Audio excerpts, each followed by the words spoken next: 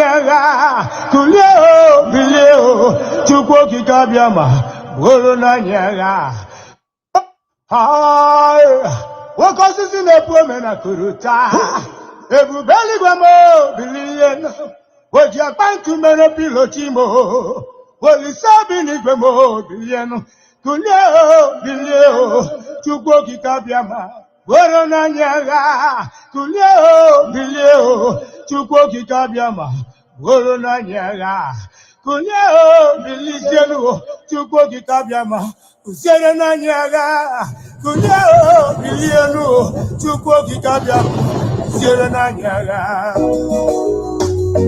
Maximum respect to my own talented leader, Prophet Mazinandekano. You kept quiet, America kept quiet. You ain't kept quiet, the whole world kept quiet. You kept quiet, America kept quiet. You ain't kept quiet, the whole world kept quiet. You kept quiet, America kept quiet. You ain't kept quiet, the whole world kept quiet. You kept quiet, America kept quiet. You kept quiet, the whole world kept quiet. They came from Sahel, they came from Chad, they came from Nigeria. Senegal and Mali, living our land, healing our people because of our blessings. My God, not to be the bushes now, they're everywhere. Kidnapping and killing people every day. Raping and killing our women and men, slaughtering them in their family. Hey God, kidnapping and killing prisoners night and day, and nobody they talk. Chivo, dividing and ruling we anyhow. As if you are not human being, my God. Abducting and killing their family. And who are the watch, who are the see.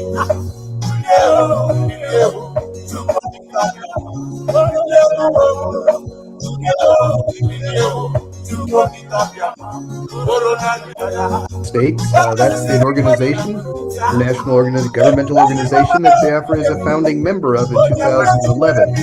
And the Organization of Emerging African States is highly concerned about the continued detention of the Prime Minister.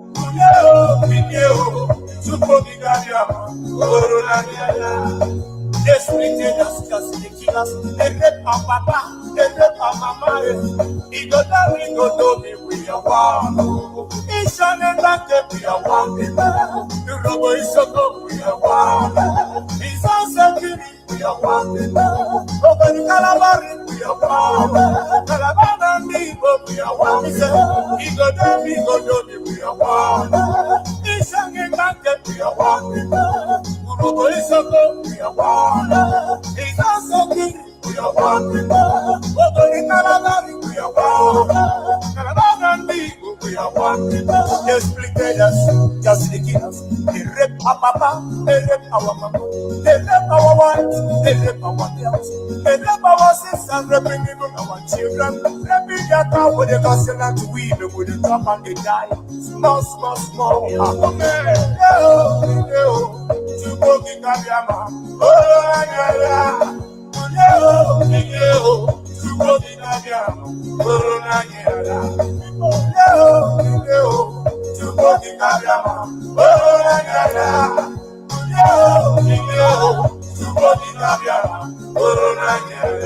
But do you want this?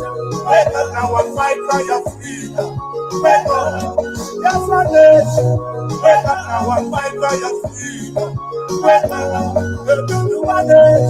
Wake up now and fight for your freedom. Wake up, yes, my nation. Wake up now and fight for your freedom. Wake up, Massimo, you're on your Labassian. Mohammed, you're on your Labassian. I want to worship in the holy God, and you said you're going to music in Akachukwu. We are all in the France, we gather together to worship Him, the Elohim. We are all in the France, we gather together to worship Him, in one accord. We are all in the France, all the world, we gather together to worship the Elohim. I love to worship in the holy God. You said you're going to music in Akachukwu.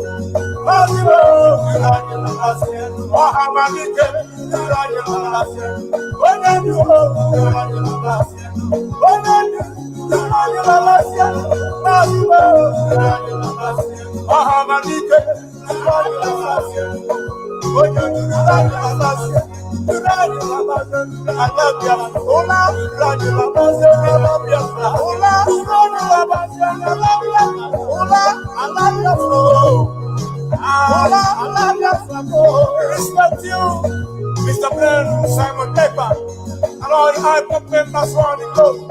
And I don't want to find it black man. But I don't want to find it in the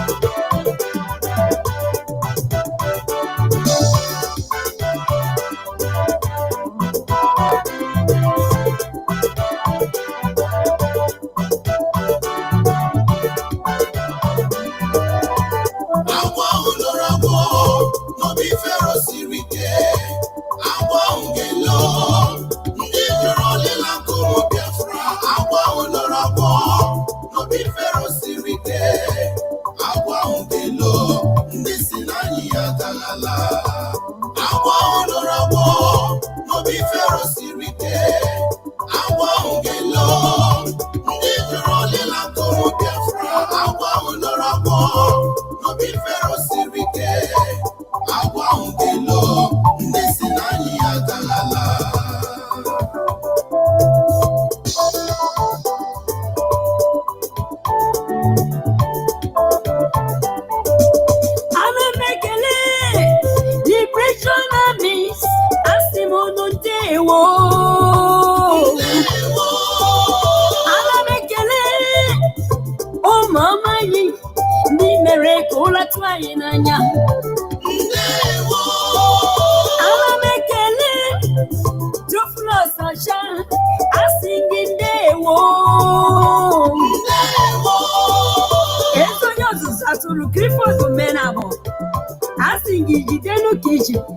Oya si ajide ka ojiji ihe dị mma.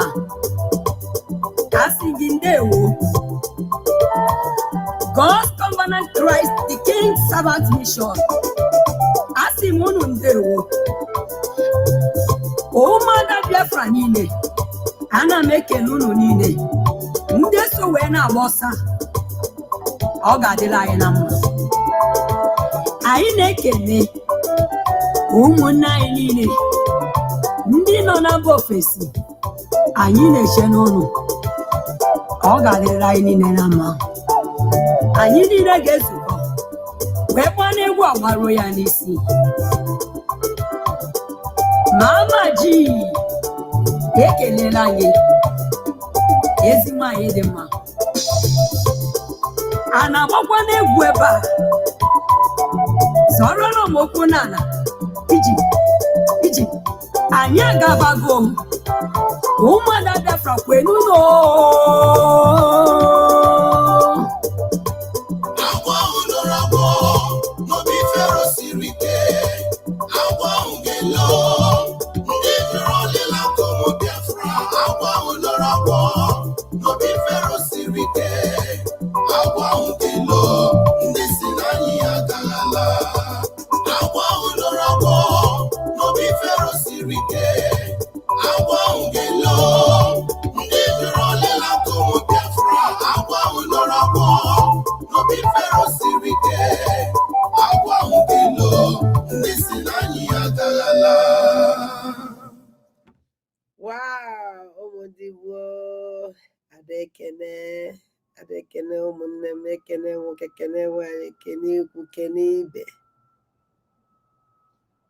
kene nze na ọzọ, kene ụmụ okorigbo jide ebube, kene ụmụada na ụmụ ọkpụ, kene ndị uchi ebe nna m na ndị uchi ya n'Igbo niile, kene ndị mbụ na ndị egede be nna na ndị mbụ na ndị egede ya n'Igbo niile.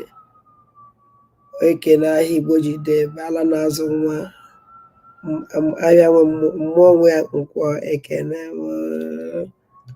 mmụọ nwe afọ, ekene mmụọ nwe ya ada, ekene mmụọ nwe ike adabirigbo,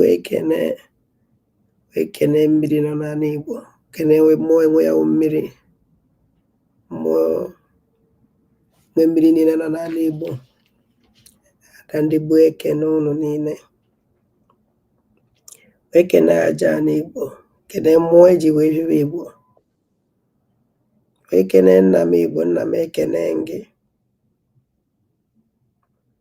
ekene mmụọ niile Igbo ji dị ebube zuzugbe, ekene m ụnụ niile, adona ekene Chukwu okike abịama, ezi Chima, ana m ekene gị, ọrụ ọma gị balaba, ana m afọ aka ọrụ gị, ana m ekene gị, na-ayọkwa gị amala n'isi m, n'isi ụmụ ndị gboo niile, n'isi Awaride Maazị Nnamdi Kanu, n'isi ọbata obi ya. Ana m asị gị bịa were ọnọdụ n'ebe m ha nọ, biko gbaala ya ogige n'ụlọ ya ọgụ nzuzo Chineke, ya buola ya agha, ọ karịgo anyị bịa ka ibuola ya ọkwasọ nsọ gị nwa onye ọzọ enwela ọnwụ gị nwa. Ndị ma na ihe ekwe ka ụmụ ndị gboo taa afụfụ ise ise ihe na-anọ ụbọchị na-anọ Igbo ji ide ebube. Ụmụnne m, ụbọchị ọma, mgbede ọma, ụtụtụ ọma, ehihie ọma, ọzọ n'ebe onye nọ.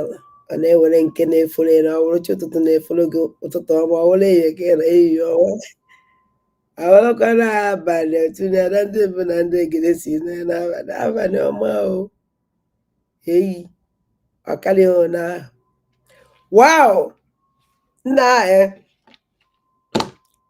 atanyịsị si na ife ya agwụkwa agwụ mana ọ ya agwụ ewulile iwuriti na ya agwụ ha siwe hehehe anyị anọla anaghị ana ndị anaghị ana ka anyị anọla ọra ha ọsọ a na-anọ ọnọbaba eji onyoko mita bịanye ụmụnwawada ndị gboo mana na m oche njene okwu ọbụla si n'ọnụ pụta na-adịra ha very costly. Ana m achịkwa ha ana ama m mgbe ọbụla m ziri ha ozi mgbe ọbụla m kwuru okwu ya adịra ha costly, ama na ọ na-adịra ha costly adị ha na-eyuzukwe n'otu si wee chọọ ka ha si iwuzu onye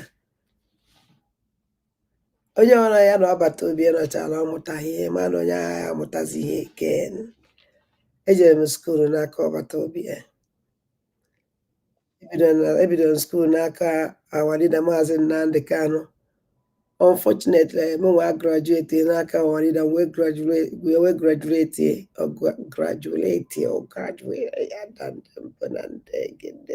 n'asụsụ Igbo were pass ya n'aka ọbata obi wee nwee my master's degree n'aka ọbata obi. Ọ na ha mara the meaning of master's degree. Even emechara njebezie gbagowe after master's degree na pak ya na-aga onwe ya wụ na anọ m na all corner ebe ọbụla ịkpọ na ana m aza gị ọyụ agụla agụ ọ bren. Ụmụnne m ụnụ bata ụnụ na-eshia na like biko share the program. O nwere ife jos mfụrụ kịta amakwa m ihe ọnwa awọchibeghị m ihe nsị ka anyị gegodi lere ọnwụ na anyị gee ya ife ọnwụ na ọ daba anyị apụọ jezie n'ihe nji wee bịa mana afọ m ya ama m ihe ọ dịrị ede afọ m dis our lobbyist o nwere okwu okwuru so mụ nwa ama ihe ọ na-ekwu ajọs mfe ya nke m na-akpa egwu si ka ntinyegodi ka anyị mara ife okwuru dis our lobbyist ya nene ka anyị magodi because abịa ncheke mbọsị eme this program ọnwụ na today ka emere which means o nwere ike ọnwụ nọ ihe ọfụ ka anyị makịrị ihe okwuru ebe a ọsọ nwere ife na afụgasị na social media ọdọ ana m ejichi ihe afọ na social media at times ụmụ onye na-awa obuo news na-enye onye enyo gee ya ọfụma mana o nwebugo nke ngere okwu ihe okwu si nyosi ihe ọwụ ihe ọfọ ọkọ nke ochie so nke na ka mụra na oil disente nke anyị ma na ofe ihe ahụ effort for a long time. Today, I'm here in the capacity of a representative of the Organization of Emerging African States. That's an organization, international governmental organization that Biafra is a founding member of in 2011. And the Organization of Emerging African States is highly concerned about the continued detention of the Prime Minister, Simon Ekpa. And we have therefore had a board meeting and we've done an investigation of his detention as well as the detention of Biafra's best ally, Ayaba Cho Lucas of Amazonia, who is also detained on similar charges in Norway. And we've looked into this, and the Organization of Emerging African States has come to some conclusions, and we're issuing a public declaration today regarding your Prime Minister, as well as Ayaba Lucas Cho. These two cases are linked. As you know, Prime Minister Ekpa was taken into custody by the Finland authorities, and he remains there under investigation. What you may not know is the conditions of his detention are very harsh. Solitary confinement, His access to the outside world is limited. So we know this because we have debriefed 3 of the other 4 detainees who have since been released. There's very serious concerns on the part of OES about how they were treated.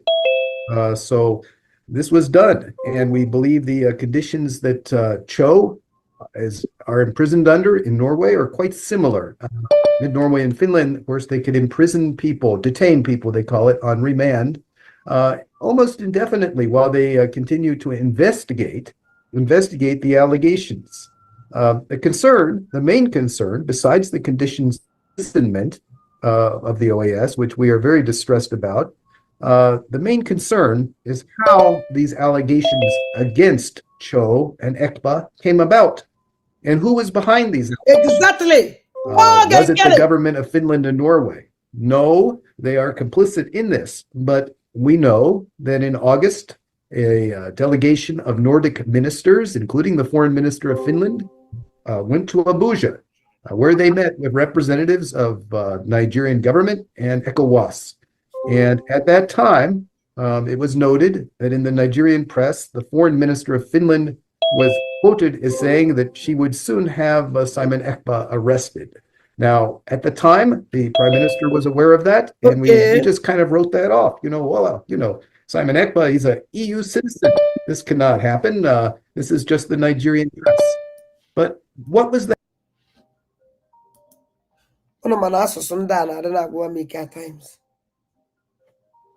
Afọrọ m ya nlere ya anya wee che na nke o mere ọfụ, not knowing nọ nke o mere oche. Hello? Ndewo.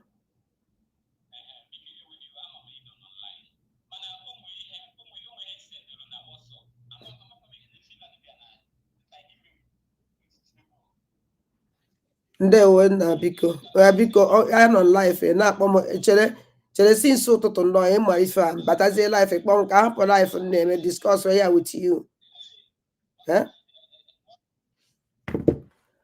O nwere ihe m chọrọ ịkọleti here because ọkpụkpọ a nwanne anyị nwoke akpọrọ m because ihe a niile na-etrend nnọọ na-etrend ibe ndị Finland chọrọ bịara mee with Tinubu. Ihe Finland bịara mee with Tinubu. Ihe Finland bịara mee with Tinubu. Ụmụnne m, nwere ihe Finland bịara mee with Tinubu. Kama na ihe dị olite ndị dị iche asụsụ nwaanyị onye Finland sụ ihe dị iche. Sọsọ ebe ahụ ebe nọ na-asị ogene. Onye ka nwanne anyị nwoke akpọrọ nkịta. This woman, ndị anyị nọfụrụ with ha na Tinubu, Finland ambassadors, according to otu nsi wee fụ and mekwana inquiry. The first Finland ambassador, tenọ ya agwụgo. Then nke onye nke a jere nke nọchiziri anya ya, which na ha signụlụ contract. Ọsọ nwụlọ mgbe ihe ahụ ije n'obodo kama ha bịazere mee ya ọdụ opunu ọdụzie ka o nwere ife ọzọ kwara nọ ife ihe nwa ọchịchị agbasa ha saịnụkwara nsọnsọ Finland saịnụrụ akwụkwọ. O nwekwara another country ha na Tinubu saịnụkwara aje mekwara the sentence, which na ha bịa kọtụpụ nke ndị abịa ha kọtụpụ nke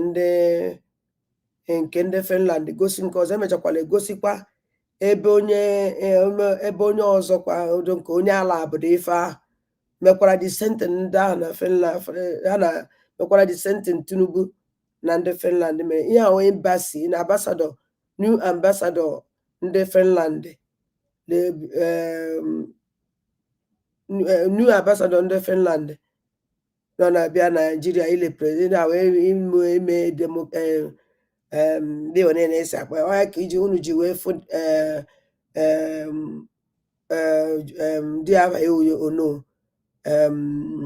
Bianca Ono, ọya ka unu ji wee fụ Bianca Ono ebe ahụ.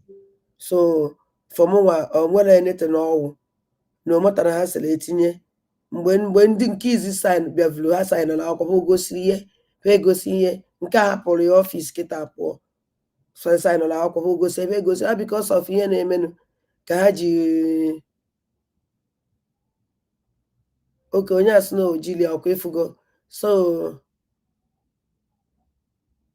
so afụlọ m ife nwe ife ọjọọ fụrụ that place ọnwa afọ ha na Nigeria with Finland ọ duzie ka o nwere ihe ọzọ Nigeria na Finland na-emekọfụ before kpata ha ji wee nwee embassy ha nọ na diplomatic destin ọnọ ha dụvu mbụ nọrọ ọwụrọzi kịta ka be ya ha nọzi so ka ụnọ hafụ ịwụnụfa ha n'ibe bụ ụnụfụ ha na Nigeria and ambassador Finland nwezie ihe ọzọ no unu bịakwana unu bịa a na-amakwanụ kama na ihe mezinụ asụsụ dị woman so which we don't care asụsụ dị woman sụrụ ihe anyị na-ene anya dị ihe dị na ya ọwakwara everything ka ego na ego ọwa eziokwu na Nigeria nwere ego nwee jikọcha ego then can use money to buy anything then can you just use money transfer white to black then can use money mana o nwere nke ego anaghị egotenwu o nwere nke ego anaghị egotenwu m wee believe iwe ọsọkwa asị kọwa na Finland ọrụ esizikwe na ọgwụ ndị Fulani ha sị na nke a yes na ndị Finland gbara nkịtị ọtụ ha unu wọcha ife awa COS kwuru n'abalị ọsọ ihe kwuru ka m na-ekwu ọ sị that na yesterday ọ sị that na Agbataobi will join us very soon ọ ihe o kwuru na ya join anyị very soon na Finland na-eme ọfụma na ọ na-asị na Nigeria unu oche na Finland dịka Nigeria unu oche na Finland wee corrupt country na Nigeria is not a corrupt country no Finland is not a corrupt country emechaa baba eje kọtụ nke a na adaso na Nigeria is not a corrupt anyị eje kọtụ ya kịta febamba ndị otu ya mana nke ahụ problem na onye episode ekwu yesterday that Finland is not a corrupt country like Nigeria or if that Agbataobi will join us very soon. All now our COS kwuru okwu dị otu a gosi na o nwere ife ọma gosi na o nwere information because all are very very clear and otu o si wee kwuye mụnwa nwekwere hope ọkwa ịghọtago because otu o si kwuye o gosi na o nwere information dị very important o nwete so and ihe na ya Biafra ọwụ na ụnọ na-akparị Finland ọ na-akparịzikwere Finland to be sincere to you onye ọwụna na-akparị Finland na-eme mistake mana unu na-emegide Agbataobi ọ na-akparịzine Finland afọ the reason unu eji kparị ya amụnwa afọ dị ife ọjọọ Finland mee at all onwedu ka nsi ife ihe Finland mere ihe ọjọọ Finland is a country and the whole world nwere rules and regulations na-eji ha nọ and all that protocol ka Finland follow international this thing they must do that na ya ọnụ obe o chere sọsọ Nigeria and Finland anyị atọpụdoro Nigeria ọnụ ọta ka Nigeria doele Finland akwụkwọ dị kama na ọ bata o megidere baze na European Union na European Union ebido nke ha na bịa Finland can never enwe ka ha esi ignore European Union they will do the needful ha na-emezi kịta ihe ha mere ime Agbataobi arrest or anything or na because hence that now we can't communicate with him, he can't talk to us or arrest. Onona bi onona ama hence na maya anu onu otu se anu onu oh ya would that akaji. So through investigation ebunu ya inozi mara keta no Agbataobi o nwere ife mma play no now. Chere ka mbia ebe no ma that na Agbataobi ebe no ma that na Agbataobi kedu ebe da attend ebe no ma that na Agbataobi ebe ma no kwuo eziokwu ọwụzie that na Finland ekpechazeli ikpe na Finland ka amasịkwu m ife na-ekwu so Finland must do the needful may family so that can make investigation agwano no na many ya wa accuse kanko you watch if this our lawyer kwuru also that na kedu ife the same thing emere cho ayaba ka emere Agbataobi gosi na ya deal ya we serious deal ekwesịrị ịma ndị mere deal and ine anya ndị mere deal ahụ disi oge nkele na ndị group ye agbanafọ ya n'ọsọ and the Joy Ilobi oya ka Joy Ilobi because na Joy Ilobi were alliance to Joy Ilobi is alliance to Ambazonia na connecting the dot Joy Ilobi ọrụ na-afụ that woman ihe ọma too much because our alliance onye is able ụzọ hit ụda ticho ayaba and the same thing onye ka a na-ajụzi kedu ihe kpatara ya nọ because a na-ejizi agbata obi eketa maka terrorist ihe ndị a niile apụchana mana ihe ejizie this money laundering and kwuchi na mma na ọbata obi nke mma ya apụtarịrị na ya wije iwuliti ka ọwụ the only thing ya emewe ha ya edile anyị mana no matter the delay also ha delay oyi bata obi pụta at least ojidego one thing n'aka one thing that na ya declare Biafra then osizi ebe ahụ move ebe our chief of staff jedebere then ya wa continue that place so mụnwa for the reason why anyị eji nọrọ believe ọwụna anyị chekizi aka nni anyị chekizi aka ekpe anyị na panic. I don't panic like that because if I panic like that, a man that na oyenye my health nsogbu too much. If ma jugodu or no matter na Nigeria jiego, Finland will do something according to the law. As no oye, I didn't sure that na if Finland ye benefit na aka Nigeria ya aka ka ye benefit na aka Biafra na ọrụ ha nyere ya aka nwete Biafra. I didn't sure. Finland is king in a Biafra land. Finland king in a Biafra land. No matter anything, Finland will bodo mepela uzo. Europe nine the only country mepela uzo of Finland. Britain mepela uzo of Finland mepela. While our leader mazin na the canon eba. The answer is no. The only people who will keep Pachobia were mela no matter man that no mind the kind of dangerous Nigeria. Mana ha mdu bele aswalo ihe niile mepela anyị ụzọ o nwere obodo ya awa ọwụlụ afta ka ejidere ọbata obi ihe Biafra mere na befafa kansụl ọnya ọnwụ na bịa Finland chikans ha ya during so that na ha hapụrụ anyị bịa declare that Biafra na befa is enough ụna asị afụzere na ha adịghị compromised for anything ihe a na-eme ha kwesịrị ime enwere law na guide the whole world and everybody ọba na ọda na nke gị ọnwụ na-ejechi ije na ọbata obi eturu ugo wepụta gbaba akwụkwọ Nigerian gọọmenti ya akwụ ezigbote ụgwọ na ya damage then we pay highly ụgwọ ha ya akwawa ọkwa obere ụgwọ o nwebe onye woman onye Afrịka ejikwa na Finland amam na ọdịse onye amam afọ obodo a na Afrịka eji na Finland asị na aba na-eme that na o mere women right abuse keda fathers odo Jesus nkekwa nke ebe m na Jesus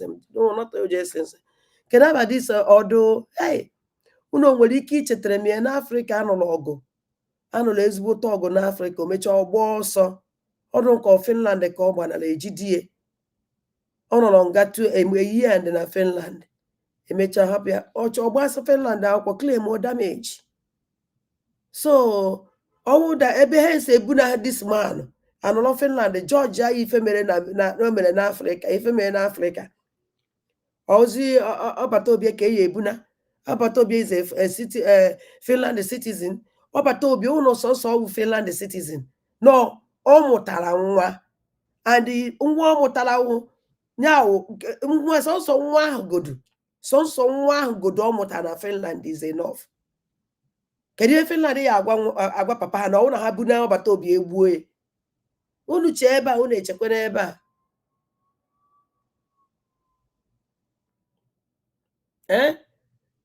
unu anaghịzi na-eche echewo nwe awari na Maazị Nnamdi Kanu and nke ọbata obi awụrọ the same thing ọwụ na awari na Maazị Nnamdi Kanu ejewe hụ Kenya ibe anyị ele ha eme awari na Maazị Nnamdi Kanu Britain enye ha agbara ya Nigeria ọ dịghị possible anaghị emedi ya eme all that Kenya ahụ o jewere Africa na Africa with the same thing Nigeria and Kenya with the same thing corrupt country so unu enyezi na onwe unu nsogbu and ọ na-agwụ m ezigbote ike ọ na-agwụ m ezigbo ike. And another thing m chọrọ ikwukwa biko onye ụra niile nwere ajụjụ onye ajụ adịgo m tired ịkpọ m na phone ajụ m ajụjụ. Our chief of staff na-abịa live ma ọ na fundraising anytime anywhere ọ na-afụ na ya unu abata na Zoom jụọ ya anything ọhụrụ unu chọrọ ịjụ ya ọ ya aza ya ọnụ ọ na-aza unu question ọhụrụ ị chọrọ jụọ ya ịmara na ọdat na-enye gị nsogbu because ịjụgodu m ihe enye m enye gị the answer. Una unu si nọrọ ka m ọkwa ada ndị na ndị egede sịrị I don't know nothing ekwubugo m ya before amụ kwe m ibe ụna na ibe gbasara ọbata obi ebe m nwa nọ is like ngwugwu ekechiri ekechi amara m ife dị n'ime ọnya ka o ya anakọta times isi m ekopụ ana m ajụzi ọ gịnị. So biko onye nwere na-ajụ m ajụ na-eche na ya enweta information from me n'ife gbasara keesi ọbata obi ka esi eje ka esi ana ọwụrụ na my position onye ọ dị na position ya our chief of staff nọrọ almost to 6 hours yesterday unu bata unu ewenye aka jụọ ya anything ọhụrụ na-enye gị nsogbu about ọbata obi case all your right ịjụ ya wa ajụjụ. Anyị nọ na democracy ọdị onye ajụghị ya na-enweghị ejime understand because ajụjụ ijum is like ajụjụ I don't know nothing mụnwa na-ajụkwu ajụ mụnwa onwe m na-ajụkwu what is going on otu anyị si ajụ ya ka mụnwa na onwe m si ajụkwu ya because our leader Maazị Nnamdi Kanu anyị na-enweta information about him karịa ọbata obi nọ na Finland. So biko na ụmụnne m anything ọhụrụ unu chọrọ ịma gbasara ọbata obi kesi ya akụrụ lọya eku lọya eje protest eje protest biko our chief of staff ya abịakwa nwere ike this week o nwere ike ịbịa live jụọ na ya ajụjụ niile inwe ha ọbịa ha fundraising ọ na-anị ya bịa na fundraising let's up your hand jụọ ya any question ọhụrụ na ị chọrọ ịjụ ya o ya aza gị ya biko nụ ụmụnne m ihe awa ịyọ nchọrọ ịyọ o nwere ife nchọrọ iplay unu here afro m ihe a today mana aji maka achọ biko achọ nka o nwere ife nchọrọ o nwere okwu ọbata obi ekwuchara ebe a nwe confidence ihe a wụrụ ihe ọfụ ka ọ mana onye dere ife abịa bịa sị na no victory for Simon Ekpadat na Finland and the truth watch kwe madat is a victory mana ọ ka mma na agwala ndị mmadụ eziokwu onye gere ife a ya eche nọ na court ka ọ na-eme mana ọ na court ọ bụzikwa na court m nwa na onwe m ama but m nwa na onwe m like the program that our sister mama onye mere ya eme mama ebe o si wetie. So geenụ ntị ka unu n'ọrụ ife awali ọbata obi Uduaka mmiri kwuru ebe a. Thank you. So much is riding on this election, especially for young people in Nigeria. They're desperate for change, is my view. Unu ya gekwa ntị ọfụma ịma ndị ọcha na-asụ democracy. I think undermining democracy is not the right word. Rather, promoting democracy. So, you give the people a choice. were na-agwa ndị belivru na ihe ahụ na court ka o mee ọ baghị ụlọ m nwe gbalụ n'okwu okirikiri ya eme na court. Ihe ahụ interview emere ya eme o nwere mbọsị o mere interview with channel television Finland mana edifuse ewepụta interview ahụ ọbịa live. I feel not the interview dị ihe a if you can remember.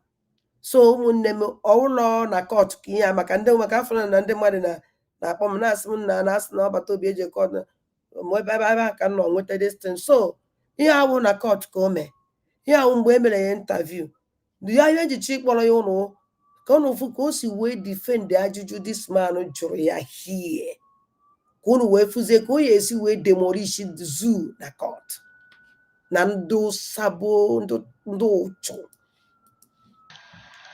And the choice of the Biafra people is a referendum. It is also a democratic process.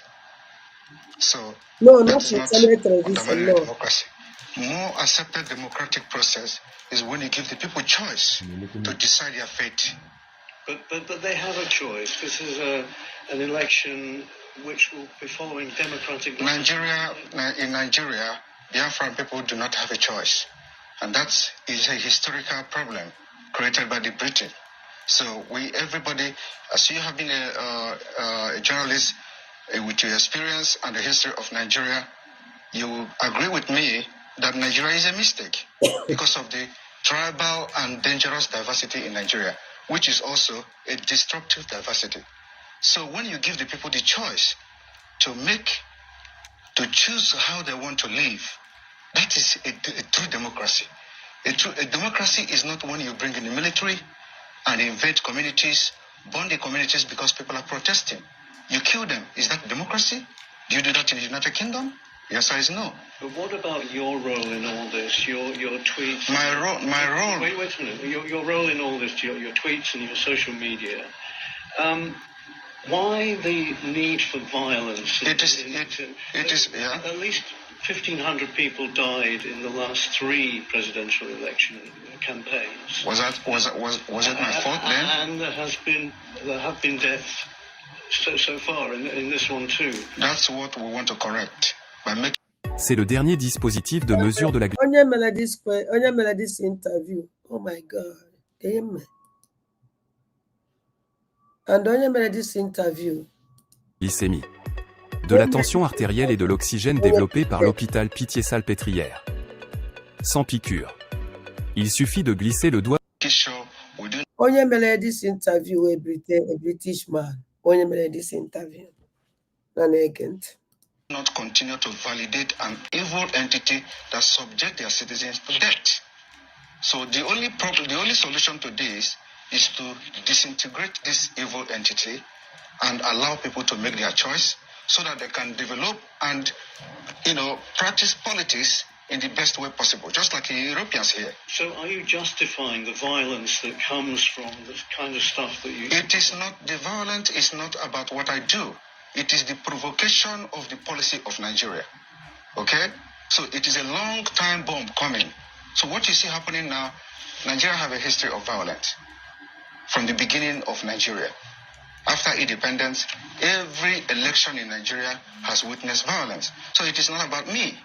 I am here as a good guy to put an end, to have a lasting solution to the violence that have caused the life of thousands of Nigerians. But do you not accept that some of the things that you say has engendered this kind of... From your own perspective, you can translate it and interpret it however you want. But from my own perspective, I think I am the good guy trying to teach the people that they have a right. So there's no blood on your hands? There is no blood on my hands. There's no blood, my dear.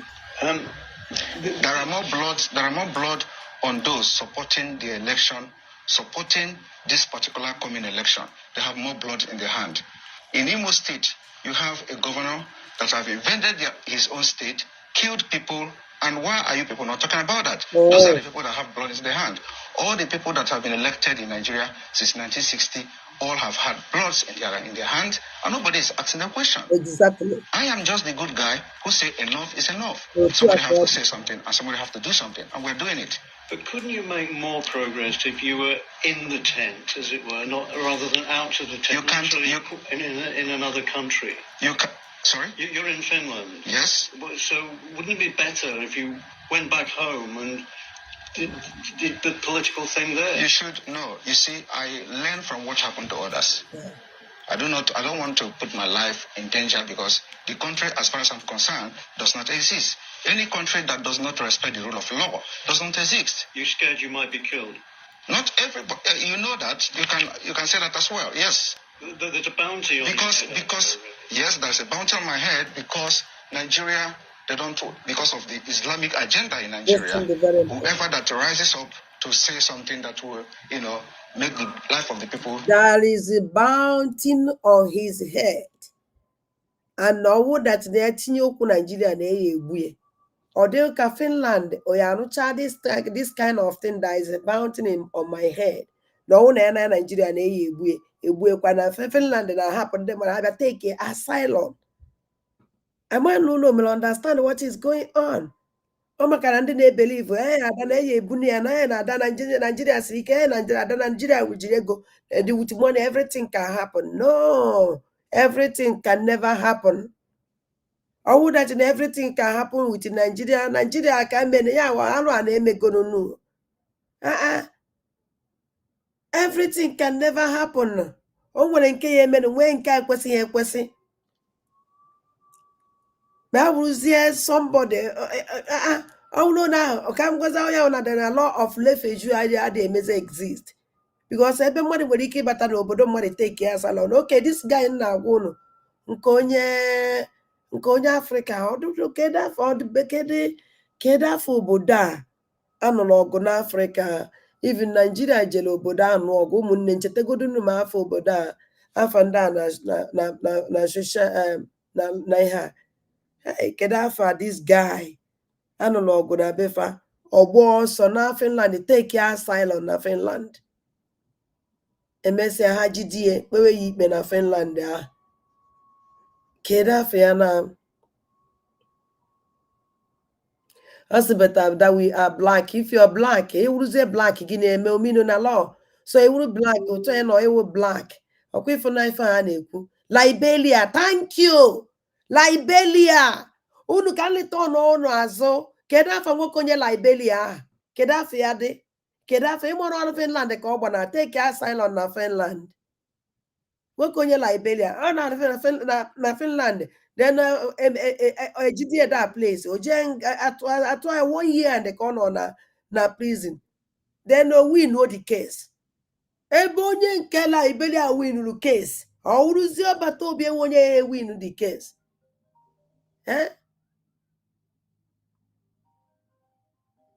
onye ọsụ na ọmari. Hello afọ obodo ahụ Liberia afọ obodo ahụ onye na-arụ ebe m na-ekwu Liberia.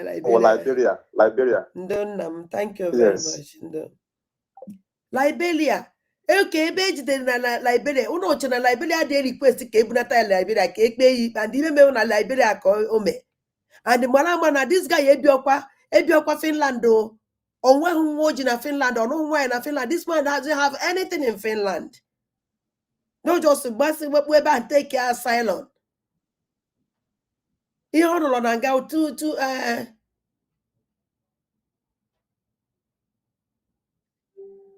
ihe ọ nọrọ ebe ahụ ihe ọ nọrọ na gawa eyiande ka ọ nọrọ ha hapụ ya ọgba afọ akwụkwọ wee kekulate telefon ọnwụ na ya na-alụ ọrụ ego na ya na-alụta ede ihe ọ chajiri ego asa ya akwụ ya wa aja ọwụrụzie ọbata obie nyere ne ndụ ya na Finland everything ọ nọ n'efere mba ụwa niile dọka paspọtụ ya dị na ya sendele Nigeria dị gold medal ma ọ ma o ji nwa na Finland and nwa oji na Finland awa ọkwa nwa onye ojii ọnwụ na onye ojii na onye ojii mụrụ nwa nke a dị iche enwere ike buna ya enwere ike even na-ebunara na nwere akwụkwọ maka na ọnwụ na o nwere akwụkwọ nwere ọdụ possible ọrezi o metezikwere nke o meziri na ụkazi nke anapụ ya akwụkwọ depọtụ ọnya is not possible. Wepụgodunu n'obi clean n'obi unu datina nabata obi na ya na Nigeria ya ebu onye kebanyegodi Finland oil ami oil for Charles Taylor. Yes, after the man of Charles Taylor. Thank you, Charles Taylor. I am a good also good. I mean, what wagu. Onwere mgbe ya edipo onwedu another heche dey another meche nke eche. The only thing ha nwere ike imewu the only thing Finland ya emewu na ha ya detain ye detain oye ọbata obi before pụta everything adigo late na ọwụ na ya akpachaghị anya everything adigo late oya ya emedewe because watch ife oge nkere na-eme oge nkele anaghị eme ome na ọbata obi ya apụta tomorrow ọ dị emedo omume na ọbata obi ya apụta because oge nkele filuru that na ya na Nigeria na-alụ ya na ha na-ese the tight na ha na-esi ọ na-eme ka ọ na-eluzu ha ejesechi ọ na-eme ka ọ na-eluzu ha ejesechi enya so unu bụ ihe nji wee gwuo okwu ahụ ka m gwagodo m ndị be anyị ndị na-eche that na ọbata obi na-eyi ebunu ya is not possible. Can I continue this interview so that you know for how powerful or do he? Because ebe mere ye interview this man juri ya or even ajuri ebe ibe ajukwa na court. Na na-egente. To be better, they want to kill the person. They assassinate people every day. And today you see that there is a video that has been released by a man called Ikenga Imo when an assassin invaded his house and they wanted to kill him. There are police officers, but if there is no CCTV, they will say unknown gunmen. These are the people that are causing all this crisis in Biafra land. But ebe a kịta ka o kwuru okwu a nji wee sị na ife a maka mgbe m fụrụ ya asị na victory to Biafra na ọbata obi emere nke ọra fela the court mana mgbe o kwuru obi ebe aka nso oke because ihe ahụ last year ka o mee this interview ahụ last year ọsọ unu cheke mgbe agbara unu Ikenga Imo ọkụ all last year ọkụ beginning of last year I think. Without that video, everybody has concluded that they are unknown government. Today we have known them. What are the government doing about it? What are the international community doing about it? Every evidences that have surfaced anywhere about CCTV camera, it has always been security agent from the Nigeria state. Nobody is talking about that. That is what we are fighting against. We are defending ourselves and we have armed ourselves to fight Nigeria till the last day. We have done it before. The only difference now is that today we have social media. If social media was there in the 1960s, somebody would do what I'm doing today. In those days, we have a man called Okokondem. Okokondem was broadcasting for Radio Biafra and was propagating Biafra stuff, but because there were no social media, so he would have done even what I'm doing today, I believe so. So this is what will make a difference. And my activities on social media is educating the people, telling them that... Unu na oyi ya oge ọwụna oyi oyi ya wụrụ everything ekwubu onye me ndị mụ nwa ya azazi ndụ na-ada ụtụ na ebu n'anya subu n'anya wala kedu ihe ọzọ ịchọrọ ka m gwa gị nna na-ekwu na-akọwara gị na-adịghị egedo ntị ife nna akọ ma a na onwere otu mkpụrụ eziokwu ị nwere ike ịghọta n'ife na-ekwu ị na-ekwu okwu oyi ihe niile a na-akọwa ebe a na-aha na the only thing ị na-asị na oyi. Oil is not everything. Oil.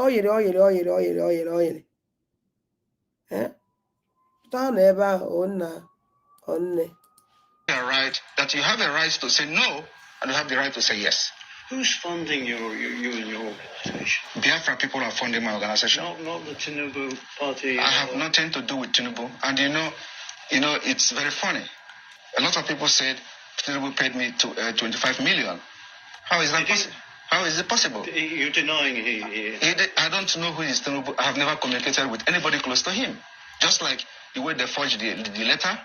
The reason why this letter issue, Nigeria is a criminal country. They breed criminals, and that's what we're fighting against. The reason why the letter on gets sorted out easily and fast was because it was against Finland. And Finland have to officially react to the letter. And the letter went viral. There are so many lies against me out there on social media. Nobody could come and say it is not true. Okay? So and those lies, when they continue to say it and maintain it, it becomes truth when nobody debunk it. You talk about criminals. Do you think the candidates for the presidency are criminals? They are all criminals, yes. All of them. Even Peter Obi. Peter Obi is a criminal. But he's a southerner, isn't he? I am not a tribal. Listen, I'm not a tribalist. I'm not a tribalist, and that is what makes us different. We want. If I'm criticizing you, I criticize you with fact and figures. I'm going to tell you how all of them are. Do I explain? One, starting from Atiku. Atiku was indicted in the United States for money laundering. He's a criminal. How do you think if Nigeria is a United States, Atiku will come back and start contesting with the criminal record he has had for money laundering? Tinubu was indicted in the United States for drug pushing. The records are there. So it's criminal. Nigeria is being ruled by criminals, and they breed criminals. Peter Obi his name was in Pandora. He didn't deny it. It's also the part of international money laundering crime. He has $15 million in offshore accounts. But surely Obi, being a southerner, is on the side of your people. That is the problem. Why must you have somebody that have to be in the side of my people? That is the dangerous diversity that have brought us this far, because it will never work. Everything about Nigeria is what favors my people. We want a Biafra where everything favors everybody. Exactly. But when you have Nigeria, it is either Fulani. Now we don't even have Hausa anymore because Fulani have overshadowed them. So it is either you are fighting for Northerner as a Fulani Muslim, or you are fighting for Yorubas, or you are fighting for Igbo people. So how can you continue in that kind of system? This is why we must, make sure that we don't validate Nigeria again. So let me just say that.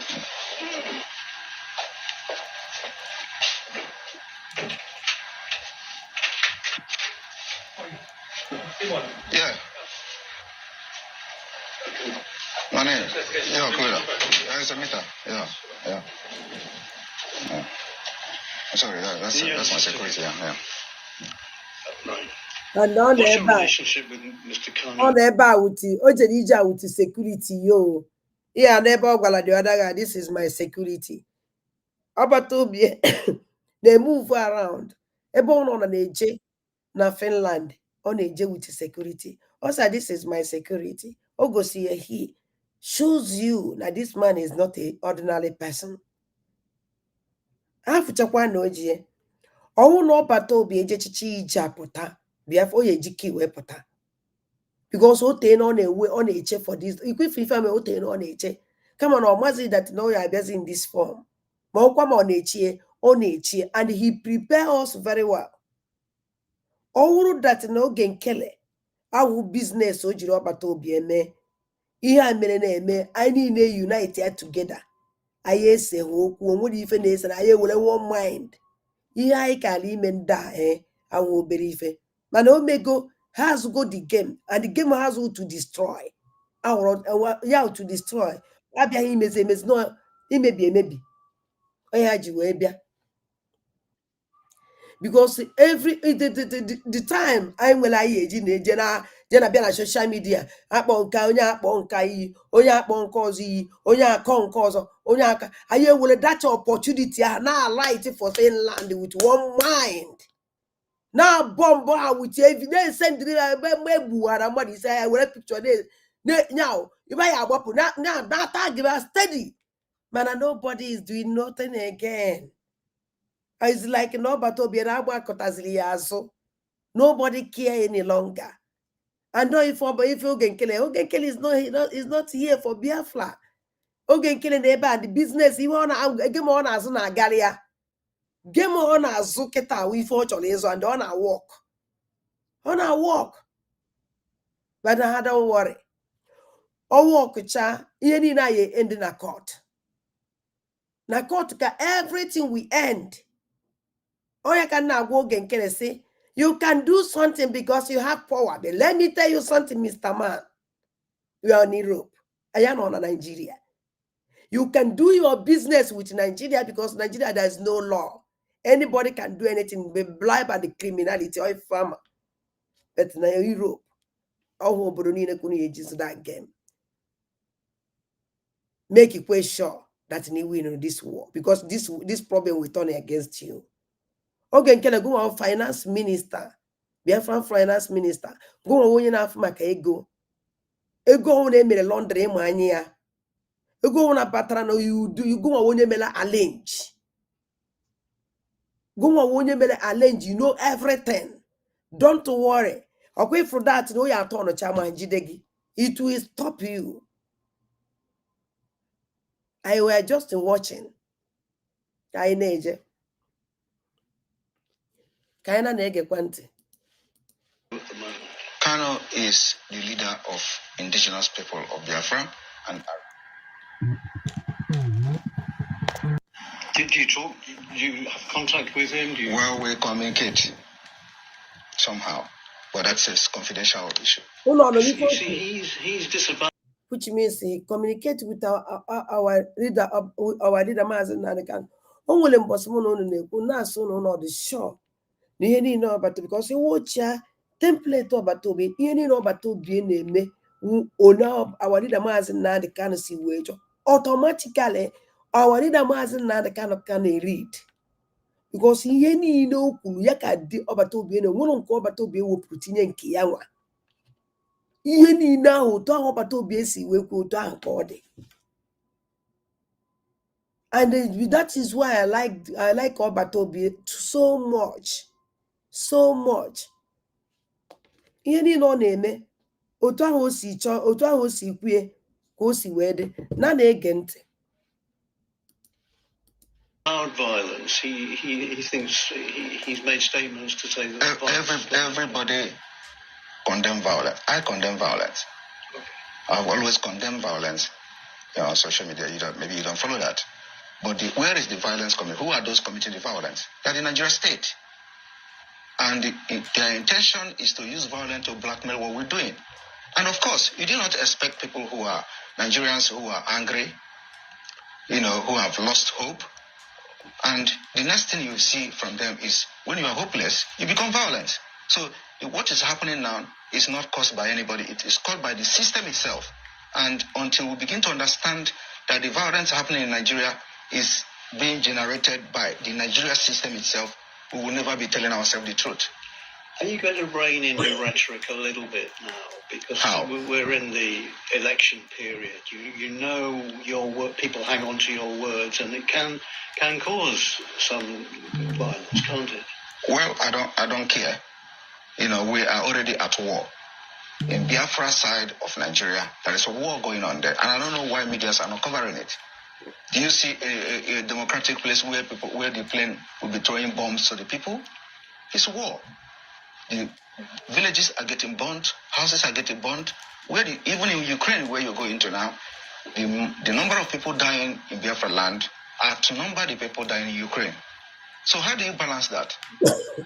And who are doing this? The Nigeria themselves, the Nigeria state. When the military comes to the village, instead of protecting the people, they get angry because they obey our orders and then they start burning their villages. So we don't want to continue like that. We want to have, the only solution to this is the disintegration of Nigeria. And if Nigeria do not disintegrate now, the disintegration later on will be very, very, very chaotic. To be very hard before international community, if they continue to let us manage this and force people into election in Biafra land, when this time is going to explode, it will affect everyone. One last question. Yeah. Who's going to win the election? Election is not happening in Biafra land. Asymmetrical war with Biafra, Finland and Norway, and the world. What is? Ọkwụna anụgie okwusigo ọ maka ndị na-atụ ụjọ. Agwara m ụnụ na-atụzi n'ụjọ. Mụnwa ada ndị gboo gwara ụnụ ọ na-atụzi n'ụjọ. Ama m ife unu ji atụrụ ụjọ, mana nsogbu adịghị. Obi si unu niile ike. O tegata aka ọ dịwala njọ, ọ ma dị mma. Ọbata obi a nọ na be anyị, ọ nọ na zoo, ife ọ nọ na Finland, and the Finland can never, no matter amount, ọsọkwa subulu oyiri niile nọ n'ala Igbo, oyiri niile nọ na Biafra land bunye Finland, they can never deport Ọbata Obi back to Nigeria. Mepele ọnụ na social media, see that na life ya dị danger, na ọwụ na ya bata na ha ya egbuye. Ọ dịghị possible. Nke ahụ human right abuse nke amaghị na-esi eme. Onye gwara gị ya dị mmadatara na Nigeria dị capable to igbuye. Okay, na ọ walida Maazị Nnamdi Kanu. Finland ọsọgọ na fa na afọ ihe na-eme. They ama everything. Ha ama everything. Ndị ama ihe o, ndị ama ihe. Mana ha yere eso gị chere ha amaghị ihe. Ha ma ihe ha na-eme. So now, anya ka nji nsị ka m wepụta ya ka unu gee ife okwu. Okwusigo ka anyị jee ama na nke maka disi ihe a wepụta, at least na some of you ya aduzi afọ ya eju some of you people na-ajụ ajụjụ gbasara oh my God, o nwere ife m chọrọ igosi unu ngosichaa ya unu na-eje m ebe ọzọ achọbụ m igosi this thing mana achọrọ m iji this opportunity wee zie this little boy ozi because na this small boy I don't know him and I don't care to know him mana ihe m chọrọ ime ka ọ maa that na I will be a food for him nni a na-eri eri for him ihe anyị ji si na mma awụ nni a na-eri eri for this boy n'ọmụnwa ya na-efidie nni this guy ji m eme program ịma ọ chọrọ ka ego nkele frustration wee frustration na-enye onye ahụ small boy ọ gbaa n'isi awọ everywhere ma gbachakwuo m isi awọ na ahụ ọnụ upon his age a small boy ọ gbaa na because of envy and the jealous and obi mgbawa enweghị ike ime mmadụ emere life mesia life o nwere because of life means na njije Twitter asọmwekweghị enye m co-host I don't even care my dear I stream it again today and the man stream here steady unless na ma moro mbo Fabia life on am stream here 5 hours 34 minutes today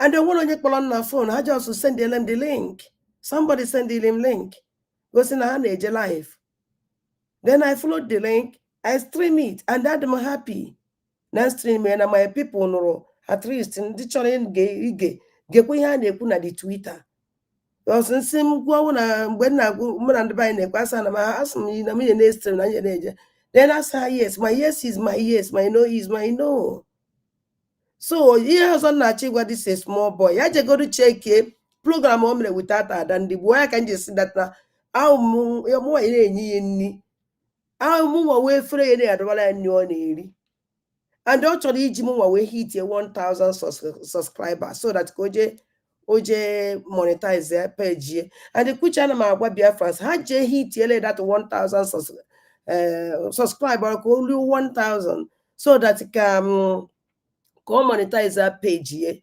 biko ka afọ ihe nwere ike kete gba ya nkịta ọbụ ohi ozuwo oshi ọwụ that na because of na ndị be anyị hit 1000 subscribers so biko no hit ele 1000 subscribers go monetize their page because I'm a food for him at least go me bohi manana ma agwazi oge nkele recognize this guy won't fube ka mezele gi advertise ona alụrụ go ọrụ ọfụma at least ọ na-agba ada ndị gbuo oyi na-akọ ada ndị gbuo ọnụ and this guy mana old cargo Obiam and Oman Oyeme we do no Oman and dangerous. He know that Nand very, very dangerous for him and for all his cabals. If you near me, you know, yeah, that I give him content. Yeah, Jeno, watch ya program this guy without me. Highest 300 viewers. Man, I'm going out in the picture. What the wow? I'm going out in the picture more and I watch 1000 something. Shows you that I'm a star. In a Jimmy Mezuki at in a Jimmy Elini because Biafrans because complete us need who hit 1000 subscribers because he telling me 1000 subscribers. At least he can nearly the 1000 subscribers doesn't mean anything. No, he makes a program. What do they watch? I dare monetize page. He monetize good year. Viewers we hear me ye na go. But no no eja than them and they get na come or na come on. Ye will you now? Ye we problem. But let me tell you something, my dear. Ebi bido go do pota urumukiji pota. Well come the quality. I do be lady for you now because Afunga is a small boy. Me make something with you is an insult for me. In my face. It's now character assassination. And you know that. Now now character assassination. You be made something and you can go away be see kalege.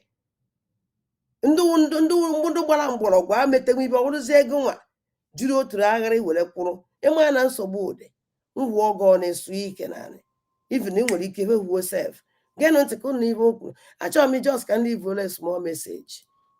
Good afternoon, good evening, depending on your time zone and depending for where you're watching us from. Ọkwa this guy onye pụta wee sị ejinye me program here na ya enwenata nwaghị ike na ibe na-ewe m ka mmadụ ya ekwu okwu ya ha stand n'okwu ya ọ na-ewe m iwe na ya enwenataghị ike ijikwa mmadụ ịkọ mmadụ ọnụ ịba mmadụ mba ịgba war again na social media. Let him focus. Mana ya had possible ọnwụ na oji adagba mgbara because ọmụ na ọmụ nwa onye eme na owe that 1,000 subscribers. I know ya ka o ji eme because o test go fụ na ojo program niile o ji mme ọ na-hit 1,000 something 1,500 watch mana nke ọnwụ na o mee nna ya 200 highest 300 na na-ege ya ntị ya cha nnọọ bọtara ya kwuo m mkpọmkpọ iko. We are here once again to set the record straight. Big one. Adadi Orama, stop crying. I saw this video, I saw you are ranting, crying that you went to space. They couldn't allow you to talk. You see, Biafrans, genuine Biafrans. Like, you know, I have said that this woman is a bad influence. You know, these people who are anchoring this space, she's lamenting that she was not given a mic to speak. Space is not like YouTube. Space is where reasonable people. Let me stop here. I try to get the rubbish back. Let me tell you something, my dear. If you didn't do it, if you didn't do it, Mwa uronye na akpo yonu ofu ebe noroda please. Oti from now. And when you get one day, when you tell that our chief of staff, na emezi, awi even for ozi even bwenu nobi ka na-eme. Awi first ha ozugbo. Eye made the say, ewo ọkwa chief of staff. Na ọwụ na nje eme program kita Biafra say we iwe onje eme program kita ndị mmadụ asị ọkwa m na-etovie kita amadi etozie is not me. Omete tomi ometa after kwa ngwa Biafra sị mba nke anụ ekwe m ometa ya correct onwe. This is adande mpanande again. Batali ma ji me o were m iwe bịa kwukwa na o were m iwe. O nwere onye oya awa sị mmechie m ọnụ okwu kita ndị ilo ma anwa m asị this is me. Onwekwa ka o si mechi ile na enwe ike pụta the safe tiwa akwa bebe wa eji menye ọ mmadụ ka nwụ. I don't hide my feelings. And they made because of ni me program. But whatever ndum me bido onwe mbiele gi egiri jiri me. If you never know where ka gemma. Ine na eri nude adande mbe na ndege da wolo nwa na eri nude. I will tell you. Mputa kwa nkwu onya. Ona iji ekita we make content goes up lo ge. Where you was ndị mmadụ biko ha subscribe o ka ha hit 1,000 subscriber. Number 1 that na he did good na social media. Because if you kucho ofu ndu jere mmanfe jecha anata aya dị agụ okwu ọnụ imechi ọnụ nwoke na nwa na-ekwu okwu ọnụ mepe ọnụ okwu na-apụ before even onye na-ede program gụla ya eburu ihe so ihe ejele ha si ihe eje nọ je training onye ahụ ịpụta imepe ọnụ na-apụ sịsị enwere nta anyị nọkịta bịa nọla na watch somebody na-agụ okwu ọnụ okwupu ofu ochere kwuo ọzọ okwufu okwu ichere anyị na-ebe anyị sa nwa ofu arụ ichere onye Biafra struggle wee sa ahụ ịsa nwa ofu arụ echisikwere ya ogbu ike na arụ ya agbọbịafụkwa no Biafra struggle it must be fast and sharp. Nnameka do too small etetebehe epụta na struggle akpịrị agụ ji gị frustration onye na-enye gị nsogbu. Let me tell you something. Na struggle a fruwo onye egwu onye agbata ha okwe n'isi the most dangerous who struggle. Look at you. Nna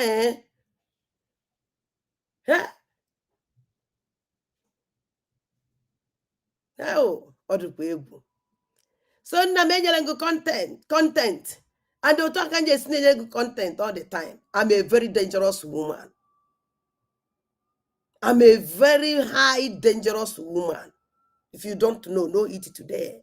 And I like in cause it's no good weapon. And then I'm manipulate. Money won't say good. Now won't say good like now won't drug. Nsegi nsesiagi. Go wait to home wagi ya wade bisi no pagade. Iju we because you wade bisi bido wale bop pagade. Maki yesi we lazy yourself. And you know all these things. If you are je kuanye kalelege. A woman. Israel even on a mekwegi. Instead, you are to work if you're gonna have a war. Now, no work again. You're not a man enough.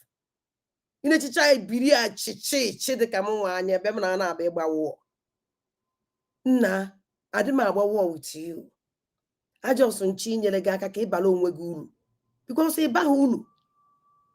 Because subscribe one ya 1,000 bam. I'm on a problem, you finish. Also now, all 1,000.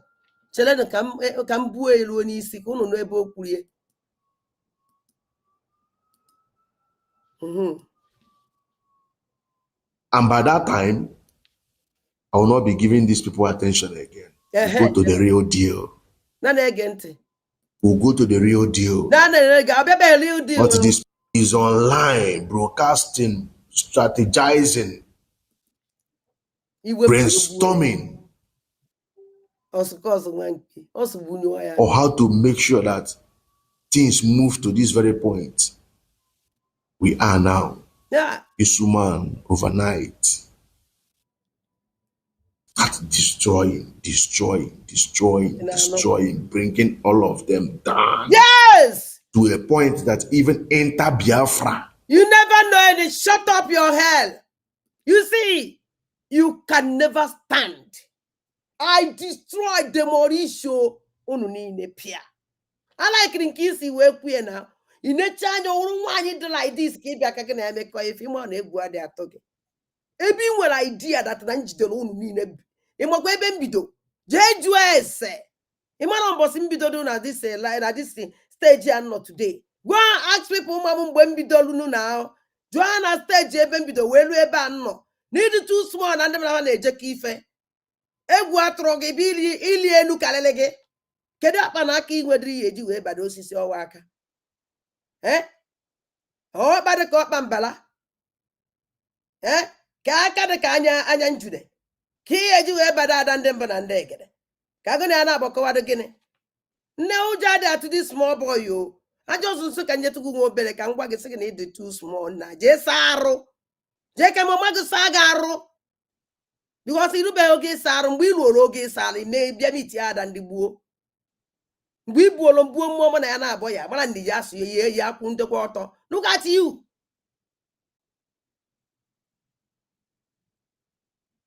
Nana again to kun ni foku. Obido beho. Ki wale for na this guy come with his scam. Obido be demand deal.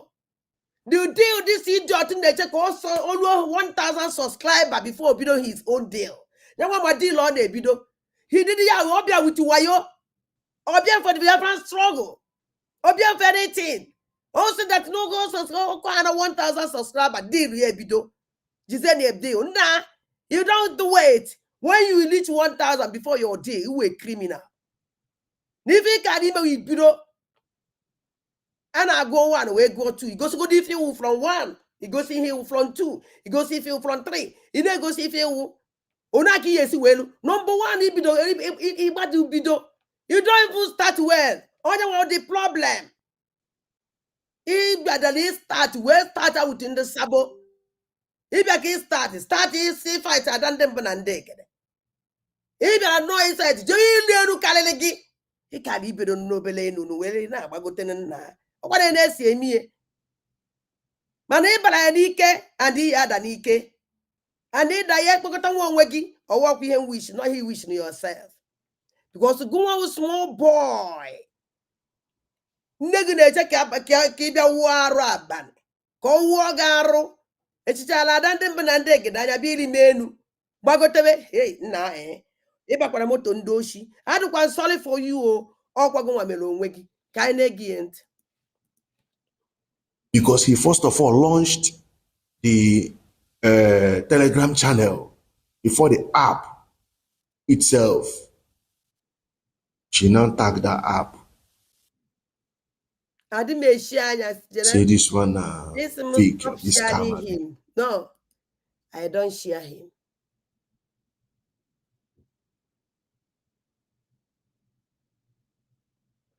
Also stop swanging him. Mama Ibo nke ọ karịrị ada ndị gbuo. Na amamo if you ask how you be na-asụ. Ọ mgbe ịsụọlọ nke dị m mma n'ahụ. Amakwa m no.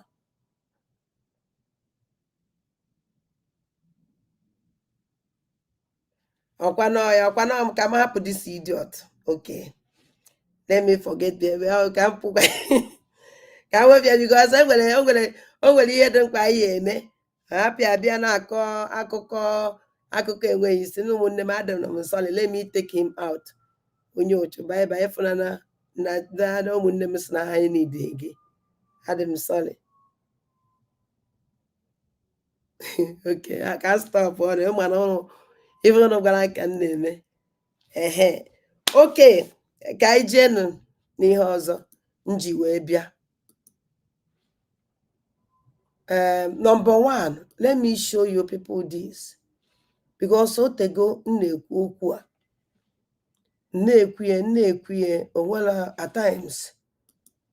Amala na-believe at times, man, I'm not believe no na-believe. This is a hotel. Edemolishly. This hotel edemolishly.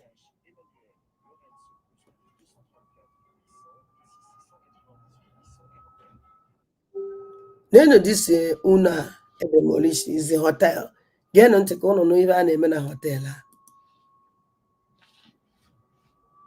So onye anya kpuchi ọnụ ya na alụkwọ nwa na-eme n'ala Igbo. Nwanne onye sịrị na alụ ahụ eme n'ala Igbo. So onye anya kpuchi ọnụ ya na alụkwọ nwa na-eme n'ala Igbo. Na anụchara m akụkọ maka dis ife na-eme n'ime hotel anyị na-afụ na this video. Ikela ahụ na hotel n'ala Igbo gwu m ozugbo. Hotel unu anyị na-afụ ebe a bụ hotel a na-akpọ Udoka Golden Point Hotel and Suites aka La Cruz Hotel na Ọba ka hotel a dị na Anambra State.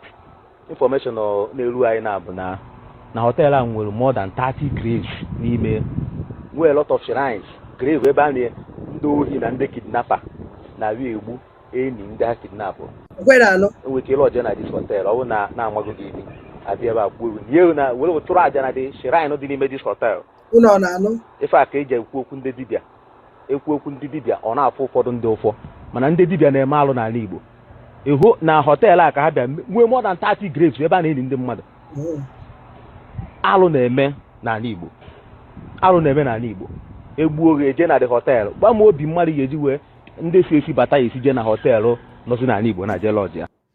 Now, unu fugo okwu this man kwuru ndị dibịa. Ka pụta ogodo that side ka nkwu okwu nchọrọ ikwu nkwucha wee conclude with okwu ọsọ na ndị dibịa. Hotel niile dị na bai, hotel niile dị na ala Igbo a na-egbu ọchụ na ya. Ma hotel Wazulike a na-egbu ọchụ. All this useless rich ndị a nwere hotel. So ba n'ime hotel we nwere boss nkwulu okwu ebe a. Na hotel ndị a niile a na-egbu mmadụ. O nwere ebe a na-atụ ndị mmadụ n'ime hotel. Ịba da place na the whole hotel niile nwere na ala Igbo. Ma nnukwu ma obele si je chọọ nwere point way ebe a na-egbu ọchụ na ya. Ebe a nke ma na-alụ mpụ na-alụla ana niile. Ndị Fulani na-egbu n'ime ọhịa, ndị be anyị n'ime hotel ka ma na-ana. Ịmana ndị nke ndị be anyị na ha na-anọ alike ebe a na-relax mee something ọ daba. Kunu were fụ eje na hotel niile nọ n'ala Igbo zuzugbe mpụ na-alụla ana na-eme n'ime hotel ahụ aja. Ihe a na-eme n'Ọba. This man is na-enwere shrine mmụọ ka shrine mmadụ. Na ozi ndị dibịa na-egbuzi. Ozi ndị dibịa na-egbu. Ndị ụra na-eme mpụ na-alụla ana dị iche iche na enwe ọgwụ fa ji echekwa onwe fa. Ka the spirit ji eji ekechi the spirit ndị fa gburu. Ha na-anọ na mmadụ were eme ya ife so that ha enwe conscience. the spirit of those people I hot. I dey go to catch go to the spirit onye a na-achi egbu wee gbuo the person. Onye wa that is sherime. Asịna na obe dibia. Ọwụna ndị dibia na-eje na hotel egbu mmadụ. Na onye nwe hotel onye na-egbu ya wa ọchụ. So ihe hapụ eziokwu ihe ekwu kpọrọ ndị dibia. Adị m support kwa alụ o. Nke we eziokwu ka m na-ekwu. Sukwuo ya na ahụ o si dị. Na onye nwe hotel onye na-eme mpụ na arụ niile ala niile. Enwe sherine ebe ha na-eme occultic this thing ha. Ọhawa ominu no dibia. Dibia ya hapụ beye na sherine ya je na hotel no sherine. Ọ na-agbaziri onye ndị abịa ebe ahụ. Ọ na-agbaziri onye ndị oke ite that place. Mana ndị na-eme ya wee ife na-enwe ebe fa na-eme ya wee ya agwọ ha na-agwọ ọgwụ. Ha na-agwọ ajọ ọgwụ. Na this man kịta na-esupre da ọda n'iwu so ọlụ udo. Ọ dabazi. Maybe na ọ naghị enyezi so ọlụ udo share o kwesị ije so ọlụ udo. Ewe mee ya expose. Ọ ya na-eme. Ị na-ada dance to their tune.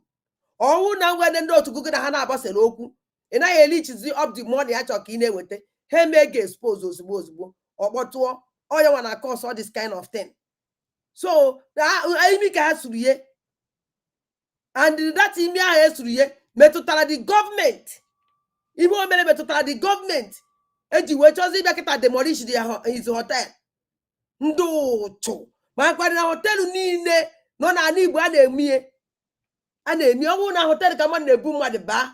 Ọ eburuzie the girl pụta the girl ayịbazie ala o mee ihe ọzọ. Ọnwụ na hotel ka a nọ mee ye. O nwere mbosi nkwụsị jeen na hotel ụwa zuru ike jeen mee investigation why eji ndị amị na-anọ na the gate all the time. O nwere igwe ike ịba n'ime ebe ahụ wee jee mee investigation onye gere ntị. Nke a gwara ọba ka ọ na-eme. Ekwuru m ehihie onye nke a na-eme n'ọba onye aka o si eme everywhere. Ọnwa gwasa ọsọ n'ọba ebe niile enwere hotel ọnwụ na enwere good government eye eme investigation. Unu ya afụ na mpụ na alụla na ka a na-eme that place ụmụ Igbo agwụna na na-ege ntị. Onye ọ na-enwudere eje na the grave egbu onye anyị nie na the grave dị ebe a were eme sacrifice. Alụ na-eme n'ala Igbo. Alụ na-eme n'ala Igbo. And this hotel nọ na main road. This hotel nọ na main road. Nwanne. Ngwa bụ nwoke ka nna akọwa.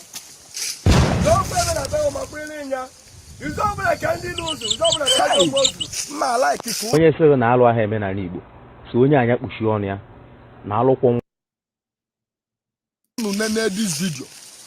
This native doctor ewelugo iwe wee review a big secret maka ndị ọjọọ. Ọ sịrị gị weta ife anụ nwa chọọ ofu ebe mmakwere ya ka mkpamkpa bido kpaba ka ọ hapụ ịdị ka ma na-ekwu okwu too much. Achọrọ m igbu oge unu kịta nenelụnụ ndị vidio ka ọ nụfụ ka ife anụ nwa na-eme n'ala Igbo. Na anụchara m akụkọ maka ife na-eme n'ime hotel anyị na-afụ na this video. Ikele ahụ na hotel n'ala Igbo gwu m ozugbo. Hotel unu anyị na-afụ ebe a bụ ọkụ unu wee na-afụ. Then o nwere ife nchọrọ ime ka unu mara yesterday. Ụmụnne m o nwere ife ngosi yesterday. Ndị si na ha vigilante udo operation udo gachi. Ịmụ every time m abịa n'ebe a na-ekwu okwu. Mma sikere na unu na-ege m ntị. Yes. Yeah, and unu na-ebelieve because unu na-anaghị ebelieve. Unu ya na-abịa na watch. O nwere ife nchọrọ ịkọwa ime ka unu ghọta. Unu n'anya enwere ihe ngosiri unu yesterday. Ebe mmanụ bịala tụrụ mmanya n'anị. Tụchaa mmanya n'anị. Wele sị that na ya anabata na ya akpọ mmụọ nwaanyị ka ọ nabata. O nwere ka o si wee sụọ asụsụ ahụ. Ya wee kpere ekpere iji wee nabata ndị all this criminal udo gachi a afọ ọmụrụ ha n'ebe ha ya nọ. Okpere ha ekpere kpechara ha ekpere denu ebe ahụ ọ na-ekpe ekpere ahụ ewee gosiwo mmanụ ekele ụdọ tọgbọ that place. emecha woman wee so otu a kwa ụda ahụ aka tụọ ya the guy tie ndị ọzọ chịwa ọchị. Ụmụnne m, anụ nọ n'ihu mụ na ụnụ mee mana ụnụ amarọ. Anụ nọ n'ihu mụ na ụnụ mee mana ụnụ ama. That guy emere ibe ahụ enwere anything eme mana eji ha mee sacrifice. Ejiri ha that boy wee mee sacrifice. Just that guy nke mo na-esa ejute asị na eye eme ihe asị ka eje bute nama, ejegote ehi, ejegote atụrụ, ojegote ewu, eji wee chụọ aja. Ka ibe dị otu a hapụ because ebe ụnụ na ndị a nọ na ha na-enwe shrine, enwere dibia na-agwọrọ ha ọgwụ. And the men that na ha na that hall ebe ahụ egosi webe those guys ya anọ wee na-eje ihe ma ha na-eje. That guy ifụrụ atọgburu na ana ahụ mgbe nwoke a na-agọ mmanya ahụ na-agọ ọfọ ahụ ọ na-agọ because of the immediate that moment ahụ ọ gọrọ afọ ahụ tụọ mmanya ahụ na ana ka that guy nọ tọbiri na ebe ahụ. The same time that boy wu nwata nwoke ejidere iji wee chụọ aja and ife agwara ha mee because I found the reason why the onye isi onye ihe a bịara ịbịa nabata maka ife ọnwụ ịbịa nabata ndị bịara ndị ya echekwala ha obodo wee gụọrọ ọfọ wee mee ka ọnọdụ ha niile ije ha niile ka anabefa mmụọ anabefa nabatafa ozugbo ahụ ekekọna nwata nwoke ọka na ọkpa tọgbu ya na ebe ahụ. For what? Kedu ibe this guy mee? Kedu ibe this guy mee? Ihe ndị Igbo na-eme, ihe a na-eme n'ala Igbo dị too much. Mpụ na alụrụ anị a na-eme n'ala Igbo, ọkachasị ogbugbu a na-egbu ụmụ Igbo na since ọpata obie anọghị ya ka mpụ na alụrụ ana na-eme. Exactly ihe mere during time of DOS, Eastern Security Network, ebido ha na-egbu ihe na-eme kịta ka ngwa na eziokwu. Ụmụazị a ụnụ fụrụ a na-egbuchasị, a na-ejide na-egbu ụmụazị a Biafran Liberation Army, ndị ekweteghị n'oge nkele, ndị success mgbe ndị ha wụ a na-ata ha na-ejide na-egbuchasị, a na-ata gị gwa na ndụ na-eme nke a gosikwa n'ife ezuru ha onwe ya egosiri ha. Operation Udo gachi onye mbọsị ka o bido. O nwere mbọsị m bịara ebe a na-agwa ụnụ that n'oge nkele na asali dokuba na-recruit ndị mmadụ. Ana m ekwuru m ehihie were gwa ụnụ that n'oge nkele nwere meeting ha mere oge nkele kedu afa this idiot success na asali dokuba with some gallant men, ndị kpọrọ onwe ha gallant men,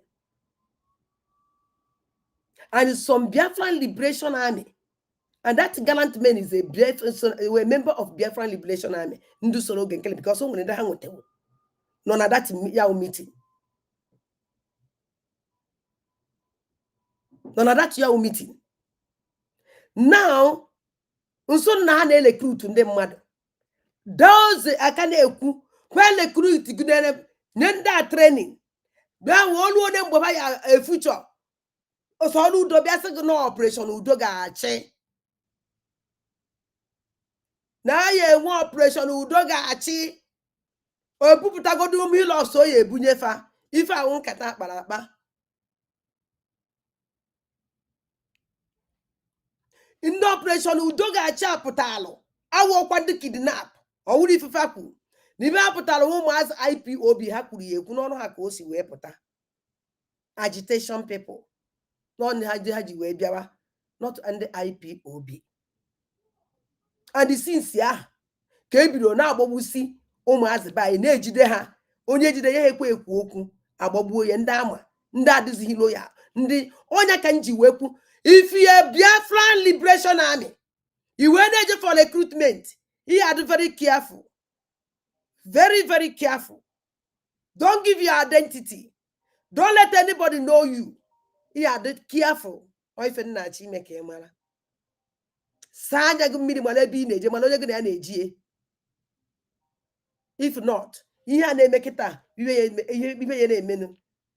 No more to aga ejide gasi ụmụazị ya. Okay, now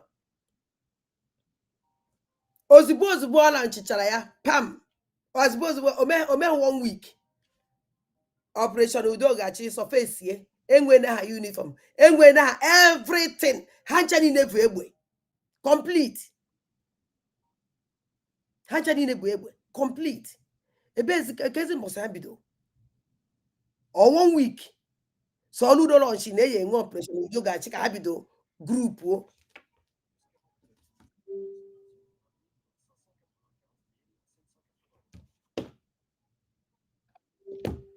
Omba Kahabido. The answer is no. Okay, now my question. Oh, can you see? So no don't Operation Ugo Udogachi ya bia ebido. Kwa na bia so ludo enwene AVG, which means na AVG ademeze exist. Kon AVG or can emebe kon we video for one in the AVG jerija, which means na AVG can exist. So lu the way how Operation Ugo Udogachi ya we to esi we nwe Kedafi ano na n'Imo State ka ebe na akpọ dia Ebubago, and they work on Ebubago na Anambra State. Nwe Ebubago ebe niile dị iche iche na Operation Udogachi. Watch ya ife that Operation Udogachi a na-ekwu ịmara that na ihe a na-ekwu awụghọ dị mara that na emego training ba na-agụzi ofu egwu gosi na nda adị n'anya uniform asari dokubo uniform group asari dokubo ka asari dokubo nwere group ye with his own uniform. O nwere ife nchọmara ife dị iche na nke a bụzi yellow nke asari dokubo bụ red. Chele o nwere ife nchọrọ igosi unu ana m abịa ebe na-ata ndị ewepụtadịrị m ya ọ na m ewepụta ya eji nche ọnya wepụta ya ka m nwere egosi unu n'anya o nwere ntolite 日本支部代表のヘンリー・アズブイケさんです。どうぞよろしくお願いします。いや、ずいけじゃない、でジャパン。で、サミットへアフコ。Our Secretary General, Rewa.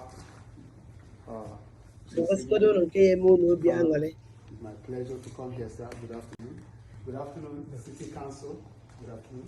今日ここにお招きいただきありがとうございます。令和新選組の高井幹事長、そして所沢赤川洋二市議会議員に謹んでご挨拶申し上げます。Ladies and gentlemen of the party, good afternoon to you all.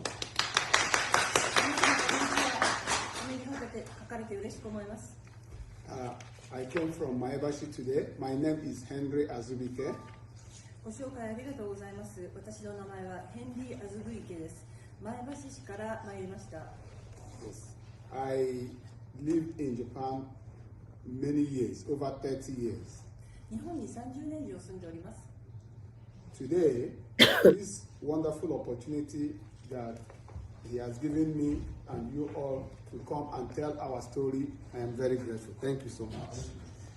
令和新選組と皆様、そしてここにいらっしゃっている皆様、私に意見を述べる機会を与えてくださり、とても嬉しく思います。ありがとうございます。Yes, Biafra story is a very long story. ビアフラに関しての話はとても長い話になってしまいます。But today, because of time, I will not be able to tell all the long story. I will make it very short and very brief.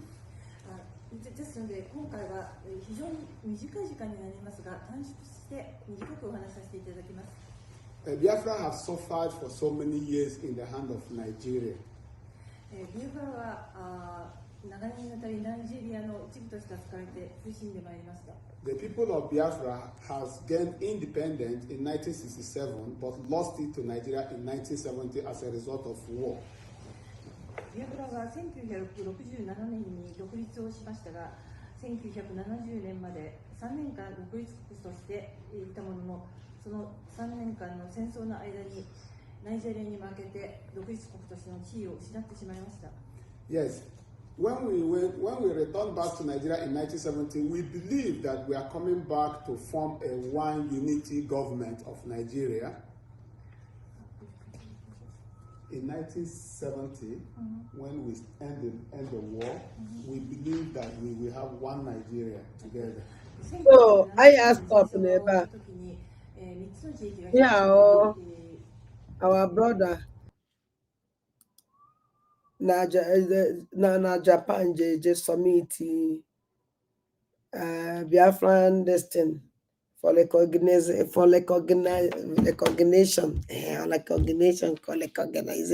then ọ nwere ihe nchọrọ igosi unu kịta baza achọrọ m ị na-egosi unu nso na ife na-atọ ụtọ agwa m unu ihe ọ na-atọ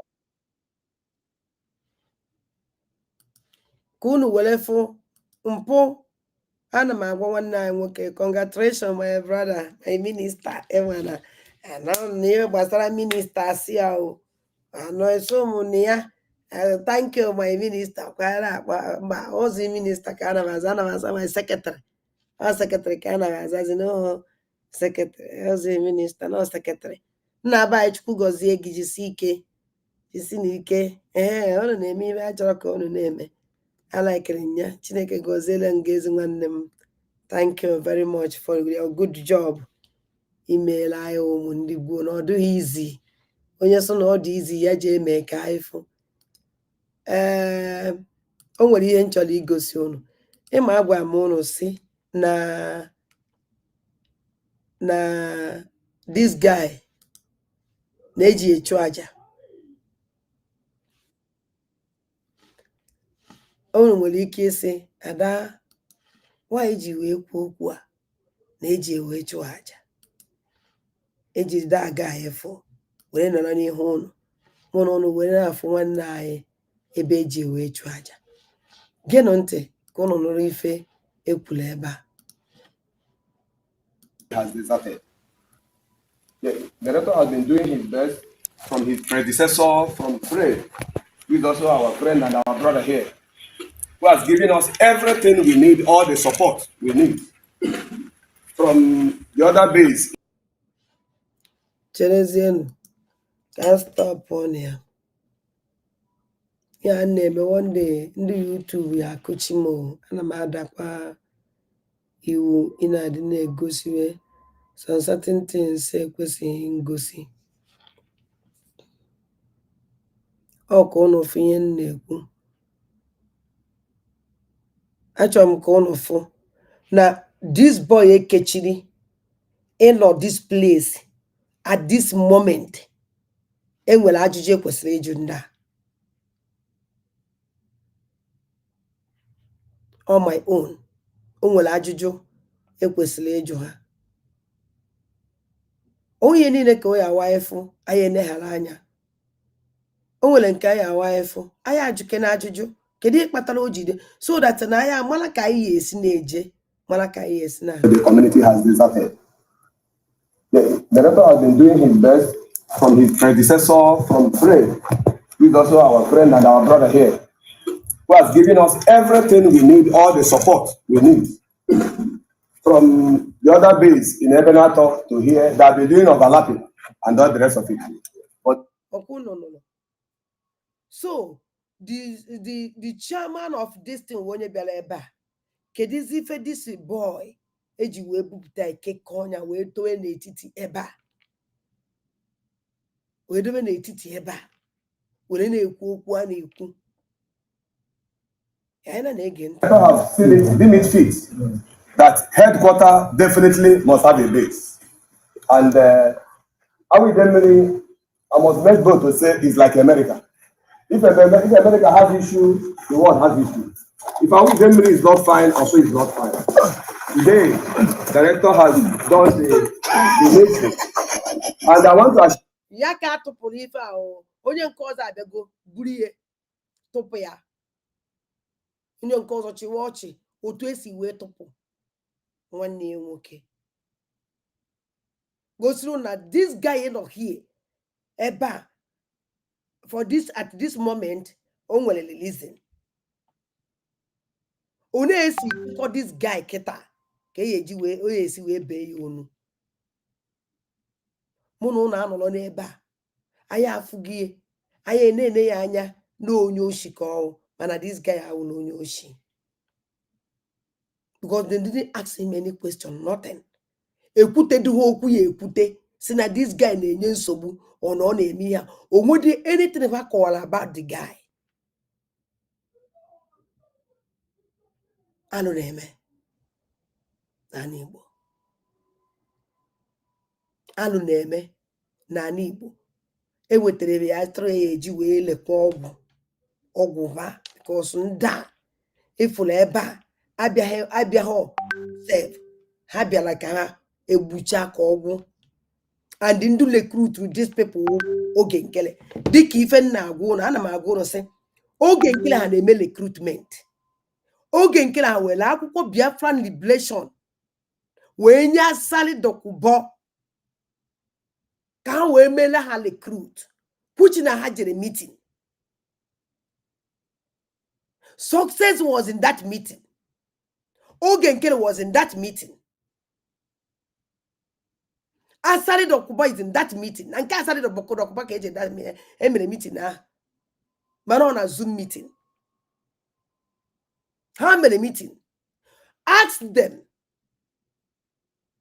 Why eji ha wele akwụkwọ Biafran Liberation?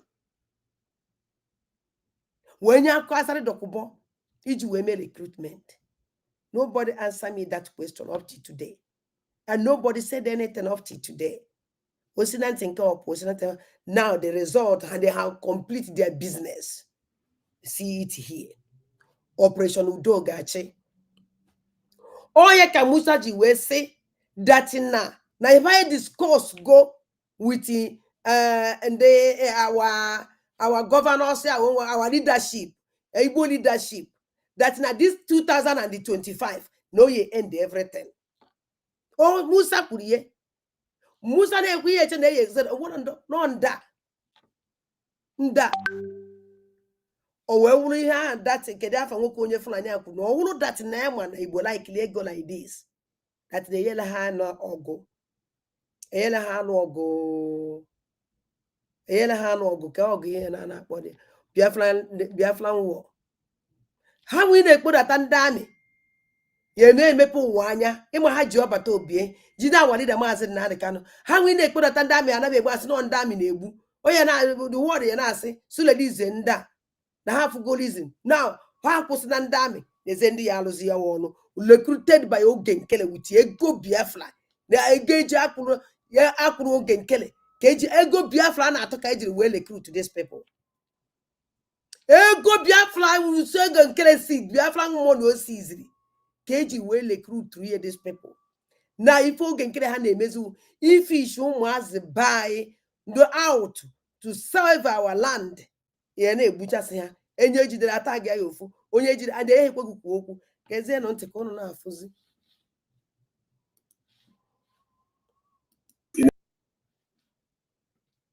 Achọrọ m igosi ụnụ another thing ka ụnụ na-afụ ka esi waste our men na nkịtị na abụ o nwere ife m chọrọ igosi ụnụ n'ahụ.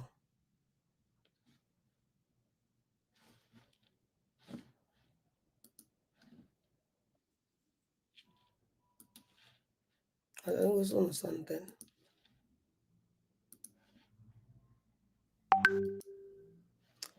And in the bloggers, some of them disponible pour vous accompagner toute l'année, alors n'hésitez pas, prenez rendez-vous dans l'un de nos 150 centres sur lazeo.com.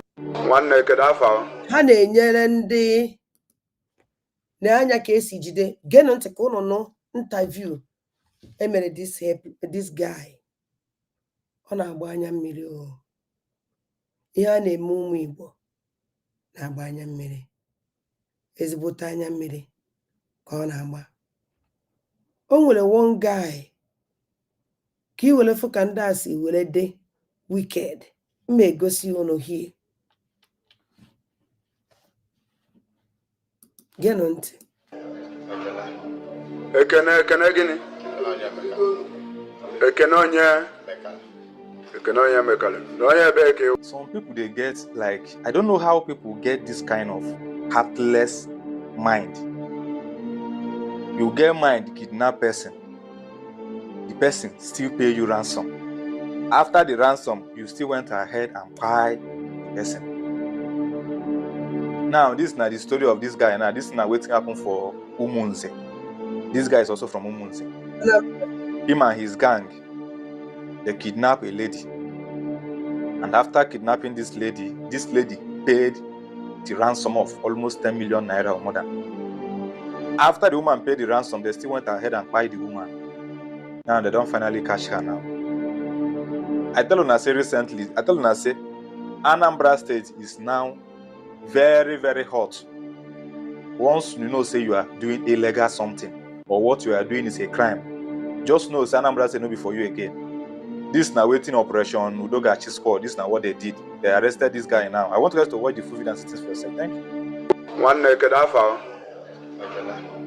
Ekene gini. Ekenonya mekale. Nonya beke u. Ebe no munze. Umizo. Kedibe meliji no leba. Kedibe bota eba. Kidnapping case. Huh? Who are warrior dearly jefuted that woman na park abi? Go a dearly jefuted that woman na park. Huh? Yeah, voted the woman yen and we are working. Huh? Now you couldn't only have some Mana or go have the Hana Unu the Hanabo. Where would you and Abonia? Okay, Luvulu idea when I put the woman 10 million something happy. When I put the woman 10 million something. Huh? Idea. Yes or no? So an apple see the woman again where man. The house. Huh? Una where the woman.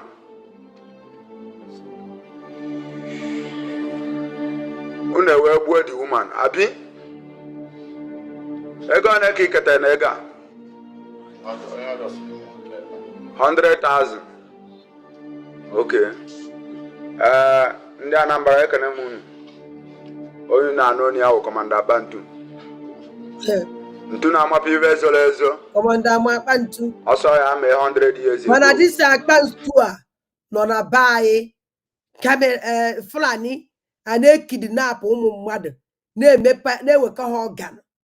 And this Bantu nọ na bae a na-eje na hotel a na-ekwu okwu na hotel wee ebe a na-egbu na-eweka organ mmadụ. Akpantu anọ ya. Akpantu achọpụtaghị ya. O wee wuzie nke a nọchizibe operation Udogachi mgbe nke Akpantu na-achọzi ibe wule ewu. O megodi 20 years. O wụrụ na watch ajụjụ ajụrụ this guy. Mụnwa dị support kwa ihe ọjọọ. I can never support evil. Mana o nwere ebe m na-eje, o nwere ebe m na-akpọje unu. Ka unu were fụ that na wee si egbu ụmụ Igbo kịta. Ọwụ na ịgba nkịta anaghị ekpupụta anaghị egosie. Ema that na Igbo ya agwụ. Onye agaghị esi na-egbu ha one after the other. Asọkwa na-enwela bad boys Igbo. Enwere criminal ndị Igbo. Enwekwara ndị na-ekwa ndị kidnap ọta ka o bidoro. This guy butere mmadụ nwaanyị na nwa ya wee buje na nke Alahaji. Nyenwa m Alahaji ọwụ. Ndị a na-ajụ ya kedu Alahaji dị ibe ahụ. Ebe ebujere na nke Alahaji and a chọrọ ịjụ ya ajụjụ o kwesịrị ikwu maka data Alahaji. Ọ gwara na ebujere na nke Alahaji o wee sị unu gbuo sị na ya mazi ya drop go ebe ahụ njewara ego one ka enyere ya collect 100 million asọ 10 million. Don't cost not 10 million. Adakwukwe ibe ekwu 10 million. Yeah, 10 million, not 100 million. I made a mistake.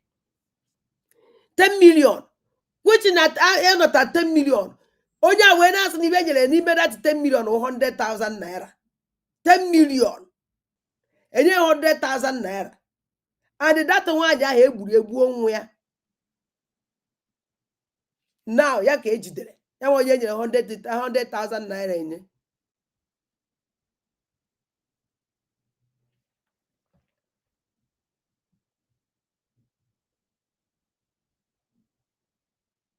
Also, because why are you supporting criminal? You're also a criminal. I want you mazaga. At times, some people are not blind. Only have to chase yaka. Yes. Only have to chan nezoku boyaka. And need me wagon criminal before mal. Onye name me and name and your dear. Everyone know your name even name now. Obe. If one half agi. In as a obe. Ibulu onani wugi ibulu nejari. Magwe obe. Mugone on a bondage. Is that this name first good? I'm sorry for you. Bulu begu jebe no o ya bulu ya na anyi wugi na bai. No mo na gana bo wo no menle. So that Alhaji owo na fachi imi ife at least Alhaji ahụ ekwesịrị ịkọwa about that Alhaji. Always okwu na ijidegodo onye oshi were mmachi ihe na onye na-atụrụ gị asị. Mana ife na-eme na bai kịta etu esi egbu mmadụ bai kịta. Awụzi Jehova jani na wachazi onye oshi. And ndu na-egbuzi ndu criminal ahụ ndu na-egbuzi mmadụ.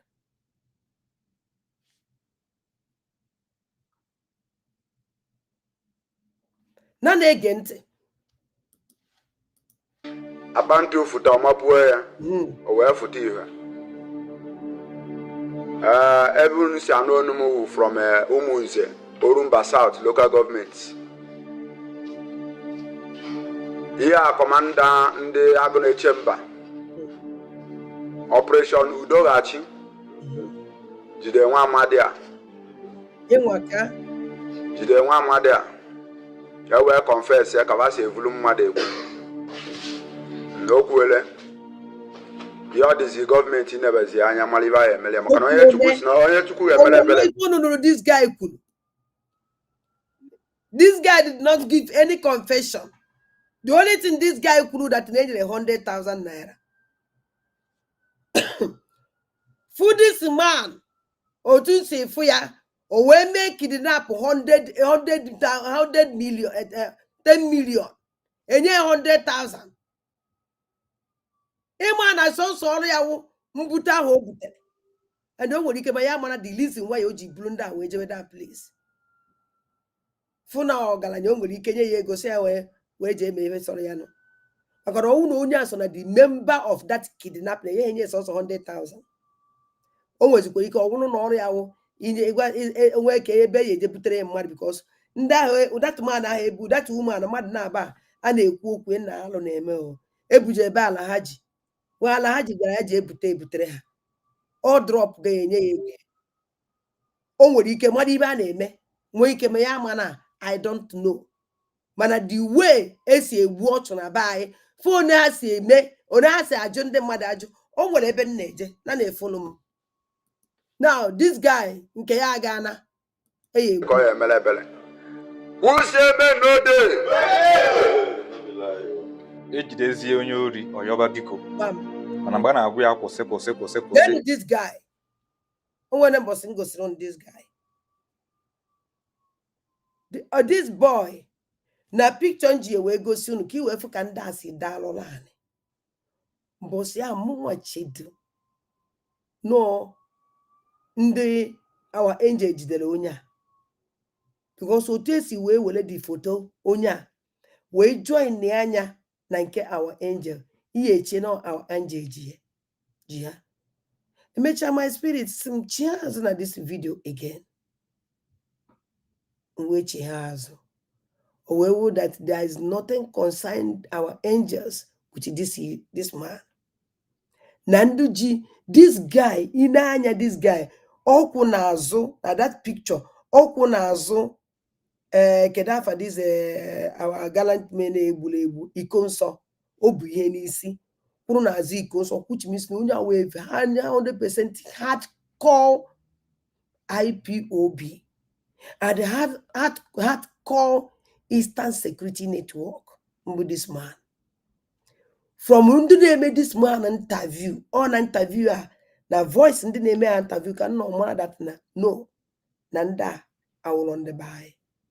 West Nande with Rayon. Can't you has again? Get on to them. Now, this one and another kidnapping case. This guy is a leader of a kidnapping gang at Ihiala in Anambra State. They don't finally catch him. I want you guys to watch the video and listen to all the confession he's making, as he's also mentioning where his gang members are from and how many they are.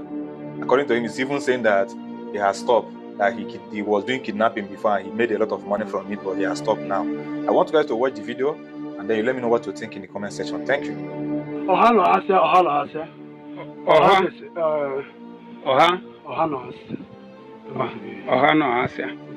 Madobi.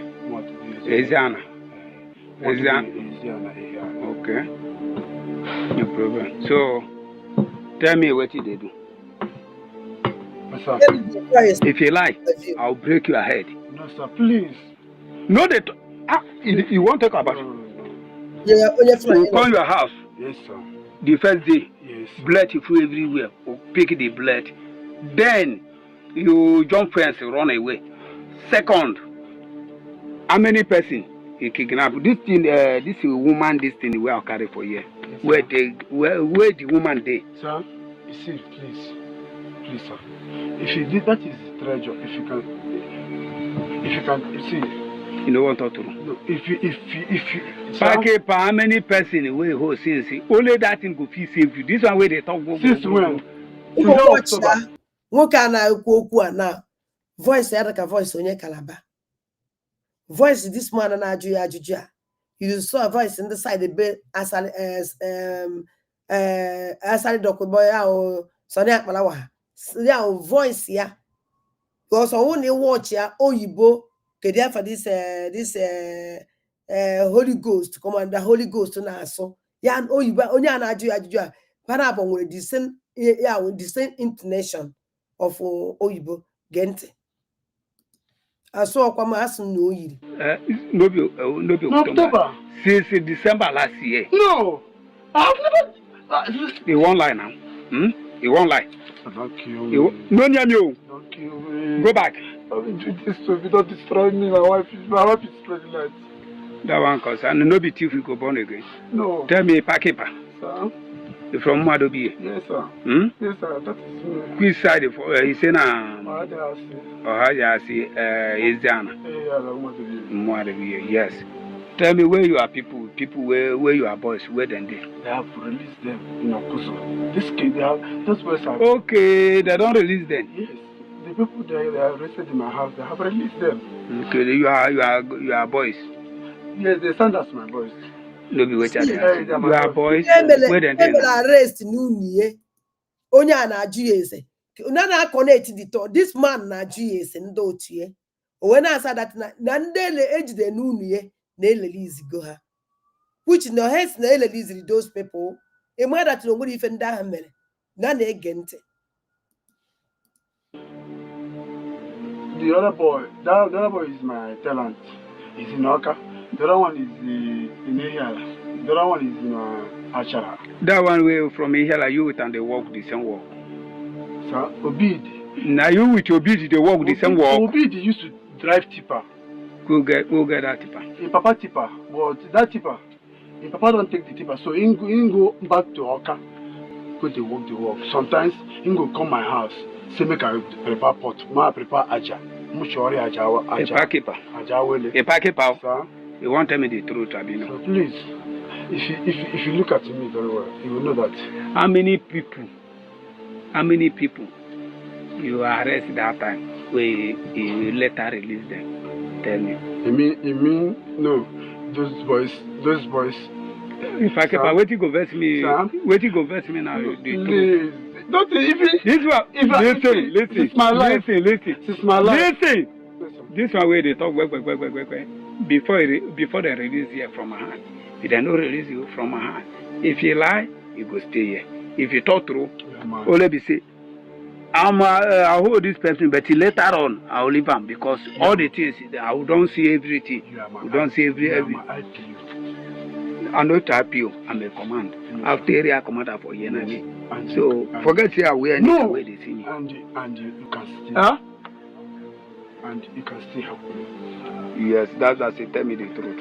See, let me tell you something. Before Kotama, you see this awareness I'm creating now is before I make money. Okay, before they do one. But yes, now you don't stop them. That time I entered that case. Quiz time is stop It's the year I came out from prison. I made this money. Quiz year. I came out 2017. I made this money. No. I made this money before I entered that case. I know they talk about to make money. So I'm listen. I'll change. Come. There's something where you don't want to tell. No, I'm telling him that I'll kill him now. No, sir. You know what I'm doing? If it's okay, if you scattered my body and if you kill me, you believe later find out. I'm telling you the truth, sir. I made this money when I was in this. If they talk about to make money. No. They ask you something, they talk about to make money. Is that money? Is that this thing I'm telling you? Your group. You see what is even funny is this here. You see all these guys that are involved in kidnapping, all manner of this guy, and in fact, I like him because he may analyze on certain things. Because not na this guy a kafasi a Joshi, which no one if the interview no the other this man melon when I'm boji kuna a Joshi or no kafasi and make it happen. One on book will never know to akafasi make it happen or not kafasi and make it happen. This guy a member of Eastern Security Network. Iyenji Wesig now a member of Eastern Security Network. Nwata nwoke ahụ nọfụ onye nọ n'azụ iko nsọ mgbe the program nji bleme egosiri m ụnụ n'azụ iko nsọ enwere m ike chọkwa ya kịta wepụta gosi ụnụ ana abịaze werezie nke ibe nji were nke ahụ datina ọdụ ụzọ na-abọ ekwulu ọdụ ụzọ na-abọ oya maka mmadụ na onye nke ọzọ na egosi na onye nke akwa onye ka nji were this one si ka ngosizie mmadụ na-aba at the same time. But similar the program of this guy, Ononazu Ikonso.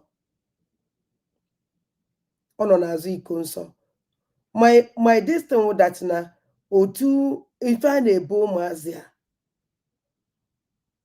Wele bu ha adehemma chele. Kam actually go so the picture of the other Nkanjivume program. And the onye jihi here. Watch asụsụ na-asụ ọwụla onye Igbo ka ọsụ na earlier commander of this area or force earlier commander of what even je gosi unu ihe ahụ ka unu were fụ unu bịazie unu ana George and emesi onwere ebe m take unu to Bijou, mais en me réveillant, plus rien. Non mais vous imaginez comment je vais faire ce matin sans café Nespresso? Inoubliable. Mes bijoux. Je dois récupérer les preuves. Coupé. Nespresso, what else? Et puis le petit gamin il se pointe avec 5 minutes de retard. Alors 5 minutes plus 5 minutes plus 5 minutes, bah à la fin si tu fais les comptes... Mon compte pro? Hein? Donne-moi 5 minutes. Ah mais je veux bien te donner 5 minutes. Oui, ça c'est sûr, 5 minutes. Hello friends, welcome to Magnetic Jigs. Nedi guy. Nenya, ono na-azụ iko nsọ chere ka m bịa ka wepụta ya. Na-enye ehihie. Ka mana m oyi ebu ya ka ụnụ fee ọfụma. Ono na-azụ iko nsọ. Na-enye. Onye nwa ihe a bụ ihe n'isi. Dị onye ejikịta ebe a. Na oyi akwa red. No na-azụ iko nsọ. Shows you true all native doctor ka ọwụ maka ọ sị na ndị na-abịa na bie na the guy na Obioka na ọ na-abịa ka ọ chụọla ya aja ine ya anya na enya ọ nọ n'azụ iko nsọ bụrụ ihe n'isi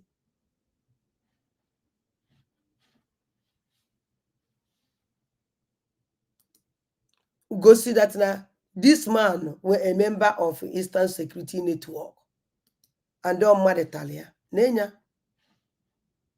And then no Madatina, Ikonso were a member of Eastern Security Network.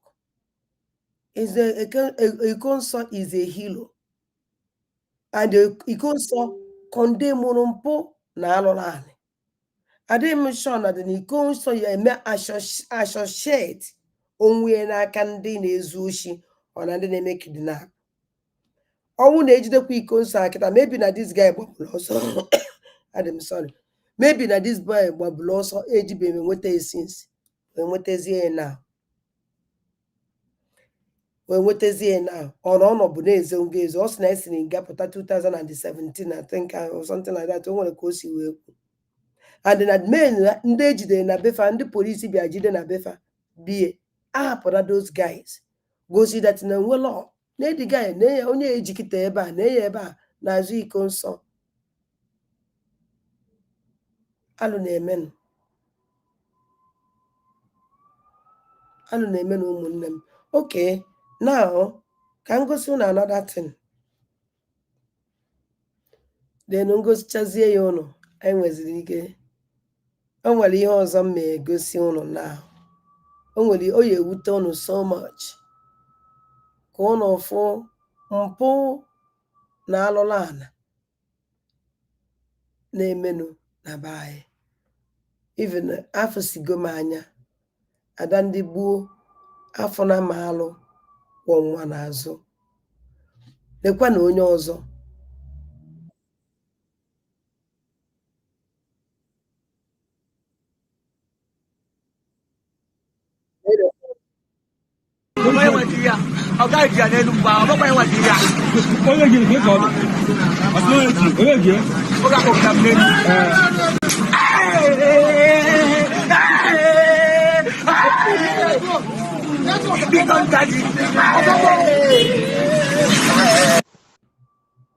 Okuno fụrụ ụdị ọla amara this guy.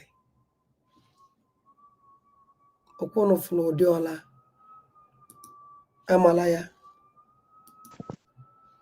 O jọbụlụ ọwụ ihe jọbụlụ onwe ya. Ụmụnne m ya wụ ihe jọbụlụ onwe ya. Okuno fụrụ ụdị ọla amara this boy. And ọ na-agwa ha na o ya nwajie na ụkwa ya jie ekwedu ihe ka okwu kpam ama ha ya ụdị ọla.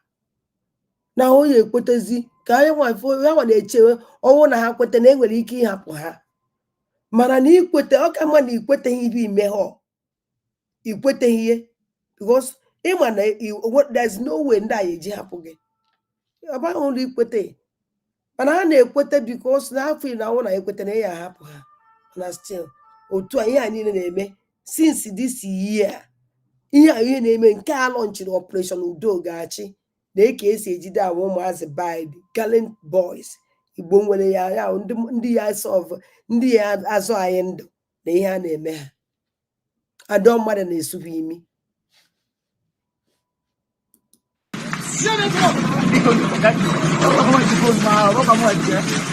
Cái network con này use để ba network.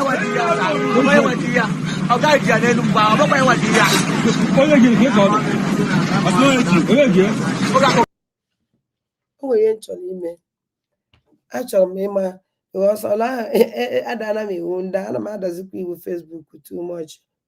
Ebe nna chi create awareness na-ada iwu YouTube.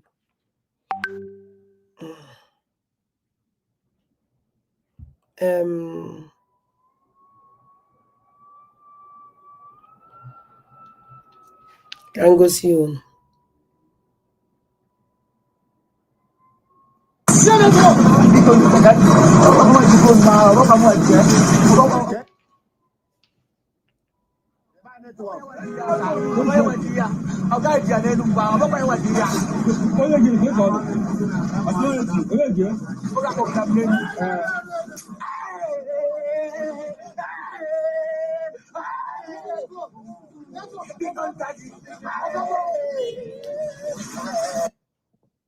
You see, Onake is this guy poor. Mono na leba. anya na-ene nekwa onye ọzọ nke a ohi ọbacha ka o jere ohi ọbacha ka na-eme na Nnewi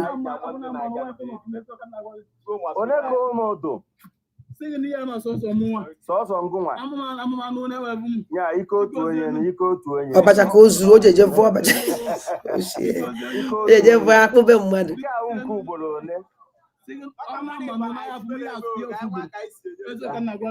kele ebe ọzọ ijegolo ohi kele ebe ọzọ ijegolo ohi ohi gụ na ọzọ ka izuo n'ala onye ọzọ nzugbe na-abụ akpụ anụ ma ọ bụghị ebe n'ebe na Nnewi na ka esaidị ọ na Nnewi n'Ụmụdim ị na-esikwa ndị ofu akpa akpụ ejeje vụọ akpụ mmadụ ịbụchakwa na ifetuo ọkada ka ịta anyị iji ada ejebe isi ụtụ mgbe ndị mmadụ ka na-alahụ ụla kelee ohi ọzọ izugolu abụghị ịbụ akpụ iji egbe eje ịka ya ekwu eziokwu na don't worry ịka ya ekwu eziokwu ịka ya ekwu eziokwu isiri onye ebe dịka ewu onye ihi ala jee na Nnewi ezuo ihe akpụ bịa ka ị kọrọptụ ọba anyị ka be anyị dị ka be ụnụ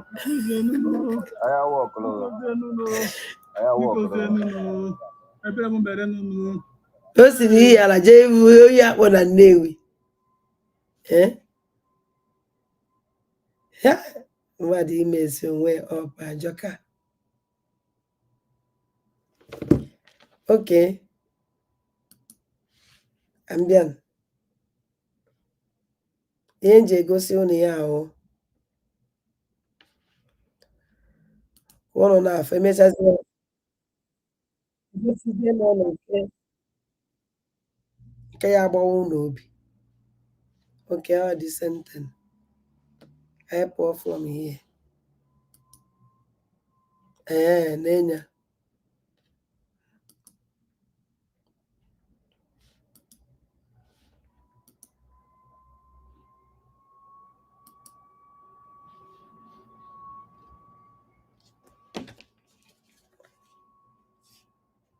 cambia. Oh my God.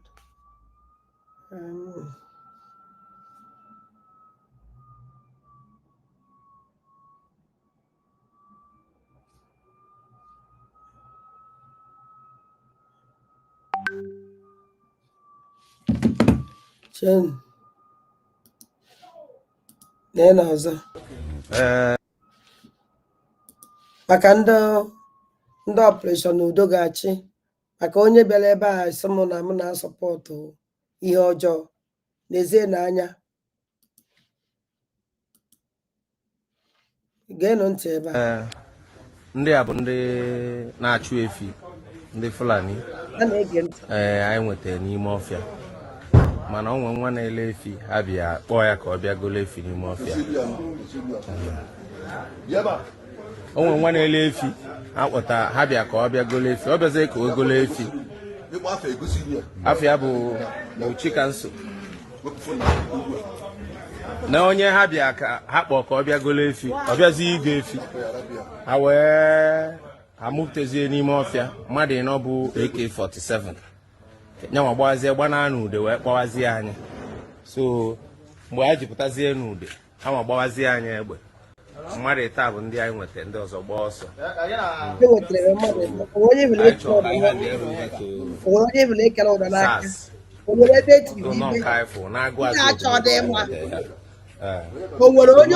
ebe onye ọbụla nọ ya na-enye information na information matters. O nwere onye unu ọfụrụ ụdọ ekele ndị a n'aka unu ọfụrụ ha eke bụ ụdọ n'ọkpa o nwere etidiri bụ ibe o nwere ebe unu fụrụ kọma ọkwa kidinapụ o nke ahụkwa kidinapụ o agbakwara ha egbe o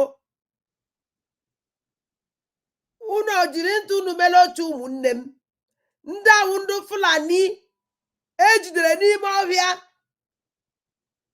ebe kidinapụrụ ba mmadụ onye ejere bụ ikidinapụ gbaa ọsọ wee je kpọzie ndị vigilante wee banye ime ọhịa wee gbawa agbakwara ha egbe Bebe bachejigeziele n'egbe ndị ọzọ gbaa ọsọ ejidebe mmadụ taa.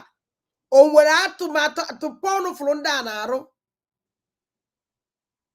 O nwere ebe unu fụrụ echiri ndị a ife. Mana ọ bụrụ na onye Igbo to show you. O nwere ife nchọ na ndị ahụ ịga ka atụrụ fa. O nwere onye ekeghere aka azụ kekọ ya nya sechefa ka ese ndị Igbo. Ndị mere dị nyawu ndị main kidnappers. The main kidnappers. Mgbakwala egbe o. Mana ndị nke ọzọ eji onwekwa egbe ejiwe n'aka. Onwe egbe ejiwe n'ọkpa. Sọọlụ udo na-eje anagosi ndị mmadụ ụlọ na-akwazisi ndị mmadụ ụlọ ndị mmadụ na-anakọsịfa ụlọ na a na-eme kidnap. Nke ọzọ weta waterproof a na-ekpu n'iru ya ka o ji wee kọndem ụlọ mmadụ wee na-egbu na-afụ ma akwụ ya wee akwụ ọ na-afụ ya n'ukwu. Anything ọhụrụ ya disturb ịlụ ibe a chọrọ ịlụ ebe ahụ. Operation vụọ ntara nke operation tela ebe Sọọlụ udo na-arụ n'ala Igbo. N'ezie ndị Fulani jele kidnapụ kpọrọ ndị mmadụ ya bịa go onye na-ege ebi bịa gole ebi olue kidnapụ ọba ya. Ọwụ na Chineke mere amara nwata nwoke wee gbana haba n'ọsọ onye la-atacha na ma ndị Fulani mbọsị ọzọ abụkwa na ma onye esi ebe na masịrị gaga ezi. Ndị ogbe kpọzie ndị sekuriti ejebeje jide mmadụ ịtọ.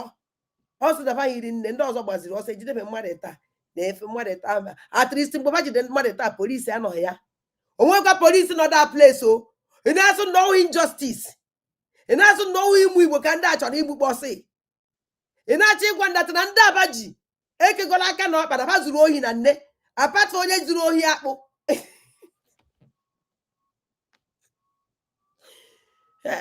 The frustration.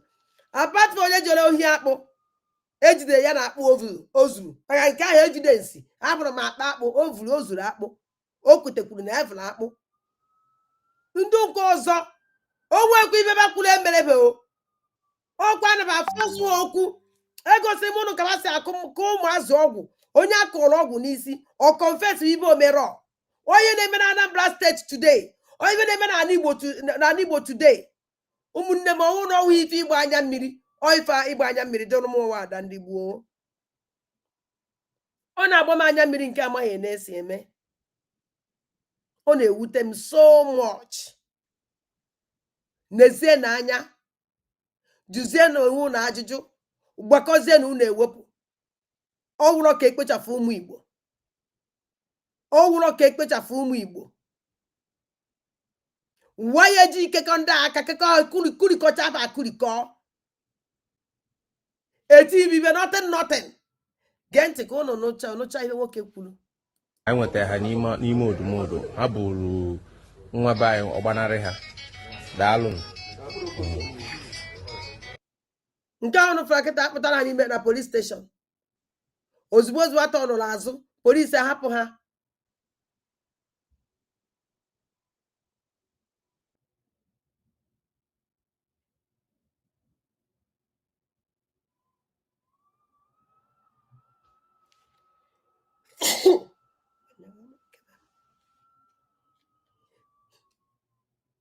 Ọkwụnụ na-afụ ihe dị iche.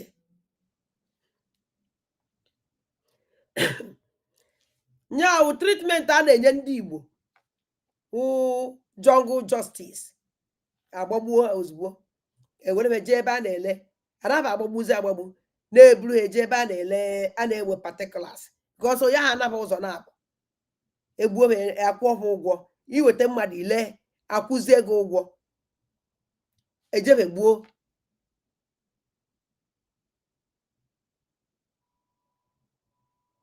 Eje gbuo ụnụ ọfụgo ihe nna agwa ụnụ.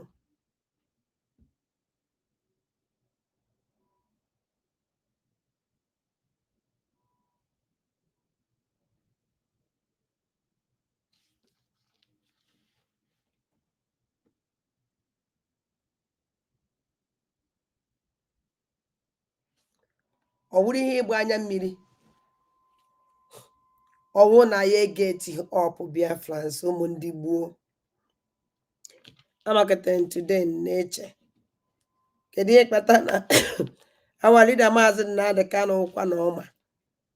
Whether that's 5 state Igbo enyeli. After fire na Atari and Aposnia because no na I had 5 states Israel for ha. One village can Israel na. One state can the whole Israel. At least I na so far so when na so on Sigbo. I build on why with Igbo I na so. Oh yeah, kakwa ya omume. I protect our land. Beef to it with serious, powerful security. Oti Israel si we make men abefa. Israel bi n'etiti ndị ilo. N'etiti iwe niile obodo niile kpọrọ Israel asị. Israel nọ n'etiti ha. Upon that, ha wụrụ dachi. Da ma ị na-eji esi na ha na-eje kpete ndị Kalaba, kpete ndị nka, kpete ndị igodo. Ndị ahụ nwere onye na-anwụ na be ha. Ndị ahụ na-egbufa. O nwere ihe na-eme na be ha. Ha dị ili anabala ha ụla. Nekere anya afụfụ Igbo na-ata. Nekere anya ka esi egbu ụmụ Igbo. At least ndị chọziri isoro anyị. Ha decide ya enyezi ha condition. 5 states Igbo. Igbo hiri nne. Anyị ka nkụ. Igbo ebuka nọ na. At least anyị enwe otu asụsụ. Dama ịbịa kpọkọrọkwa ndị ọzọ na mgbara anyị okirikiri. Kpojuo na-asụkwa na English a na-emebi obodo. Ihe anọgoro onye asụ ihe ha amụ ihe ọsụrụ. Unu eje meeting elego na meeting na lego. Mana ọnwụ na ọsọ Igbo speaking country. Anyị eme Igbo anyị awụrụ dachi. Ibe onye akwuru anọrọ, ibe onye akwuru anọrọ ya. Udo adị. Obodo niile nwere different language na anọ na mess. Serious mess. Ọnwụ na anyị eje for 5 states. It's also on the Igbo. Let us go. Let these people, I will oil, I will everything. We have oil now. All you do now, Igbo can all you do now, even all you do now, blind in the Igbo state. Can you out? The men are told the Ababa. Ndugana Bana just be afro. What can I see Igbo? Or what can I support? Or what can when you do at all, if I name it. I am not dragging down a drag guy. Now, wunda relax ya. On a way me way. I want to promote ye wo.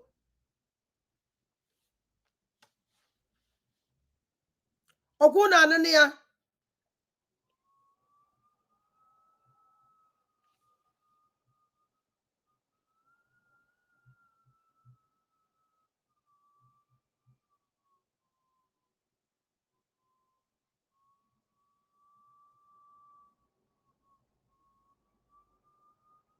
Ezoku niile. The thing I go me ike. Amana me for ba wadi da mazin na de kano. Jiwe no kwete.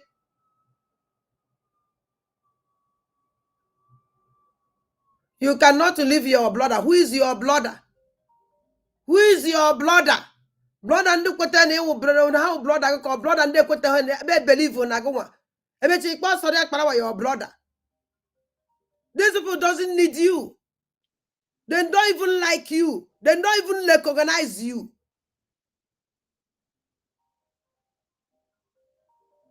Still ayato ofu ebe. Onye na-akpọ n biko when did I akpọ be phone? Emechabe in this program. Oh, kona heji ha.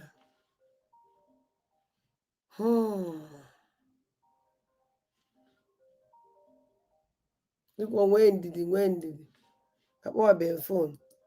Ọkụ unu were na-afụ. Mesa nọ na ya. Unu were na-afụ. I nọ na serious mess o. I nọ na serious mess.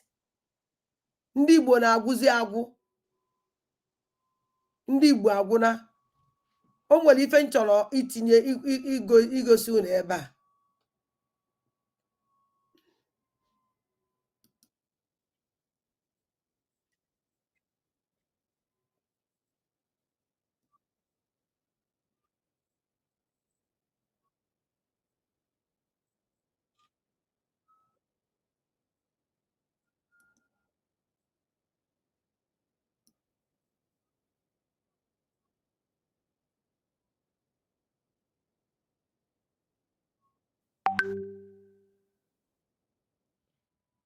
So she has disconnected from this intermediary and has sacked him according to her, even though she has no power to sack. So who?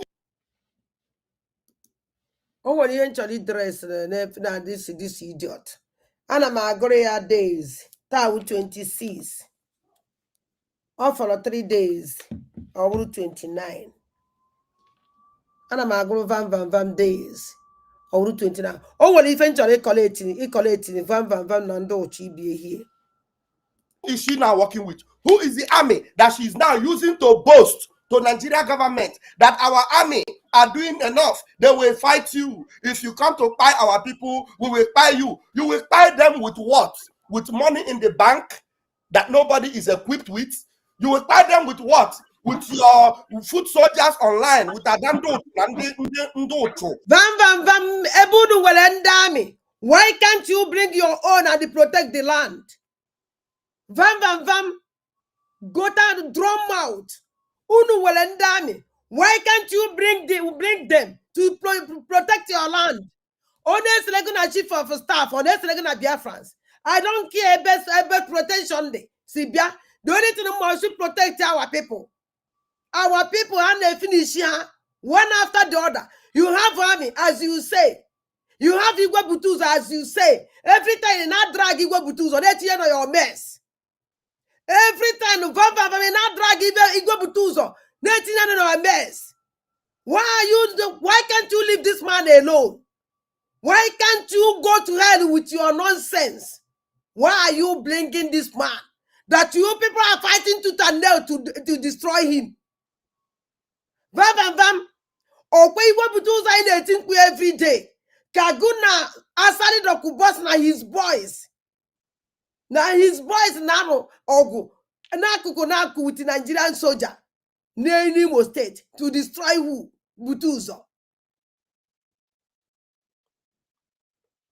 Vam, Butuzo no chori ikpo chapia. Vam, target you no Butuzo. I don't need to talk to this guy, Butuzo, because Butuzo more call. Butuzo more. I didn't the model because all can lean the model. But let me tell you something. Thank God. With which money? Thank God. No signal pota with which money?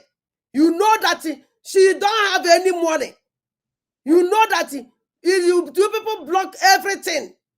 But Ebunu Jego, Jide security, Vam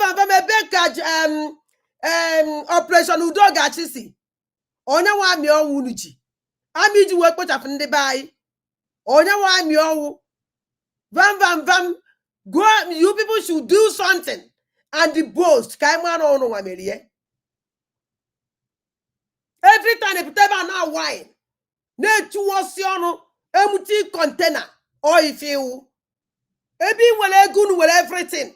Unu jiami. Protect our land. Our people are there every day. Kadimunu mapitana. Kadimunu melen. I thank God. You confess. What no work where goji. Or well, I'm one even now by Biafrans. Our chief of staff have a no money. Negoni na hunu jie. And panunu jega. Una build our army. The only thing we need we buhebu. Are you not ashamed of yourself? Yan wa dandem bonandeg da dando cho. And me finish shigi. Anu ofia de kagi ko se kana pa mafa. Ebi gwo na ogu tie ni isi onwe gide chesi ka ogugu lo olo. Eno kwa ebe agbakwa mu wo. Ikwesiri ya happen ka me ibi mere na emenu now. No one is capable. Are you not ashamed? A woman is the equal chiga kwa nisi. Sino nisi eka kwa kwa. Kino kwa dolo kwa na agbakwa wo. Mbosa ke pita kwa sini ya agbazi wo again. That you can't fight anybody again. Now you are going to focus. A fight. Now it's ya kwa so. Ebu pucha ela chara kwa. Mboso una answer ma ya agbazi wo. This is me. Buso na nsị na mgbe enwe ike ikwukwa maka gị mmekwuzi maka gị mana ihe ekwucha tata echikwugharịa because you're not a man. Ibi wu tobo zombie or if you na na get this idiot ntị o nwere ihe nchọrọ ịkọlate I will be exposed more today. With who will you tie them? With Pastor Rose in Germany that is destroying everything that Prime Minister has set up. With who will you buy them? Tell me. Shameless something. So you listen to that message yesterday and you will come back and say, why are you fighting her? She is fighting Nigeria government. She is speaking. Nigeria is a political criminal country. And because she's coming from that political system, PDP, because she have her own goons in the north that she's equipping with political powers, she know the language and how they speak. They speak, but they don't do. They are all liars. Nigerian politicians are liars. And this woman is a capital Nigerian politician. And I have video to prove to you that this woman, she is nothing but a... Share the video. I'm here for that video. But let me address you first. Let me tell you something. Zombie, one sentence zombie boy. Can one want to name Maro? Why can't you get it easy? We happen with a woman who need to quit to one your problem. Oh, my question. A woman need like organize. Now, what is he over 1 month now? Kena chi imemina muhie over 1 month now. Kena chi ime kahapuzi ime exist again. It ain't capable to stop her to not exist for not existing. Ime muhie. Even that na no go if you water. Why you need to go to Guanoma America gike? It's very strong than you. Go and walk in our quarter, no mammy. In you, mammy, in you to mammy, in your nakoko, and I knew an roge, ebia unwoke.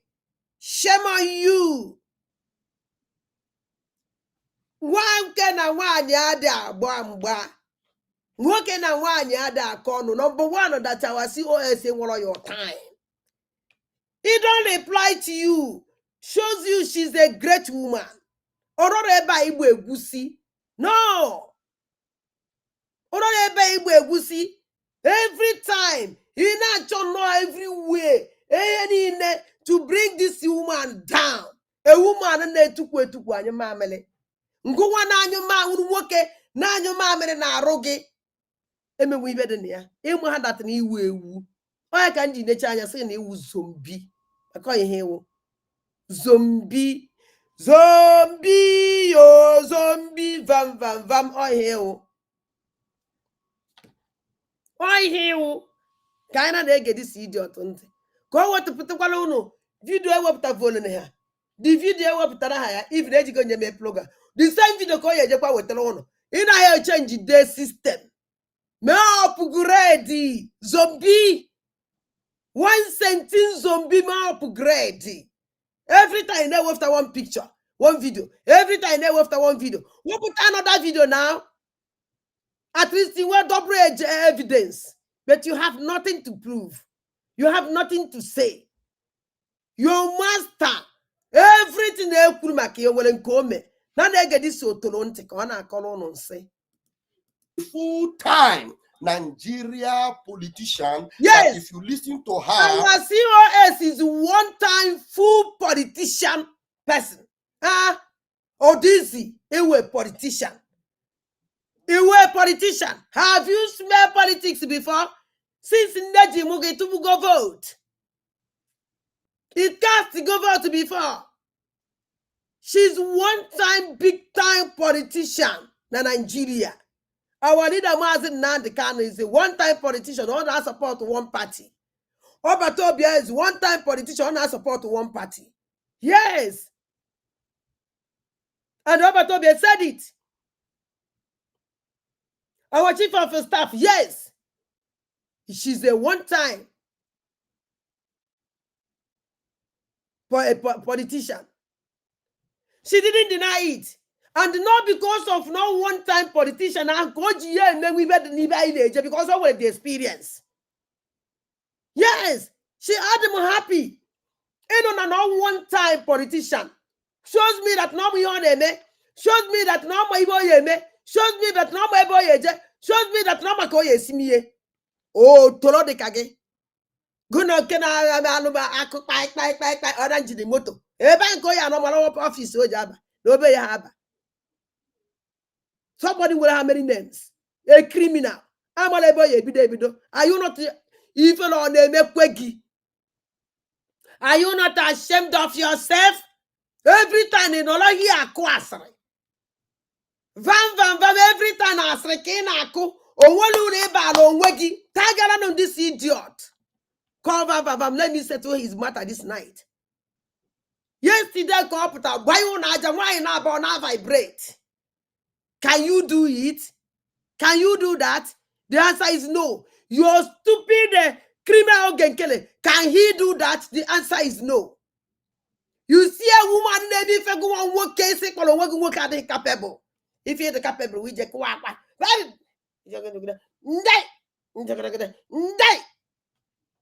the whole point we were we buy memory.